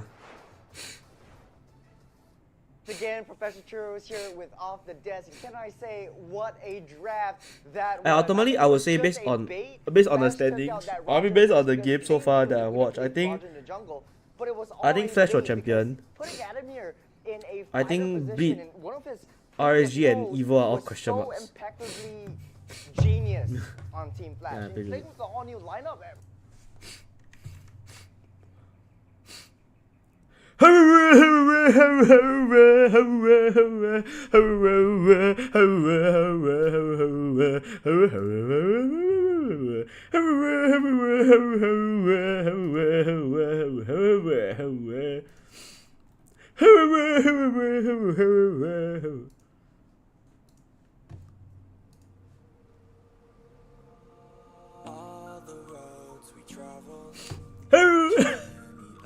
Yeah, Pinter. Macy, stop it, Macy. Macy, stop it. You down bad, Macy, stop.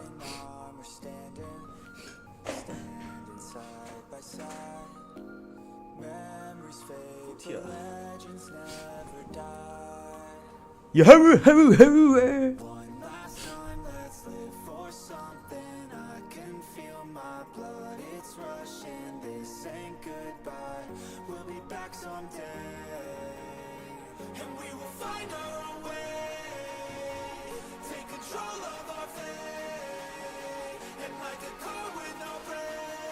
I know what I'm doing, I'm sorry, I'm talking about that.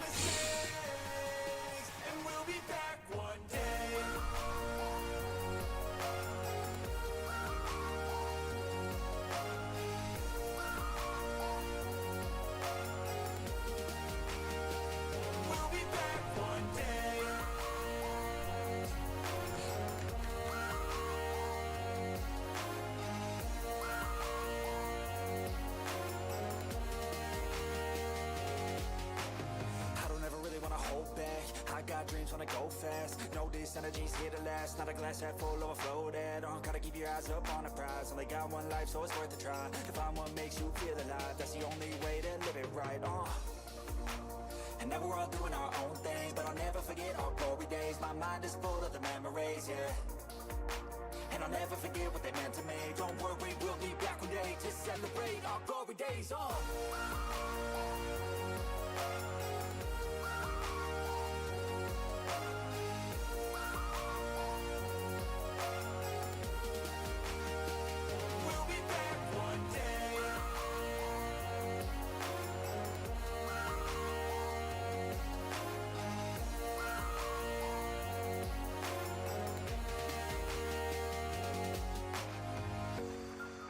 Although it's over now, don't let it get you down. We'll be back around. For now we can feel some sorrow.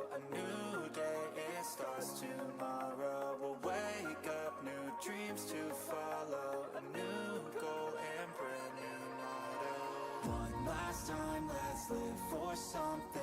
I can feel my blood, it's rushing. This ain't goodbye, we'll be back someday.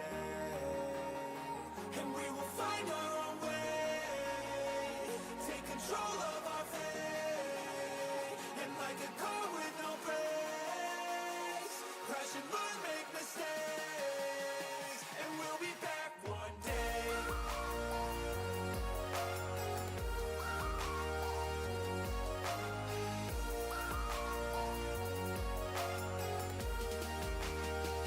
We'll be back one day.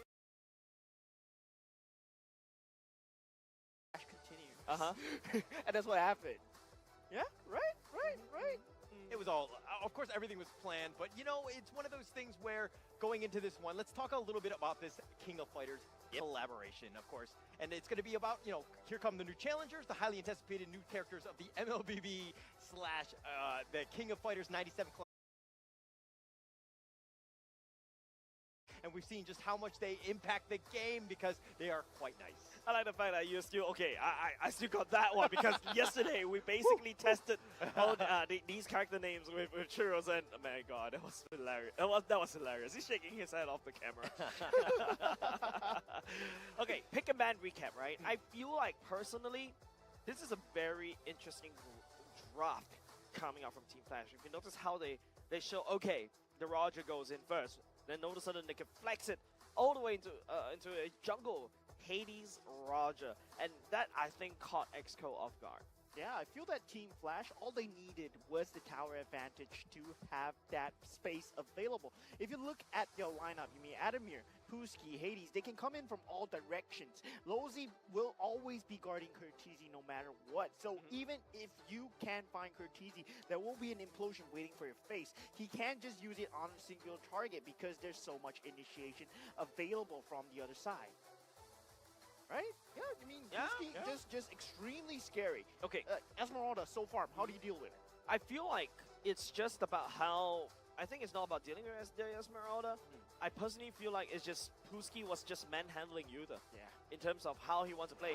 He's always providing vision over to, of Yuta to wherever Yuta is. And it makes it super hard because now if Yuta wants to flank, Team Flash can see from a mile away. And the thing is, I mean, if you think about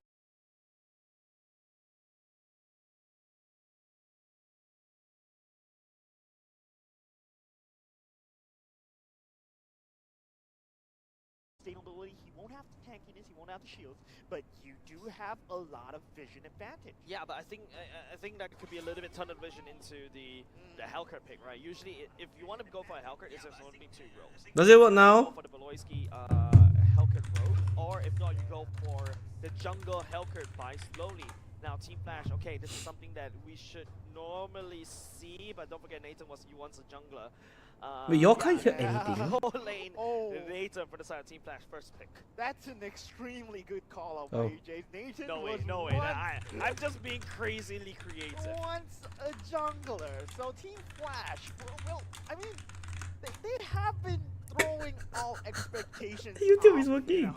Like, we expect something, and then they come out with something new. Is YouTube working? They've been pulling out Ruby Gold Lane. They've been pulling out,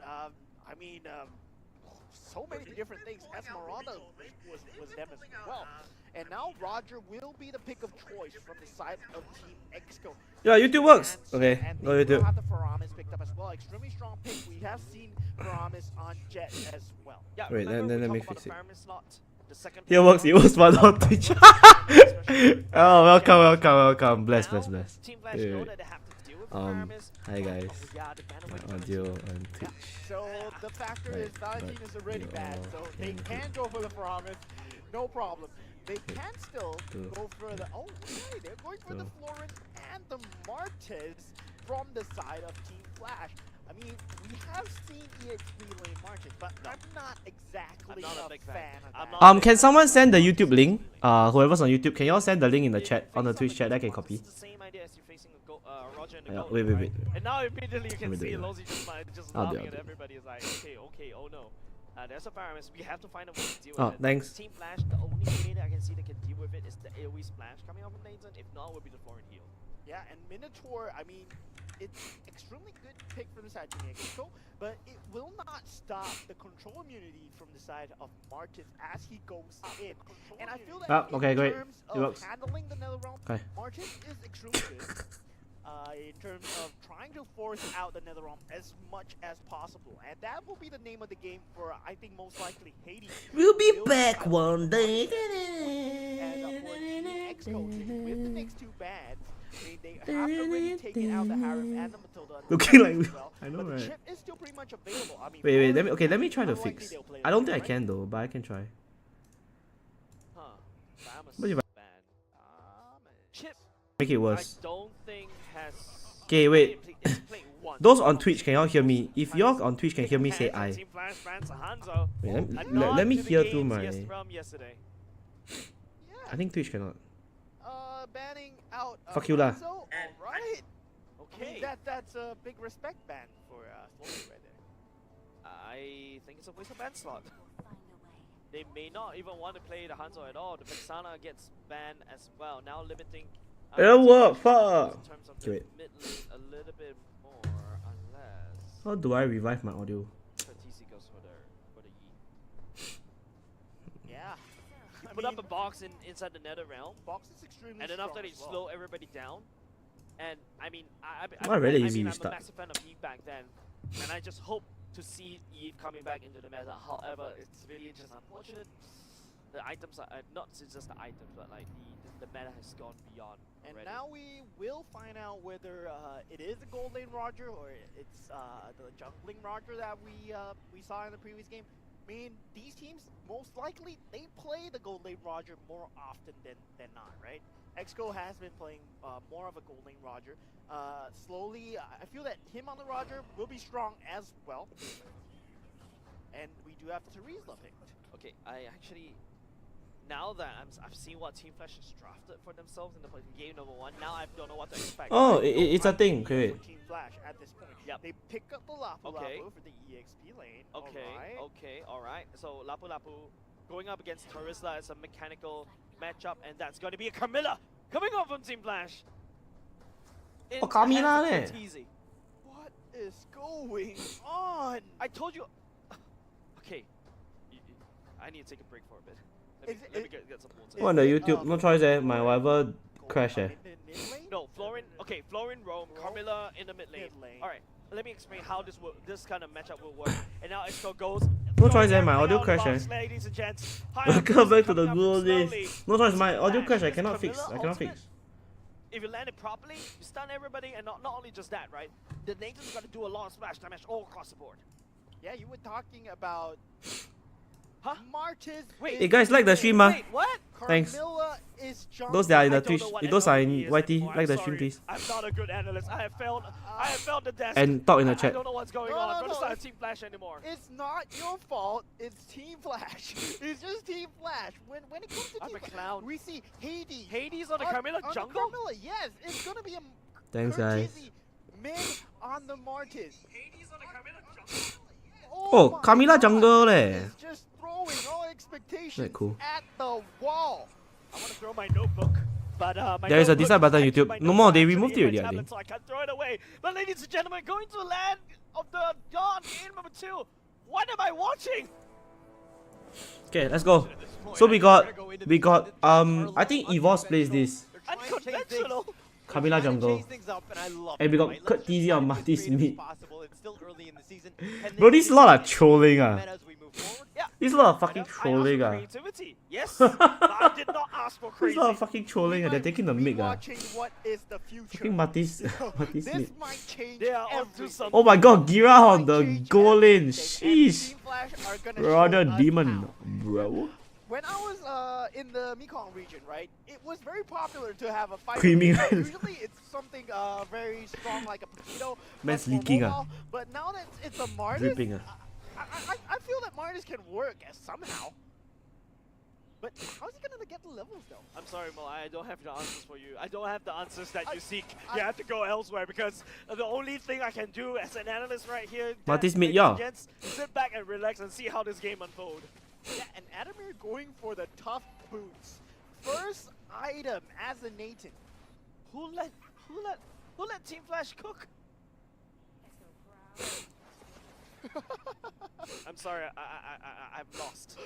I am lost. But we do see the Hayabusa as well from the side of Slowly. I mean, he is known for his assassin jungles as well. So it's going to be extremely scary to watch, especially if you're given a Carmilla lineup. The game Nathan die absolute damage. What do you think about Gira since you're ex-MMI? No comment. Have a much better rotation than clearing out the jungle. He has just I'm respectful.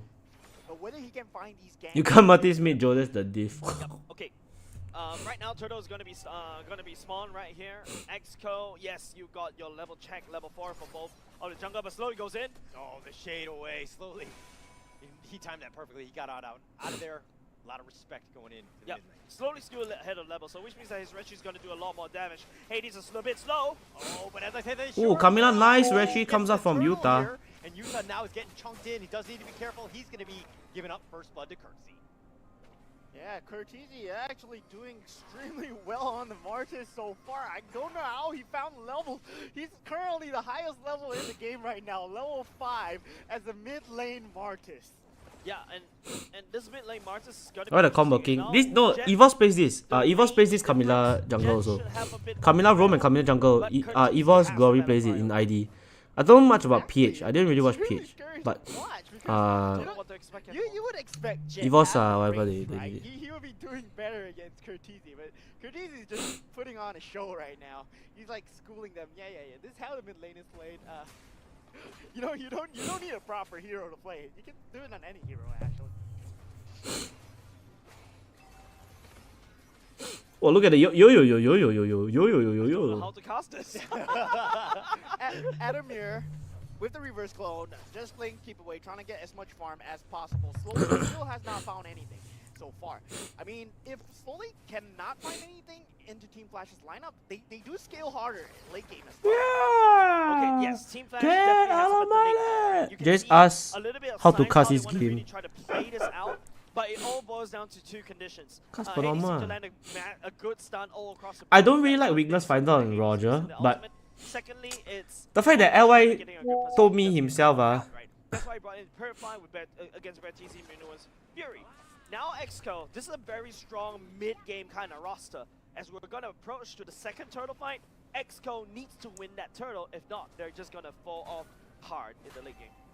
Yeah, and the thing is, Adamir is having a gold lane 1v1 advantage versus Gira right now. He does have the higher farm at the moment, higher levels, higher EXP at this point, and with Florin around, right, there's so much sustainability for the Carmilla. Yep. And so, hey, the Carmilla is going to be hard to kill. Exco doesn't really have a lot of DPS. It's mostly Mega Bursts, right? So unless Gira builds like the Haas Claws, Windtalker, that sort of build for the Roger, like what Master the Basics does, you don't expect to kind of burst down this Hades at all. Hades is 9 killable with Florin's help. And looks like Team Exco, they will not be taking this turtle. Their sights are set on Adamir at this point. They want to stop the farm. Shadow Stampede pulls back Curtsy. He's going to use the Asura Aura. They're going to turn this one around. And they've taken Bertizzi. But now the Nether Realm's going to be used. Hades is on the backside. Jet getting chunked down as well. He's going to be healed back up to full. The Sprout is going to keep them alive. And it looks like Jet trying to hide under the tower. The flicker's back. Hey, wait, I have a question. If Martis outs one person, right, then the Camila out everybody, does it like chain reaction? Down all the way low, but this is normal for the side. Does it change the reaction? Does it like higher? But without Jet right there, does anyone know? If Camila links 5 people and then I out one person, I decimate one guy is low. Like, does it have a chain reaction? Just has to play where Curtiz Like, so they all die. If Curtiz gets this snowball going, it's not going to be looking very good. He is still currently the highest level on his team. Because in my mind, right, I would think it's like that. He's going to have the mid-lane rotation available. He's not cheap, but all at once. Because for Archive, right, if Camila like chain everything, everything will like jump, like it will like boing like domino like very cute. And after that, she can also gang really well with the bonus movement speed on the second skill as well, and rotate around the map very quickly. That's exactly what you need as a jungler. Slowly, still not finding any value from this Hayabusa pick. It's getting harder and harder. Hey guys, give me a while. Exco, they do have a ticking time bomb. Team Flash, they scale a lot harder. And this Lapu Lapu is, you're not going to be able to catch him. Landshaker, he's looking to turn this around. They actually have to use the Nether Realm and the Conceal just to get out of there. And Pooskie's like flexing. I feel like we've always seen four people ganking EXP laners. Sometimes he's successful, sometimes no. But Curtizi goes in. He's going a little deep, but that's creating a little bit of space. Slowly going into the enemy team. The shadow kill doing a lot of damage, but he's being spread around. He gets back to safety from the shade. Excuse me. But Jet is going to be killed, and it looks like Exco now are on the defensive. They have to stay alive. Yuta down for the count as well, and now Curtizi just trying to dive in. He gets bursted. Bertizi will take credit for that one. But he takes down 2 along the way, so I think that's a good trade-off, right? And you know what it feels like? Right now, Curtizi say, hey, I'm the jungler now. It's like, I have no idea what's going on. Curtizi's diving past 2 towers without even downing the first one. Team Flash is just living in their enemy's base at this point. Yeah, Curtizi is going sorry, not Curtizi, my bad. Hades is actually going for a very cheap item build. If you notice, it's mostly components, and it gets the job done. Slowly has no damage. Molten at core for himself to basically burn through the HP bars, and now I think he's going to be building into a little bit more tanky items, and he's almost unkillable with Florin healing from afar. And we do have an engagement on the bottom lane. Yeah, Bertizi taking most of this one. He's been caught in, but I guess that's provided a little bit of space. I don't know what that was. Actually, Bertizi on the wrong side of the map. Yeah, I mean, it was Bertizi trying to find out where Martins' location was, but finding Puski over there, not exactly the target he was looking for. And even if he found Martins, I don't think that at this point you can kill Curtizi. It's like one of those things where Bertizi's like, oh, let me go try to find the enemy team. You found him, and then you died. You'd be like, hey, I found him. I found him. He was right here. But as I say, this Utah getting smashed here. The Land Shaker, they're doing some work. He gets back in. Utah continuing to fight. Now they pulled him back with a nice Shadow Stampede to stomp on top of this one. And it looks like the Minnow and Fury, they do have 3, and the Puski will be killed. A little too deep slowly. He gets on out of there. Utah continue to stay up front. And it looks like the Nether Realm will keep Jet alive. Are they going to go for another Shadow Stampede onto Hades? No, they're not. Adamir not in that team fight. He could have dealt a lot of damage, but just prioritizing the objectives at this point. Team Flash, they still have a hand in control of this map. Puski going down, not too big of a deal for them. He still has the flicker available. Still, Puski, he's up there in the damage. Slowly though, he has to find the key target. In the fight that we saw with the Florin on FMM, right?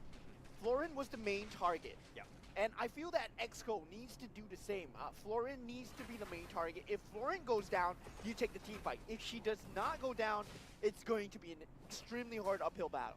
Right. Let's talk a little bit about Slowly, right? He has, I mean, all jokes aside, slowly gotten his farm up. But at what point is he that critical mass where you have to really like be scared of where Slowly is on the map?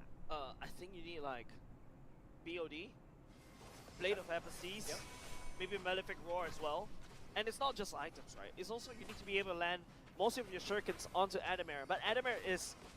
You got Hades and Puski and Curtizi to deal with! Running right at him. Jet just gets bursted. He's not even able to cast the Nether Realm. I don't know if it was on cooldown, but nonetheless, Utah continued his deal with Curtizi. Utah just trying to stay alive, not able to do so. Curtizi diving in.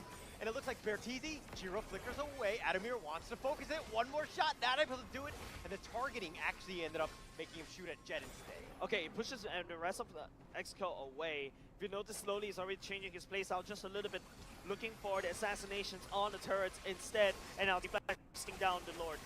With the reverse clone, I feel that it's just going to go down in just a few seconds here. Yeah, and it's not a good look on Team Exco with Slowly trying to split push, because the objectives are still going to be taken by Team Flash. Yes, you get the lane priority, so what? They get the Lord, they get the enhanced minions. It's a trade that Exco has tried to do against Team Flash, but Team Flash has so much map control. They can walk into this jungle and say it's theirs, even though it's Exco side of the map. Yeah, currently living in their opponent's base at this point. If Lozi does not get caught, it's going to be basically a free fight for them. And Florin's positioning has to be impeccable. If Slowly cannot find Lozi's position, and they don't have any factors on Exco to scout him out. No, but right now, if you notice, Exco Slowly is actually playing a split push map. He has already forgotten he's not going to be able to join the team fights anymore, and now Team Flash rotating as 5. I didn't see flanks coming up slowly to catch Team Flash off guard. Yeah, that's all they can do at this point. They still have the enhance, enhanced minions and the Lord to deal with. Look at Hayabusa cutting waves. Yep. Slowly. Trying to cut Might the have waves. found an answer. Might be something here. It might be onto something, but it's going to take a long time. Now Hades has the Oracle. That's also one of the key items for the Camilla. Now he's going to be healing. She's going to be healing for days.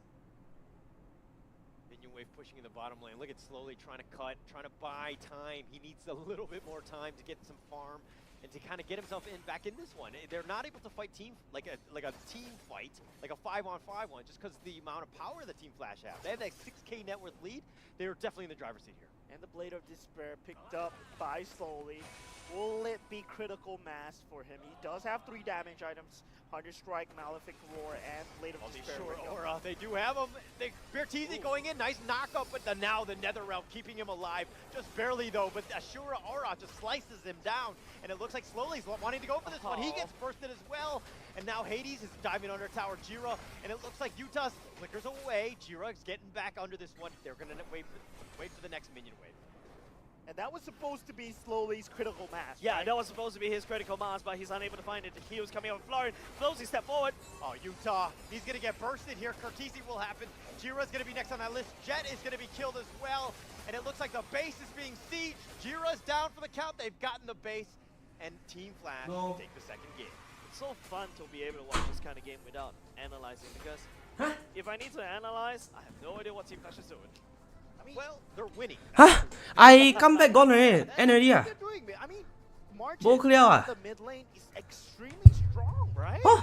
Right, guys, No, don't try this at home, guys. Don't try this at home. Like, maybe why not you try something like a Paquito mid? Yeah.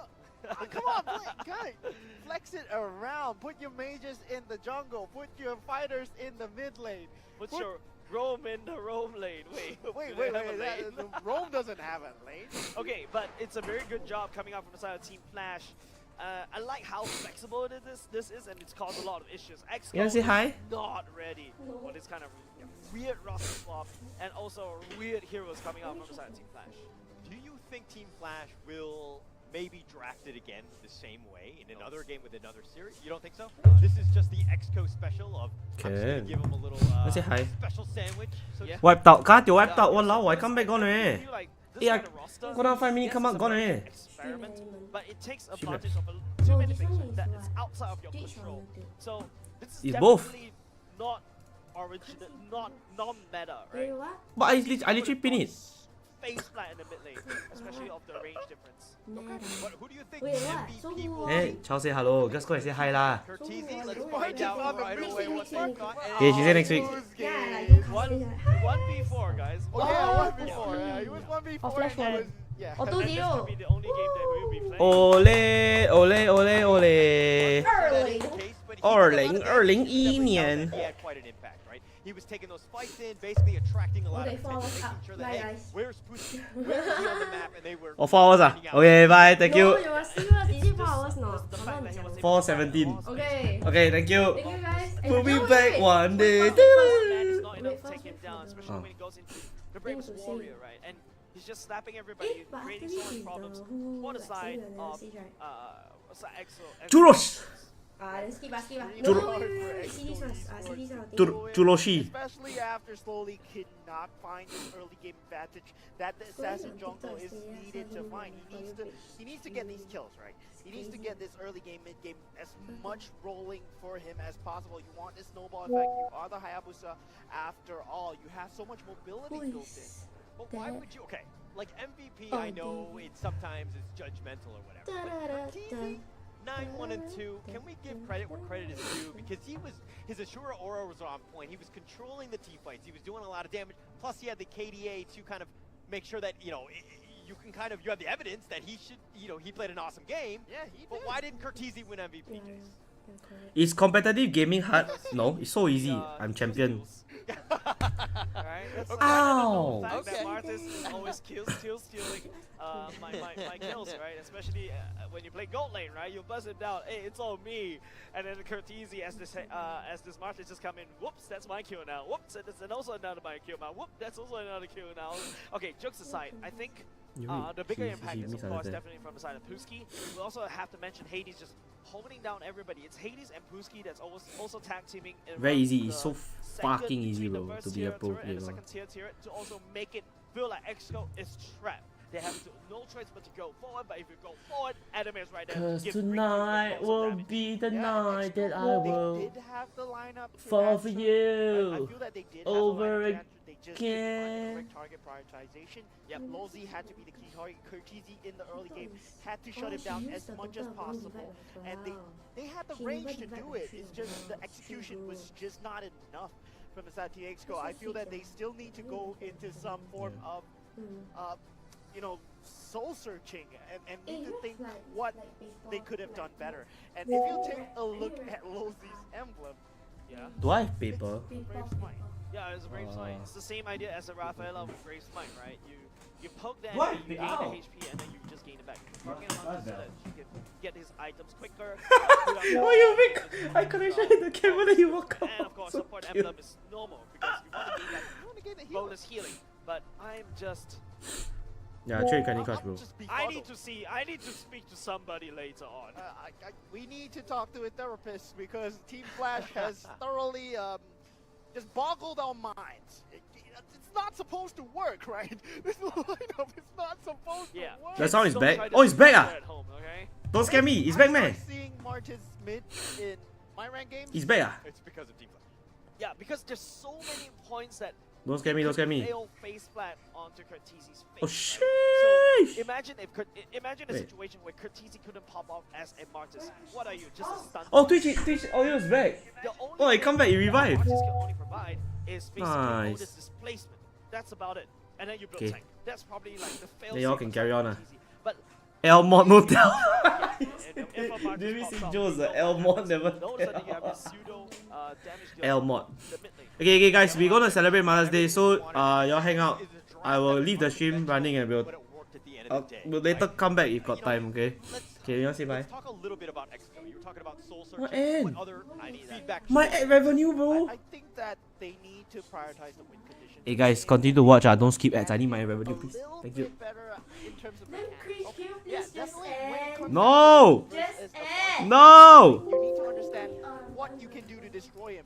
And it wasn't just answered back by Team Exco. A team that knows win conditions. Team Flash, mic check. Let's check it out. Just some for me. I think you can. Yeah. Nice, Hades. Nice one. Can. Oh, can, right? He purify only, Hades. Nice one. Hey, Dozy, can you come? Can you come? On the way. Oh, nice. Okay. Guys. Nice. Hey, Eddie first. Fight first. Chill. Hey, help Buski. Can lock. Let's go. Reload. Fred. Come, Fred first. Kite. Nice. Down. Dodi, hey, Paki don't flick. Hello. Hey, still can. Nice.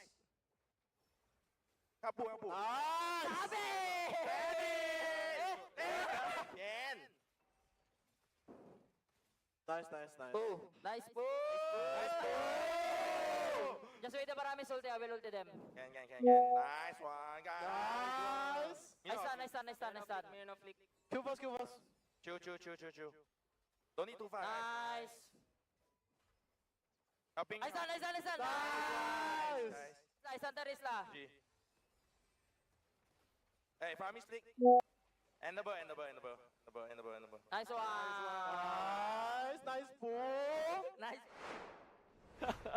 I love how, you know, the F in Team Flash stands for family. You can see immediately, right? Yeah. Puski came from a community team that got relegated twice. And immediately he got accepted into the top seed team in MPL Singapore. And immediately you felt the friendship, you met the camaraderie right there, and how they welcomed him back onto the desk together. And it's kind of heartwarming to watch. Yeah, it was very good. I mean, they were like family, as you said. Yep. But that's just your opinion, man. Let's get the other guy's My opinion. opinion's better. Professor Churros, break it down for me.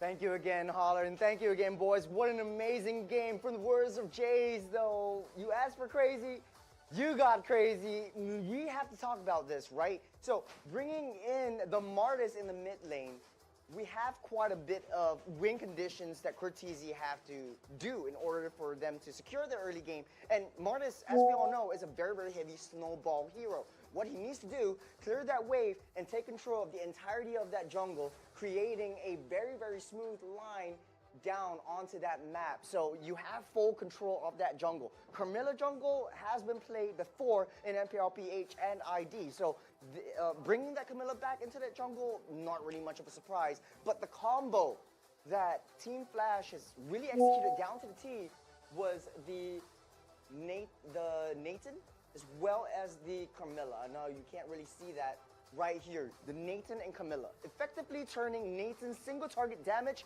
into an AoE splash damage. And that was what propelled them to success within the entirety of that game. We'll see how this plays out. This was the first and only turtle of that first Lord fight that ever occurred in this game. Hades immediately started on that turtle, but in pure Filipino fashion, this is just a bait, and they took it. They wanted to go for Cortese. It was a little bit of confusion. Everyone started going for Hades, and then they scrapped that. I want to go for Cortese because he's a little bit nearer, a little bit easy to kill. But the rest of the Goon Squad are coming into play, and this was where all hell broke loose. As long as Nathan is in, everything will fall apart. All they have is a lot of CCs. You got Yuta down here with the Terizla, you got the Minotaur, you got the Netherrealm keeping you alive, but not for long. So this is how it's played out. The Lord not really being touched. Hades sees an opportunity, all three together. They go for that fight instead of coming into that play. So Hades changes target down from that Lord and over to the fight over here. And we all know how this plays out. All that slowly can do without that much damage is just back away and try to get at a split push, a sliver of life, a breath of life for Exco to really stay afloat in this game. And then we see how this Camilla Nathan combo comes into play. You got the Blood Pact coming in, then Adamir continuing to barrage his single target damage, effectively turning it into an AoE splash damage coming in with Cortese just cleaning up. It's sort of like a Roger from Wish. And I like to see that. It's always 1v1ing, and of course Puski being that MVP, always 1v1ing. So with that being said, what a crazy game. I can't wait for more. Over to you, Cheryl. Thank you so much, Prof. And that match was just absolutely crazy. They just bulldozed the entire Land of Dawn with the crazy lineup.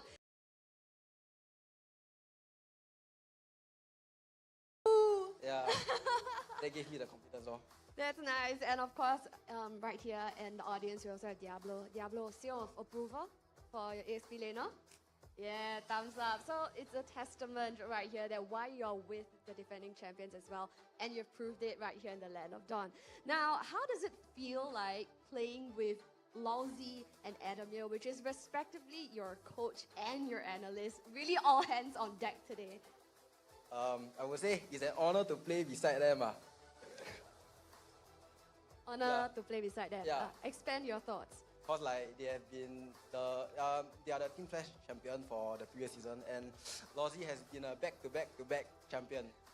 It feels like, right, he briefed you before this interview. No lah, better say I'm back-to-back champion. Flex for me. No, these are facts.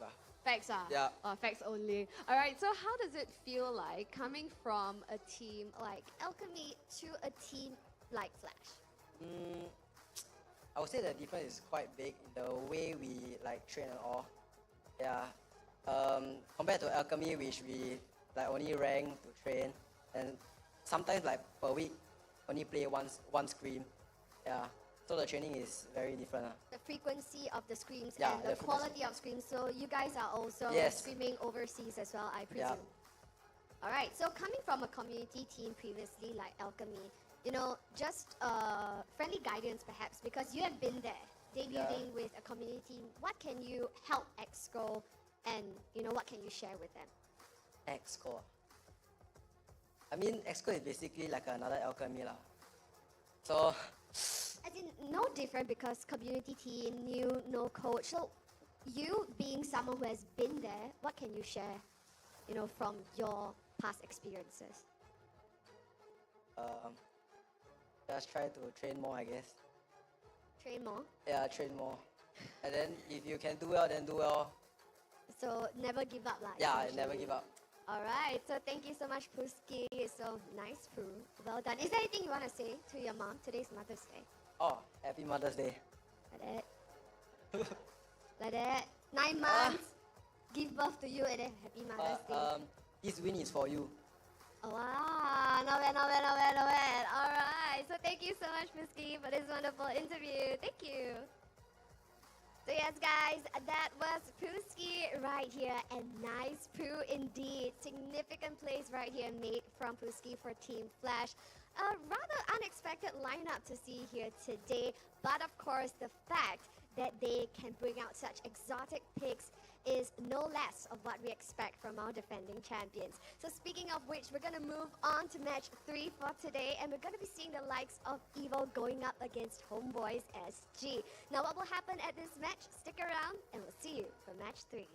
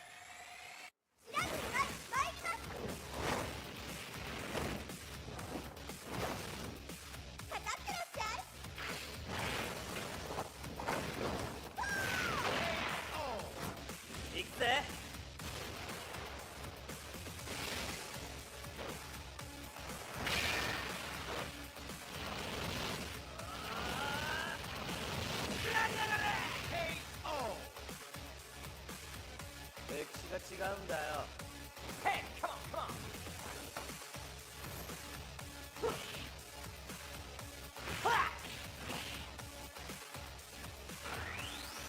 Okay. Power Gazer.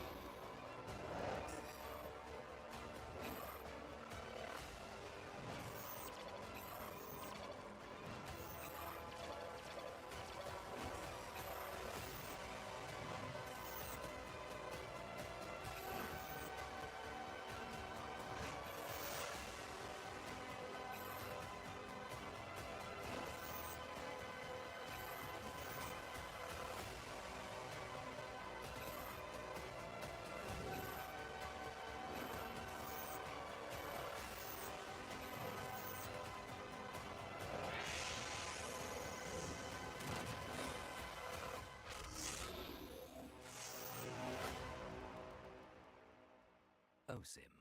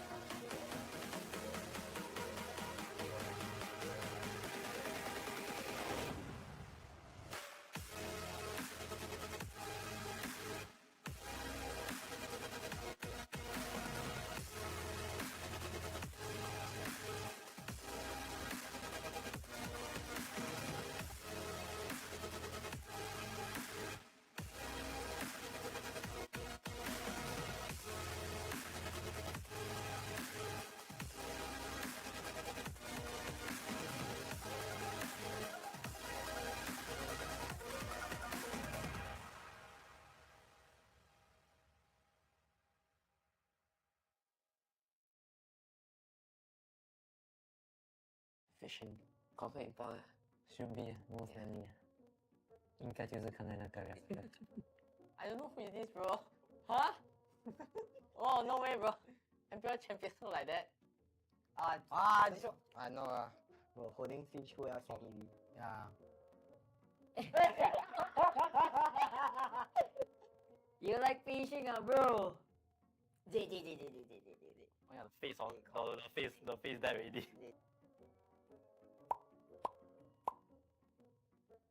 Oh, I think I know this one.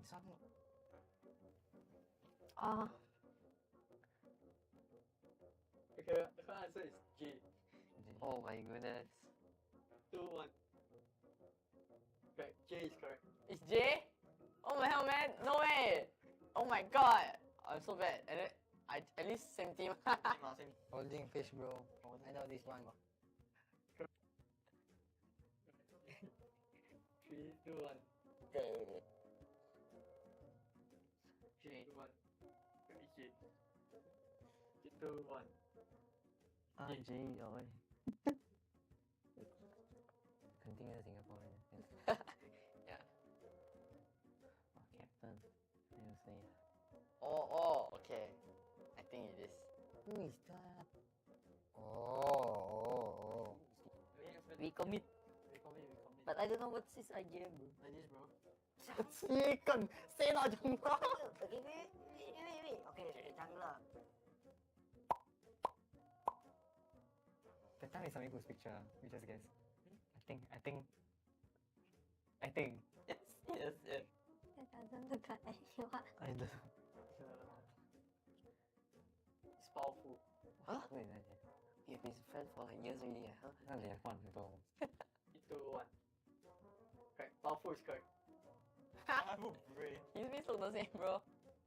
Correct. Ah. It's powerful. Oh.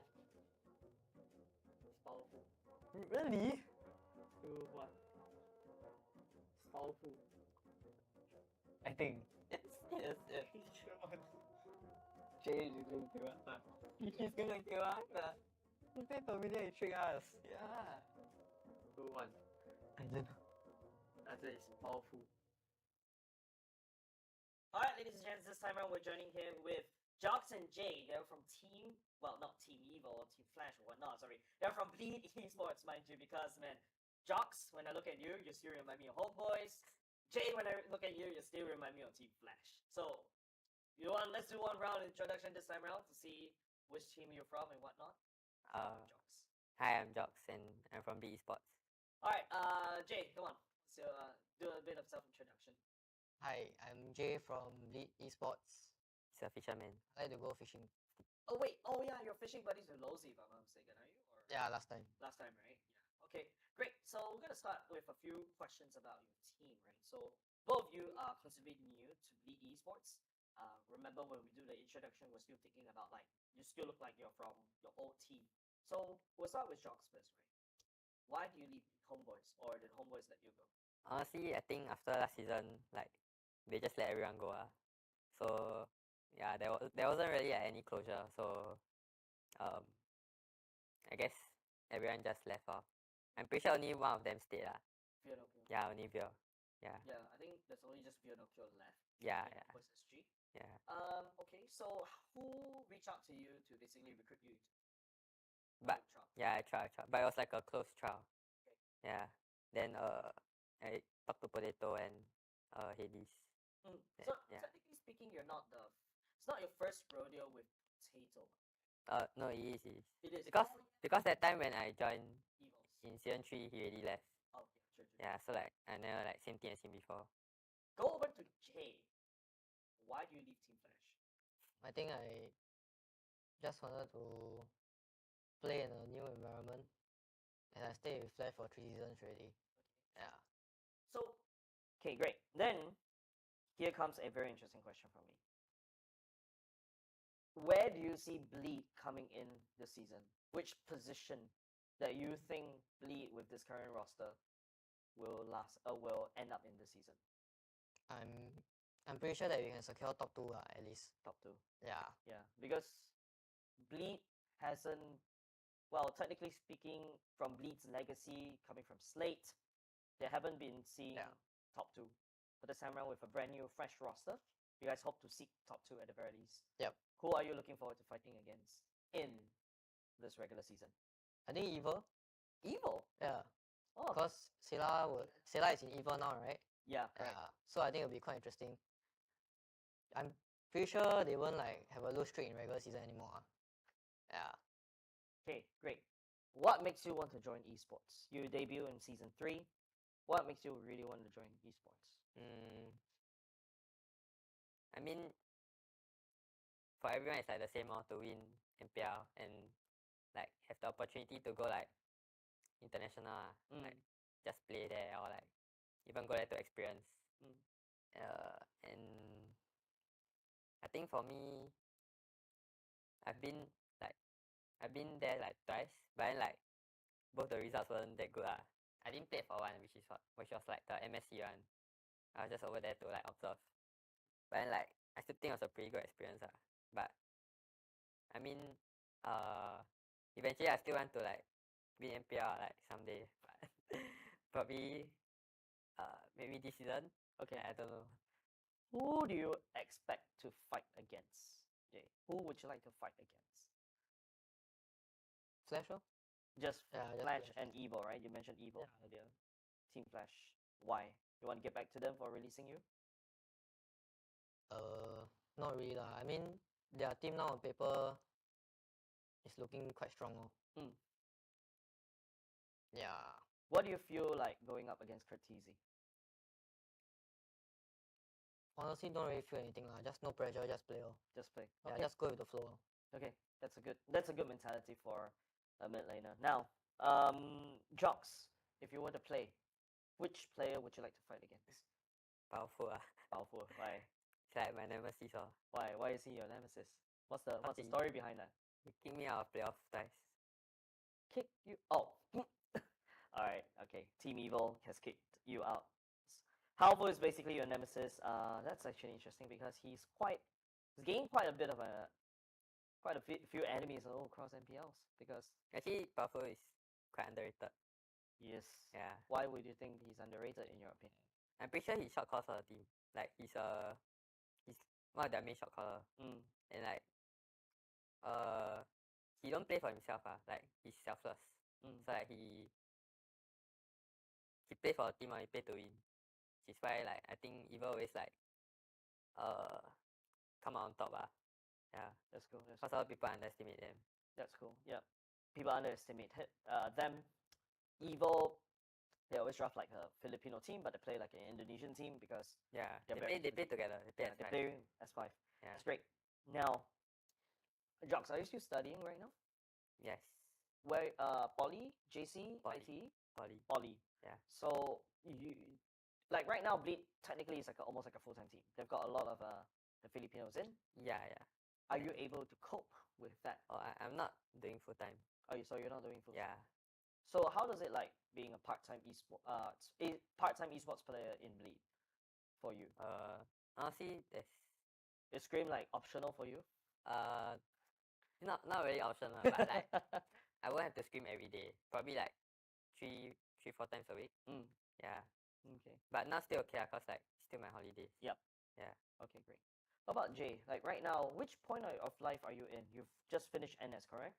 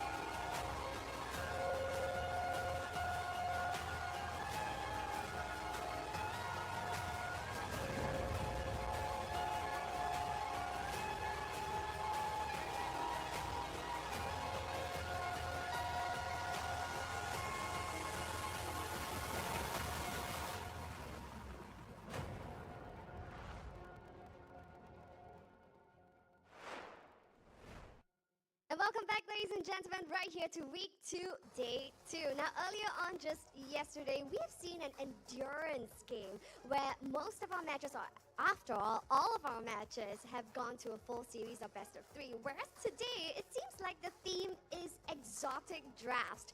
Right here in match 1, we have seen the likes of a Hellcut Rome. And of course, right here in match 2, earlier that just passed, we have seen a Camilla jungle. It's just absolutely crazy right here for day 2 itself. Will we be seeing more exotic picks? We can only find out as we approach match 3. So when it comes to match 3, we'll be seeing the likes of our community heroes, Evil, going up against Homeboys SG, a crowd favorite. So what will unfurl right here in the Land of Dawn? Stick around and let's see. First up, presenting to you our community heroes, Evil.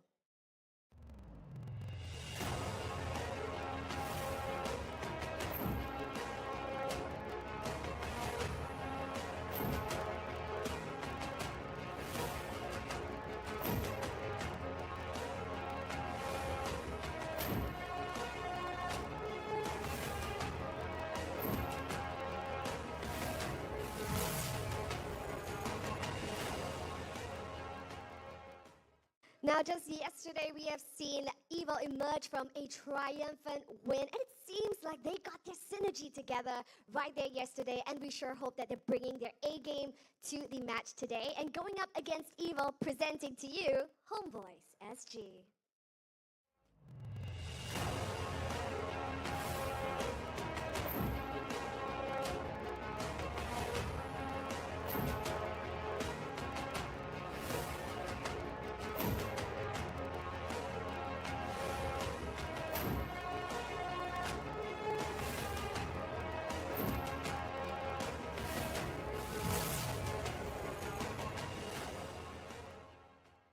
Even though they have suffered a loss yesterday, it seems like their synergy is also on point for Homeboys SG. Will they keep this momentum up and hopefully take a game from Evil? Now, let's hand our time over to the casters to find out more. Take it away, boys. Thank you very much, Cheryl. Ladies and gents, welcome back to MPL Singapore Season 7. My name is Joey. Join me right here on the desk. Holler and also Moment will be casting for this particular series. And oh boy, it is going to be Homeboys going up against Team Evil. What do you feel about Homeboys this time around? I feel that Homeboys, they did have signs of life versus Team Exco yesterday.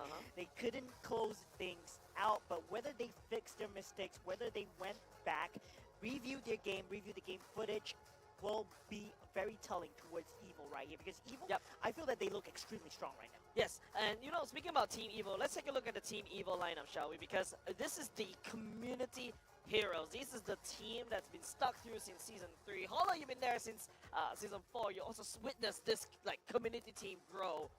What do you feel about this time around in Season 7? How are they performing in Season 7 thus far? I mean, they're always a team that kind of struggles in the regular season. They kind of like limp their way into the playoffs, and then they get themselves into the playoffs, and then they turn into this monster, right? That just like derails everybody else. This is a team that really steps up. The only thing about this one, though, is the fact that this team, I mean, you could only have top 6. Right? If you get in the bottom 2, 7th and 8th place, you're not even going to see the playoffs. So Twist, Powerful, Sayla, Carrot, JS right here, they need to step up, make sure that they're, you know, hopefully in, you know, top 5, 4, so that you give yourself a little bit of chance. You don't want to be top 6, you know, going into this one, because you might struggle. Definitely, and in fact, they stepped up quite well, because in week 2, day number 1, they beat Bleed Esports in a 2-1. They're going to carry on this momentum even forward. Now, moving over to the other side of the aisle, Homeboy Singapore Moment, take it away. All right, we got our boys Verno Cure, Sap, Puji, Yoon, and Ani.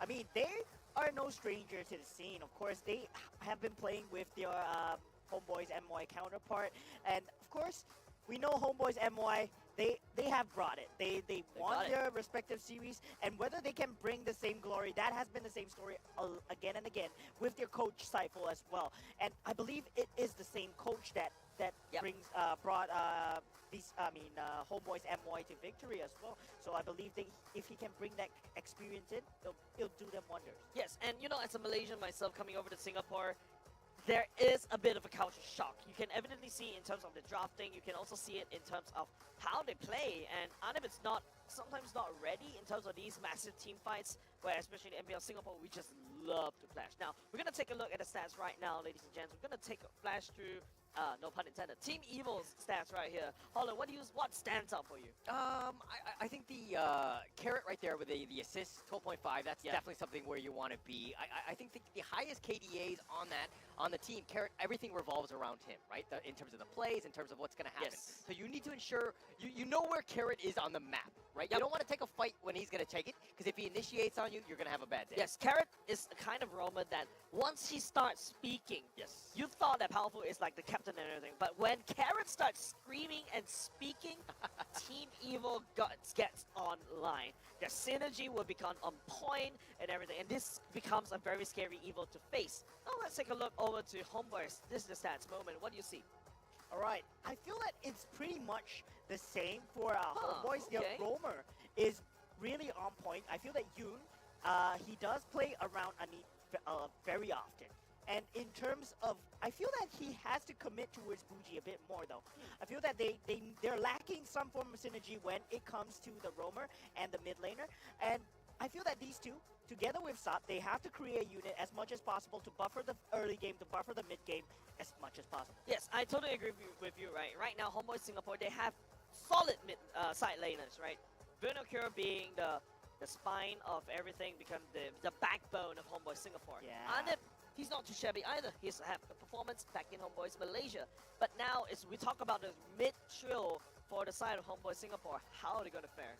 I mean, Mo was kind of hitting on this. Anip is there. He's got that huge KDA of like 6 point something, right? Yep. The problem with that is that when you're on a losing team, generally speaking, your KDAs are very low. But the thing is that he's not really joining the fights. And I think that really needs to step up on that one. But we'll figure this one out, of course. Definitely. What is coming up? Definitely. Coming up next will be the head-to-head video. Don't forget, this is Phil before week 1. Let's roll the video, guys.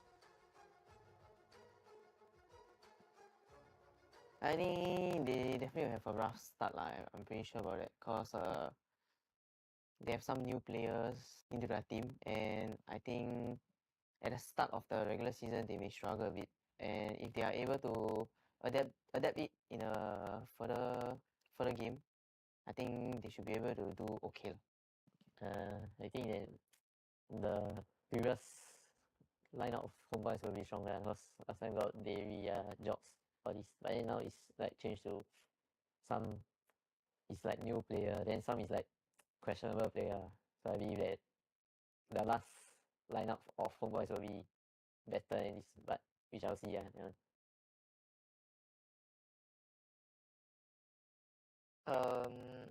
I'm not too sure about Eva, but all I know that I think JC is not very familiar with the goal lane.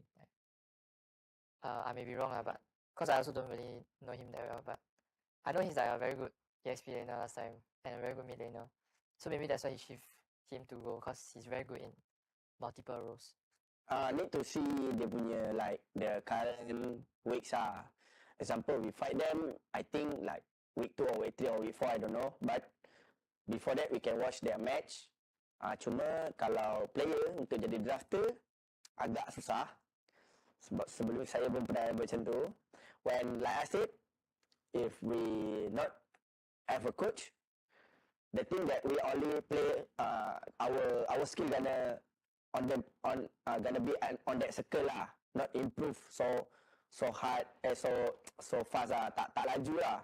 Jadi sebagai kenapa macam pentingnya coach ni ada I at one point untuk menggunakan bakat-bakat muda ni untuk lebih improve cepat daripada take if that team gonna take 1 year, we can make 6 months like that. So the coach like that. So if based on balik kepada soalan tough ke tak, kena tengok dulu minggu pertama macam mana. Kalau kata kuat lah, tapi we try to win lah, like that lah. Well said that right there, Coach Saifu. I totally agree with you. I've been telling Team Evil for seasons since Season 3, get a coach, and they may actually hit to the grand finals or go beyond more, because Team Evil is just a very, very strong team mechanically. Yeah. definitely a strong team, something that you got to fear. We're going to have to see if they can kind of, get into this next game here. But I want to talk a little bit about Homeboys. I'm a little disappointed. The fact that they won 1-2 yesterday. Okay. But mind you, I'm mad at 4 teams from yesterday because all 4 of those teams that I predicted lost. And speaking of predictions, what does the audience think about this series? Yes, let's take a look, brought to you by McDonald's right here. Heavily in the favor of Team Evo. Moment, defend Homeboy Singapore. I mean, Homeboys, they have been adapting. And I feel that the story of this, it's still too early to tell. It's only week 2, day 2. There's still 2 more weeks to go. And if they can adapt, they do have the third-person perspective. It helps when you have a coach. And that's going to be very key for them in trying to balance their mistakes out. Okay, let's take a look at what the desk is feeling today. I think we're feeling a little bit spicy, I feel. Let's take a look at the talent prediction. All of us in the favor of Team Evil, as usual. But another thing that we also should highlight between these 2 matchups is last season, a bit story time, I know. Last season, Buji was the mid laner for RSG. And then during the playoffs, Sayla replaced him. Bit of rivalry? Yeah. I mean, it's definitely something that you want to think about, right? It's kind of in the back of your minds. You're kind of going into this one, right? You got to be careful. Like, there are players that will shift around. It's going to happen. It's one of those things where are you now? How do I make sure that my team does as well as they can and not make it personal? Yeah, and don't forget, ladies and gents, before we go into the head-to-head video, we were talking about how we added a caveat, right? Yes. This was recorded before week 1 during the media day. Now that Coach Saifu, as you see on screen right here, holding on to Buji, there's a lot of pressure on this coach trying to make things work against Team Evil. You see how Team Evil broke Coach G already. Apart from being a community hero, they're starting to break coaches' minds. I mean, not having a coach themselves and breaking coaches' minds, that's huge on them. But I still feel that if they had a coach, they could break them even more. With the amount of player inputs that they have, and having another person from the third-person perspective, I mean, when you play yourself, you can feel it. Like, when you go back into hindsight, you start to see things that you cannot see when you were emotionally invested in that game. And when from an outside perspective, it would just help them so much. But of course, Sayla and Buji head-to-head, their stats looks amazing, awesome. But I have to say, Sayla, I feel that he's synergizing with his team a lot more than what Buji is. Yeah, so evidently both these 2 mid laners, not only just comparing by the stats, compared by history, right? Sayla and also Buji, like what I mentioned before, was RSG SG.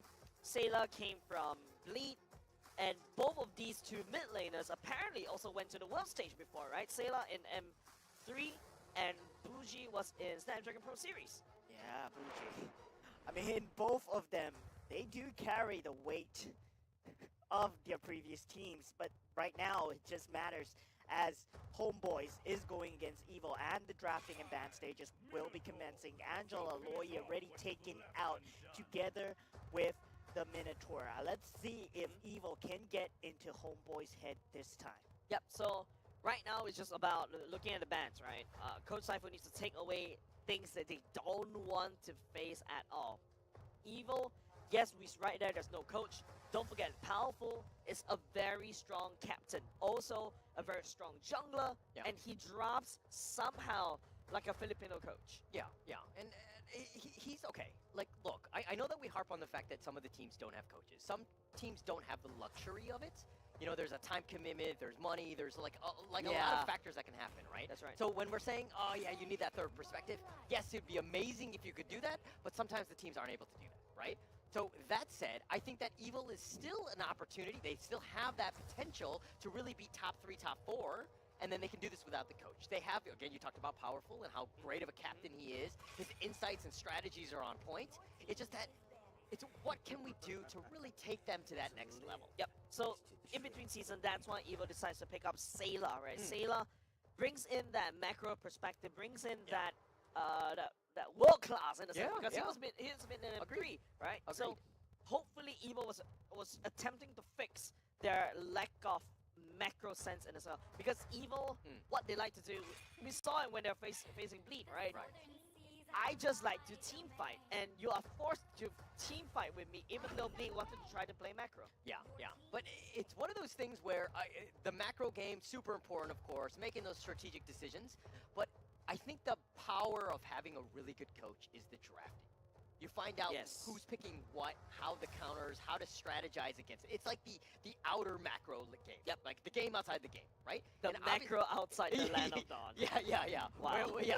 But it's one of those things where it puts yourself, okay, when you draft, you're going in with, you want an edge. Like if your drafting is much better than the other team, right? You want to hopefully get into that 60-40% where you're giving your team an extra boost. But it's one of those moments where let's go into the game and see what happens when you don't have that luxury as maybe Team Evil have. Yep. Now, Team Evil, speaking of which, Powerful would decide to pick up the Roger and also the Barats. Common suspect, but taking away Anip's Roger, I feel like Anip can always default back into the Moscow, where immediately Ombo's SG snap picks before going into the banning phase. Bredging will be picked up, secured by Sub. Sub has a lot of success on this boy. And apart from that, Mathilda will be used by Yoon. It's also a very easily executable hero. And it's something that Homeboy Singapore looking very strong in terms of the draft as of now. Yep, I agree with it. But if you're looking at, okay, the Evil side, like you've got the Barats, most picked in MPL's SG. I don't remember the exact win rate right now. I think it's close to 60%, which is very high, especially for the first pick. Evil know how to play it, right? We've seen Roger time and time again. It's been high tempo, high damage, get in your face. They know what they want to do, and they've added on the Vexana, very, very strong 3 picks by Evil, and they're going into that second phase. Yep. Now, Vexana, taking that away from Bucci is going to be critical, right? Not only just that, Evil has already banned away the Kadita. So, Sailor is pretty much confident right here because they're going to start locking down in terms of the mage hero pool, but okay, as I say that, they'll focus on the export instead. We're going in, Exports out, trying to get out the tankiness. But okay, look, the Moscow pick here, like your thoughts on this one, especially with, I mean, Frederick, we know, top picks in, PH and Indonesia, very strong pick. It hasn't been amazing in MPL SG, but it's still very strong. Now, the Matilda, we've seen that time and time again, it's doing quite well in MPL SG, but this Moscow pick, I don't think it's been picked even 5 times as of now. I mean, it's a new flavor right now, right? Like, it's something that players in MPL Singapore start to see success since day number 1 because of the global ultimate, and not only just that, it's also can pose a great counter against the Roger. It's like a new, remember what we were talking about in the last matches, right? The new world marksman meta versus the old world marksman meta. Moskov is something that could scale all the way to the late game against the Roger, and okay, Powerful, since we're still on a Happy Mother's Day thing, thank you, Mom, for supporting my dream. Yeah, man, he's about to make waves if he actually goes all the way to Grand Finals, man. That would be the first community team in a sense that rolls from the ranks, from the qualifiers, that hits the Grand Finals if they manage to do so. That'd be amazing. And that would be amazing. Like, all of these players right here have great support, right? I would think internally to get themselves in a position to play at this level. MPLSG, it's one of those things where you're making some sacrifices and you're really committing to the dream. That's right. So a big shout out to all the moms out there, especially the single moms that, of course, Jace and Mo are really looking forward to meeting. Woo! But speaking of the draft right here, we were just talking about Frederick not having a good time in MPLSG, but I feel that one of the tools that Frederick has always been paired with is the Matilda. So Matilda-Frederick combo just increases his mobility like crazy. But yeah, now that they're paired together, I feel that it'll be a much better time for him. Yep, and now Vinokura says Happy Mother's Day. Love my mom. And don't forget, Vinokura is an Indonesian import, right? Hailing all the way. Definitely may feel a little bit homesick, right? Because, you know, you can't bring your mom over to the boot camp, right? So definitely a shout out to Vinokura and his mom as well. Happy Mother's Day. And now let's go back to the draft. And Homeboys right here are going to be drafting the Novaria, and also there's something that Buji plays. And now it's up to Team Evo. This is a very thick draft that found themselves already on top of the Eternal Guard. That's a lot of frontliners that Evo has drafted for themselves. A lot of good frontliners, a lot of damage, and you have the potential to make the jump. Homeboys, that is. So you have that potential, but also, if you're looking at Evo, this is a very difficult team. Like, I want to get to Vexana. How am I going to get to it? Yeah, you have Matilda, Circling Eagle, maybe you get on, but there you go, Yuzhong. Yep, Yuzhong is always the... If you want to go to the backline to find anybody, the Yuzhong comes into play. And I love it. Like Yuzhong is coming back into the meta. like 1.5, well, technically last season, in the late part of the season, you start to see more Yuzhongs appearing. And Yuzhong has a special place in my heart, right? When I started casting, Yuzhong is one of the first few EXP laners that we always see from the side of EXP lane. Now, it's up to Team Evo right here. They haven't picked up a XP laner in a sense, so they need something else. Okay, that's gonna be a Khalid. They already got 1, 2 tanks right now. Eternal Guard make it a 3. Now, they need someone to be able to access the backline onto Moscow. There you go. The Khalid will be the choice from Team Evo. Yeah, Moscow wanting to be in the thick of things, but still Khalid will be trying to play keep away as much as possible. Matilda, though, I mean, given that Matilda Fredrin, I really favor the Homeboys SG lineup, right? Of course. I feel like Homeboys SG lineup is more like I can do everything, right? If I want poke, hey, I got Muji. Hey, if I want to be able to pull somebody back, hey, I got Matilda. If I want to really hard engage, I got Vino Cure. There's so many things that Homeboys SG can do. I think there's a lot of pressure on Sayla, right? From Evil, Vexana has to do a lot of damage. But obviously, you have so many guys that are very tanky and kind of provide a lot of protection for you. But you got to stay alive. Make sure you can cast as many spells as possible. Get as much burst as possible to kill these guys. Very difficult to do, especially with the Homeboys lineup. I think it's more balanced going into this one. I like this matchup going into first match 3. Ladies and gents, here we go, back onto the land of Dons. Homeboy Singapore going up against Team Evo, the community heroes, the coach breaker, the team breaker, the Kingslayers, literally, right? Yeah. And this is their first game going up against each other. Looking to see what happens with this particular one. Extremely excited for this one, especially with the way that Evo has been playing. They've been looking like the playoff champions, the playoff beast like they are, Oh, right? wow, a lot of foreshadowing right here, moment. A lot of focus and a lot of confidence, I would say. But I mean, I really feel like the coach diff is going to go against Team Evo. Wow, okay. We've seen it, Homeboys really, after a loss, they tend to fight back, and you definitely see adjustments, and they do that really well on the fly. But the thing is that they haven't actually turned that into a bit of a success. You know, they're 0-3 right now. They're kind of on the bottom looking up. They really need this game. Yep. When you're back against the wall, there's no way back but forward. There's no way back but forward. No pun intended, right? Yes, so right now, Homeboy Singapore, they really need to play their minds out. They really need to put in everything that what Coach Saifu had taught them for the past in the past few seasons, past few days they have, in order to just deal with Team Evil. Right. Now, Team Evil, I pointed out Sayla as really needing to step up, but who is like the one star player that really needs to step on Homeboys? I feel like it's just Sap. So we focus on Sap quite a lot of times. This guy, the Singaporean player, right? It's starting to get used to MPL already, and you can see a bit of growth between week 1 and week 2. By the way, if I'm not mistaken, from what I heard from the ground, Sub doesn't really have any community tournament experience as well, as compared to other of these new rookies coming into MPL Singapore. Wow, that's crazy. That's crazy. Yeah. And it's all about getting those reps. And I think it's perfect for him in this situation because there's a lot of pressure on the jungler, right? He needs to ensure that he keeps on pace with Powerful. Ooh. As I say that, there's a little bit of action. Going Black Dragon form being used right now. But the turtle is being caught on the backline. Daytona's welcome. Sailor falling really low, but Powerful does get the turtle in the backline. Twist does get the better of. Wow, Sailor goes down as well as Sop goes down from Twist. Okay. That's a 1-for-1 trade with the turtle going for the way of evil. Yeah, but that's very bad for the side of Homeboys right now. Not only just that, you lost your jungle priority, you lost the turtle, and you give it over to Evil. Your second turtle is going to be very hard. Powerful should escalate in terms of the level, and now let's take a look at the emblems. Emblems-wise, we're seeing, Roger still doing the same. Anything that really jumps up to me, in my opinion, is that Khalid, right? Going for more concussive blast, going for more tankiness. He knows he needs to be able to outlast and outsurvive the damage brought out by Homeboy Singapore. If you're going for this draft, though, and we talked about how strong of a game Sayla really needs to do, or to have in this game. If they just continue to focus on Sayla and just kill him constantly, do you think they would have a chance? Because everyone else is kind of tanky or somewhat, mobile and difficult to get to. Twist right here, right? There's still also, in the sense, Team Evil has a backup damage source, which is in the form of Khalid.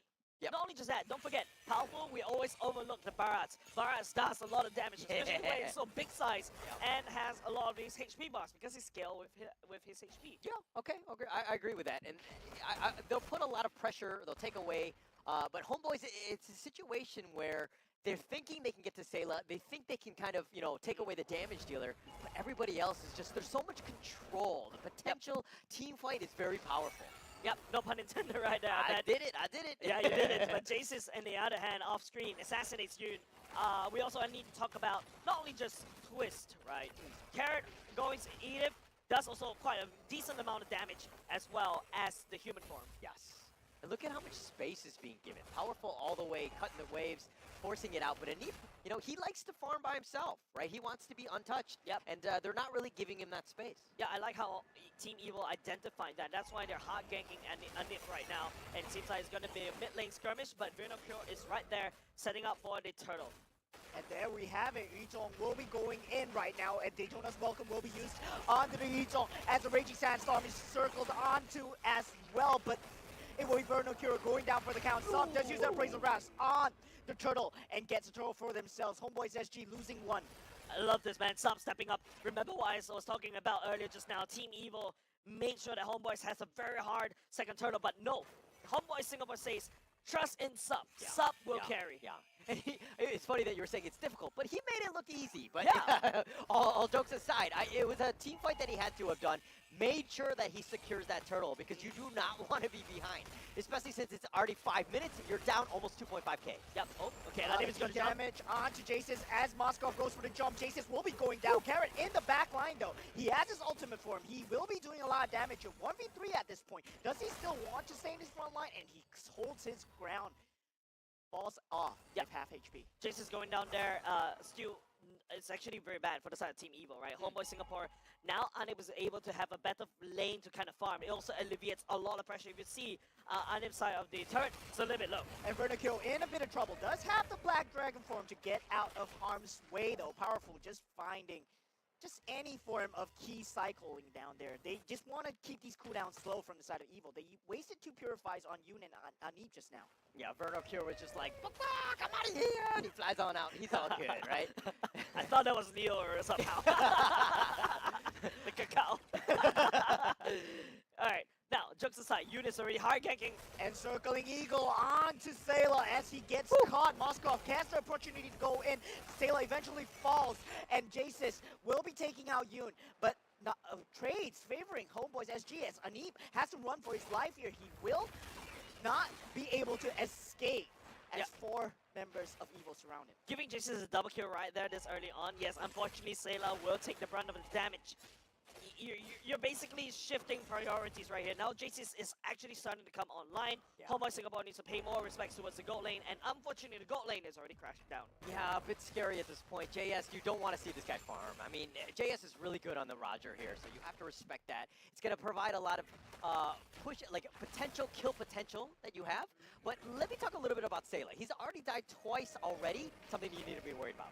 And the Black Dragon form already being used in this turtle fight. Committed very early. Astral Echo for the vision, but Twist in the backline. Turtle does go the way of Sap as Circling Eagle catches 2. But still, Eternal Guard on the backline onto Vernocure as Sap is falling extremely low. He will be going down to Powerful eventually, but Powerful also will be going down to the Moskov as well as Twist does get the finish with the help of Kara as Jace's will be looking to clean up as much as possible. 2-for-2 trade. Jace's will be hitting into the turret. Does not get the finish onto Buji though. He lives to fight another day. Anip still in a lot of trouble. Has the guiding wind to get out of harm's way. Purify being used. Circling Eagle for the counter. Not finding the jump buff. Onto Jace's. Massive scrappy fight around the turtle pit is still Homeboy Singapore that secures that turtle, but at what cost? I mean, it was 2 for 2, right? I think I'll take that trade at this point. I mean, yes, you're down 2k at this point, but you're giving yourself a chance. You need to take whatever objective that you can get. You got to slow down Evil, figure things out. They have no map control. Look at where they are in terms of the map.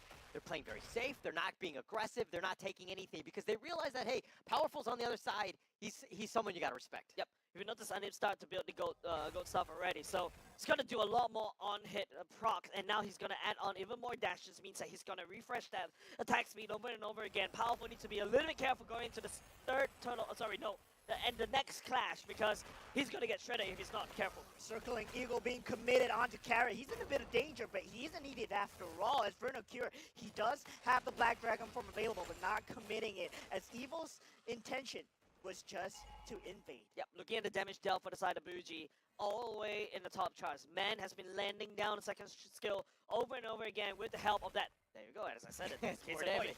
Yeah, he's been able to snipe it out. And I think we've seen, you know, MPL, Indonesia, and Philippines, like the Novaria has been like it's like how good is your team based on the Novaria, right? Like the snipes, the ability to do that burst damage all of a sudden, especially with the Echo of just providing a lot of vision, is just really on point as they have that. And stop with the energy eruption onto Powerful, but not the key target you're looking for. But Carrot in the back line, getting in a bit of trouble here, but not exactly in harm's reach. It's scary for the side of Evil, right? Yes, I have 5 men around the vicinity. I've got Homeboy Singapore and then all the way down the bottom side, but he can always join in an instant with the ultimate, and that's what makes Moscow very scary in the hands of Anip. Yeah, but and there we have it, Carrot with the flicker in and the knockup as well. Eternal Guard being used, Stop in a bit of danger, but Black Dragon Guard being used. Nice ulti by Moscow. Sayla extremely low, falling down to Vernocure at this point. Jaces will be falling as well. Very nice kill by Ane, but Powerful does pick up Stop in the end. Very nice petrified from the side of Yuzong onto 2. Carrot and Powerful have to run for their lives as Ane is here. Ane is there, and Twist, he does not find the value with the Raging Sandstorm. Vernocure still going for more. Carrot and Powerful, they have to escape with their lives here. Anip just putting in the leg war, like I was just talking about this. Anip can be pushing down bottom lane, and all of a sudden Anip can join the fight. Yeah, like that was a perfectly timed, you know, rejoin in terms of the fight. Anip is on point. That's exactly what you want to do. Has a ton of damage. Homeboys, like this is one of those things. That's the team fight that they wanted. That's going to get themselves back in the game. As I say that, Vernocure. And Astral Echo being used. Vernocure in a lot of trouble. He's falling extremely low, finding himself in a bad situation, but Stop eventually takes the Lord, as I don't think they want to commit anymore. Yeah, right now you can start to see Homeboy Singapore starting to pick up the momentum, pick up the prio, because Anip has started to come online. And not only just that, you also got the Lord marching down bottom side for in the favor of Homeboy Singapore. That's great. That's great. They're putting themselves in a position to win, right? Anip is the highest level in terms of their other team, tied with Seth now, but they're both level 12. This is what you want. You want that damage dealer to get those items to make sure that he can kind of make that push. You have to respect it. Now that they have that Lord, they have a pushing potential. This is hopefully going to lead to more map control for them. Right now, seems like Homeboy Singapore knows how to deal with Team Evil. Team Evil has slain Bleed, and they're looking to slay Homeboy Singapore, but now Homeboy Singapore is showing how it's done. Yeah. And we do see the Lord ready barreling in, both teams finding posture, but still, Anip falling extremely low on the backline. We do see the initiation onto Carrot as he falls extremely low, and he does go down for the count. Raging Sandstorm being used with the Eternal Guard, as well as Twist will fall to the Appraisal's Wrath. Stop, that was a juicy Appraisal's Wrath. They turned the tide of the game in the favor of Homeboy Singapore. Oh, that was like a McChicken. That was on point. You know, the Appraiser's Wrath right on top. There was 3 of them that could not have been juicier, right? Yeah, the patties. You know, oh my gosh. Right on top. I'm hungry now. Big delivery, you guys. And now, because of that, Team Evil lost so much priority. Their back's against the wall, and they're going to go even further. And Black Dragon form already in the backline, half HP. Not committing too much. They do get the inhibitor turret, but Evil, they want more. But Astral Echo, he's just highlighting all of them at the moment. This